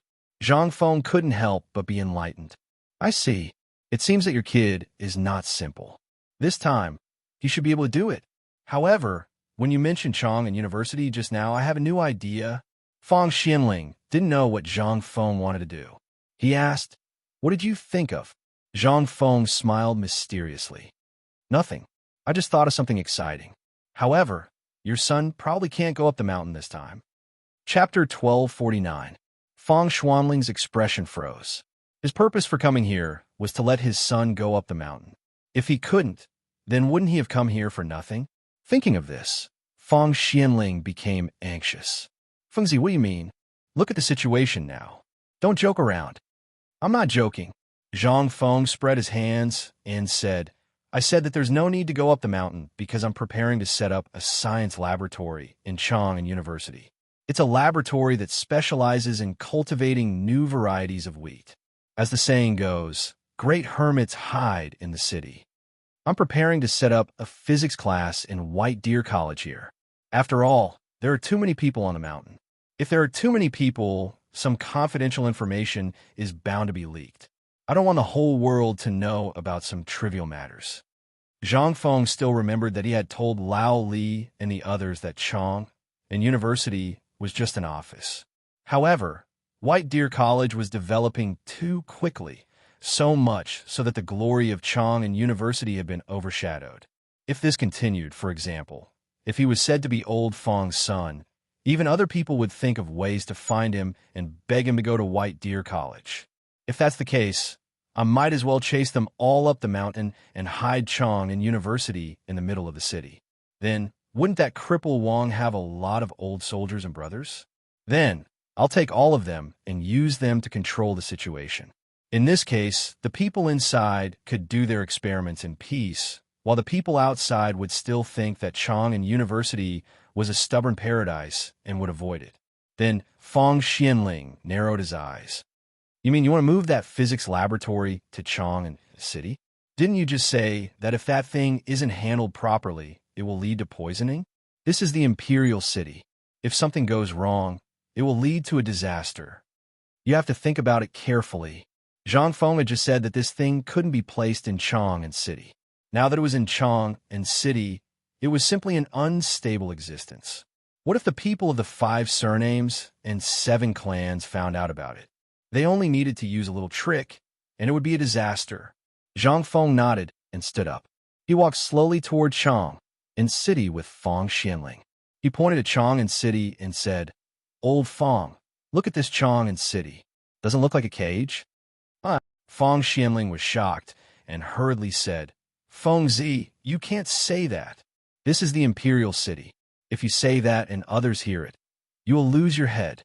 Fang Xianling didn't know that Zhang Feng dared to say that. At this time, it was a little late to react. Fortunately, there were no outsiders at this time. Zhang Feng also realized something. This was the Tang dynasty. If such a big disrespect was spread out, he would be beheaded. But was Zhang Feng afraid? At this time, even if Niu Weili knew, he wouldn't dare to catch him. However, he still couldn't say what he shouldn't say. Zhang Feng changed his way of saying, "I was wrong. The whole Chong and City is protected by walls on all sides. Don't you think it's a siege? Although there are Qinling Mountains in the south, Longzhou Mountain in the top, Guanshan on the left, and the Yellow River on the right, but..." Zhang Feng wanted to talk about the siege, but he thought about it and decided not to. No matter how much he said, if others couldn't understand, wouldn't it be like playing the lute to a cow? Then the two got on their respective cars and parted ways. Zhang Feng was still sitting on the sliding pole. However, before Zhang Feng reached the city gate, Niu Weili was alarmed. Niu Weili wanted Zhang Feng to sit on his sedan no matter what, saying that it would embarrass him. Zhang Feng couldn't help but be confused. Wasn't he just sitting on the sliding pole? Why couldn't he do it? Zhang Feng was a little speechless, but he still got into the sedan under the expectant and pleading eyes of Niu Weili and the others. There was no other way. How could he not bow under the eaves? After a while, Zhang Feng was swaying and didn't pay attention to the outside. Then, He heard excited shouts from outside the sedan. Only then did Zhang Feng remember that he was pulled home. Master is back. Go and inform the madam. Go, but invite first madam and second madam. Quick, all of you Lao Tzu, stand properly.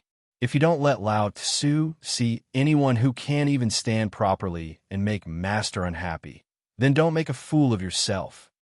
Zhang Feng frowned slightly, but when he was about to lift the curtain, a big face came up. It was Jia Daoren. Jia Daoren first hurriedly pushed Zhang Feng back into the sedan, then said, Master, you're not an ordinary person now. You have to pay attention to etiquette. I'm in my own home. Why should I put on airs? Zhang Feng was a little confused. You don't understand, do you? Although you're home, where is this? This is Chang in 16 capital cities. If you don't pay attention to etiquette in any way, you'll give people a reason to criticize you. At that time, your reputation will be tarnished. That's not good. F***CK, my reputation. I, Zhang Feng, have always done things my own way. I don't care who it is. Get out of my way. Zhang Feng was annoyed. He never liked to put on airs. Now, he had to put on airs when he returned home? How could he stand this? Pushing Jia Daoren aside, Zhang Feng walked out of the sedan. The moment he walked out of the sedan, he saw two neat rows of guards standing at the entrance of the residence. Seeing the military posture, Zhang Feng nodded repeatedly. Most importantly, this military posture was created by him. He couldn't help but ask doubtfully, Jia Daoren, this military posture? Jia Daoren bowed proudly and said, Master, didn't this little one stay in the mountains before? Moreover, young Master Chun and the others often come to the residence to teach us old brothers, so we learned it. That's right, this was all taught to us by that big black guy. Zhang Feng stared. What's that Shintinia doing here? When Jia Daoren heard this name, he started to complain. Master, you don't know. In those few days, these guys came every day to eat and drink. We couldn't even drive them away. Second, fortunately, the two madams were kind. Otherwise, Lao Tzu would have kicked them out. Go in and take a look. These guys are still in the residence. Chapter 1250. Good heavens. What the hell? How long had it been since Lao Tzu left the mountain? Now they're here to freeload. Could it be that in the eyes of a bunch of bastards like you, the school rules are just decorations? How dare you freeload when Lao Tzu isn't here? Did the blacksmiths teach you etiquette and shame? Mother of asterisk Kerr, Lao Tzu's beautiful wife isn't even married yet. Zhang Feng was furious. He glared at Jia Daoren and said, Don't you know how to inform me about such a big matter? Do you still respect me as your master? Tell me, when did they start coming? Also, what time did they come and what time did they leave? Zhang Feng felt that he was being cheated on. Upon hearing this, Jia Daoren saw that Zhang Feng was angry. So he quickly followed Zhang Feng in and said, Old master, isn't this because of the mid-autumn poetry meet? After the mid-autumn poetry meet, these fellows came every day saying that it was you who ordered them to go to the Directorate of Education, Hongwen Hall, and Chang, and University to teach them gymnastics. They even said that they were following old Li's orders to lay some cement on the ground of your residence to give you a surprise. Zhang Feng was shocked. He knew about this. Since the Mid-Autumn Festival, this group of kids had stayed at the foot of the mountain to promote the White Deer College's morning exercises and to interact with other colleges. This was something that he had discussed with the two deans. He wanted to use this group of stubborn kids to gather information about the 5 families and 7 clans. But what was up with the cement road? Zhang Feng then noticed that the pebbles under his feet, as well as the side paths and the main path, were all paved with cement. He didn't notice it because he was anxious. Now that Jia Daoren mentioned it, he really saw it. It seemed that this was Lao Li's idea. He didn't expect that Lao Li would still remember something that he had forgotten. At this moment, Zhang Yao, Jing Shu, and the red-faced Cheng Chumo and the others slowly appeared in front of Zhang Feng. Greetings, Prince Zhang. Zhang Yuyao and Jing Shu bowed. Without waiting for Zhang Feng's response, Li Chengxian and the others walked up and put their hands on Zhang Feng's shoulders, saying, Let's go, we've been waiting for you for 2 days. Something big has happened. Zhang Feng was shocked. He asked, What's the big deal?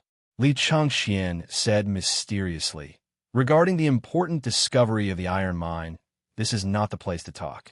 Let's find a place to talk. Without waiting for Zhang Feng to speak, Li Chengxian and the others went downstairs and left. Zhang Feng had no choice but to turn around and say that, Jingshu, Yao, you guys get ready. I'm going to take a bath later. A moment later, they came to Zhang Feng's study. Gaoken stood outside the door like a door god, staring at Jia Daoren and Du Ziding, the housekeeper of the Zhang mansion who came after hearing the news. The three of them stared at each other. Du Ziding naturally didn't need to say anything. As a housekeeper, he knew the destructive power of these bastards after drinking. In these 2 days, he had been watching these bastards and told them not to go to the two madams' place. Jia Daoren was naturally concerned about Zhang Feng's safety. Although he knew the identity of Cheng Chumo and the others, he was now the head of the servants of the Zhang mansion, eating Zhang Feng's food. He was no longer a soldier, so how could he care so much? Whoever dared to touch Zhang Feng would be an enemy of his. Even if he knew that Cheng Chumo was Chen Yaojin's son, if he dared to provoke Zhang Feng, he would beat him to death. This was the family rule, not to mention Gao Kansas. As Zhang Feng's personal bodyguard, although he had been studying outside, he had always regarded Zhang Feng as his teacher. If he could enter the study, then something big must have happened. How could he let an outsider in? Just when the three of them were staring at each other, Zhang Feng and the others each lit a cigarette. Zhang Feng asked, "Tell me what's going on. Didn't I say that when you have nothing to do, you can go back to the mountain or live in your house? Why do you come to my mansion every day?" It would have been better if he didn't say it. Now that he said it, Li Chengxian was angry. "You're right. We went to the major academies separately to inquire about the news. We should have a place to gather today's harvest, right? Do you think it's safe for us to live outside? What if someone hears us? In Chang and city, except for the mansions of the palace ministers, your mansion is the safest. Where can we go if we don't come here?" Hearing this, Zhang Feng thought about it and had to ask helplessly, "Then what did you find out?" Li Chengxian and the others looked at each other, then took out several pieces of paper with densely written words from their arms and handed them to Zhang Feng. "These are the words we got from the children of the 5 surnames and 7 clans in the Imperial College and Hongwen-Guan, as well as people in Guanlong and Shandong. The iron mine is not only owned by the Wang clan." Hearing this, Zhang Feng couldn't help but frown slightly. He carefully read the contents of the paper, and then he couldn't help but be angry. "Damn it, do you really think that I, Zhang Feng, am easy to bully?" Chapter 1251. The details on the paper were even more detailed. Originally, you had some plans, but the price was that you had to marry a stupid son of the Liu family. How could Zhang Feng be willing to do that? Because of this, the deal of mining cooperation fell through. Now, apart from the iron mines in Jiangnan, there were only the Guanlong group in the north, the Chui family in Qinghe, the Li family in Longxi, and the Chui family in Bolin. However, none of these clans could touch Zhang Feng at this moment. If he wanted to solve this crisis, the only way was to find a mine by himself. But the key problem was there was still no news from the people who went to Longzhou Mountain to look for a mine. What was the use of finding a phosphate mine? Without an iron mine, there was no way to ensure the safety of the 100,000 soldiers in Xiaozi City. At this time, Li Chengxian said hesitantly, "Yesterday, I just received news from Lord Zhongsun that the Xiaozi people are planning to withdraw or prepare to attack. If we continue to delay, the Turks will probably see through our plan. We can't withdraw." Zhang Feng waved his hand. "How many Mitsubishi bayonets do we have now?" This was Zhang Feng's last trump card, and Xiaozi City could not be lost. Li Chengxian and the others were speechless. They did not know why Zhang Feng wanted to fight Xiaozi at this time. "Fengzi, although Xiaozi has withdrawn, it is still the territory of the Tang dynasty. Do you have other plans?" Hearing this, Cheng Chumo and the others became a little excited. Zhang Feng sighed and said, "Do you think I, Zhang Feng, care so much about military wars?" Bullsh *T. Li Chengxian and the others could not help but stare at him. Zhang Feng said, "It's very simple. Look, our current water trade route is basically complete, But the Silk Road from the west to the desert is still the main trade route from Tubo and other places to the Tang Dynasty. We can go there by water, but what about them? If they came, they would have to use the Silk Road, which is now controlled by the 5 families and 7 great clans, as well as Guanlong.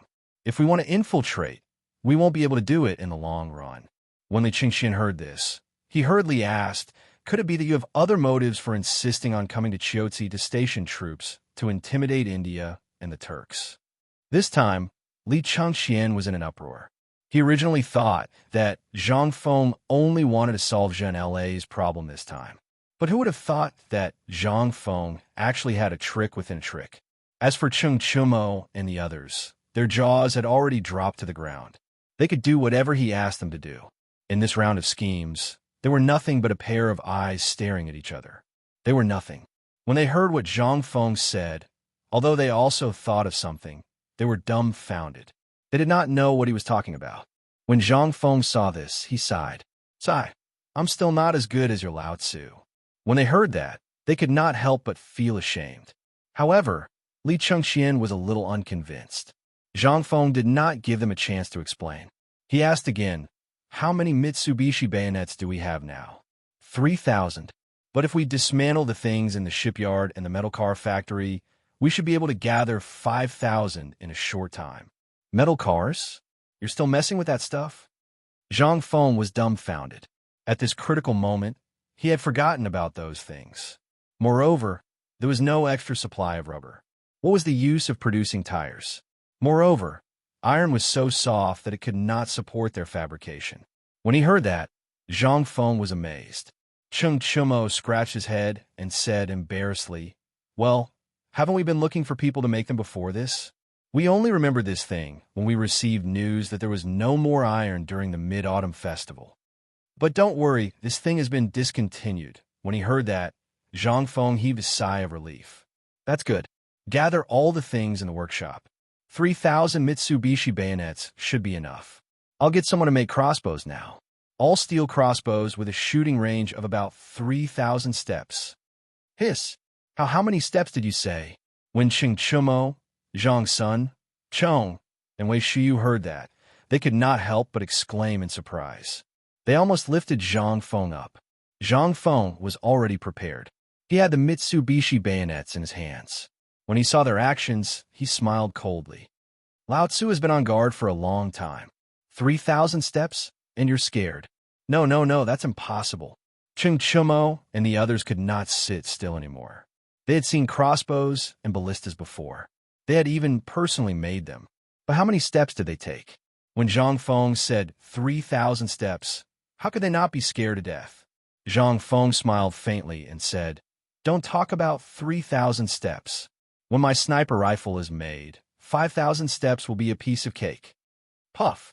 This time, Wei Shiyu and the others could not sit still anymore. They hurried to Zhang Feng's side and massaged his shoulders and legs. They all put on a smiling face and said, Master Fengzi, please tell us. What is the 3,000-step crossbow you mentioned? And what is this sniper rifle? Right, it would be great if you could make one for us, ha ha.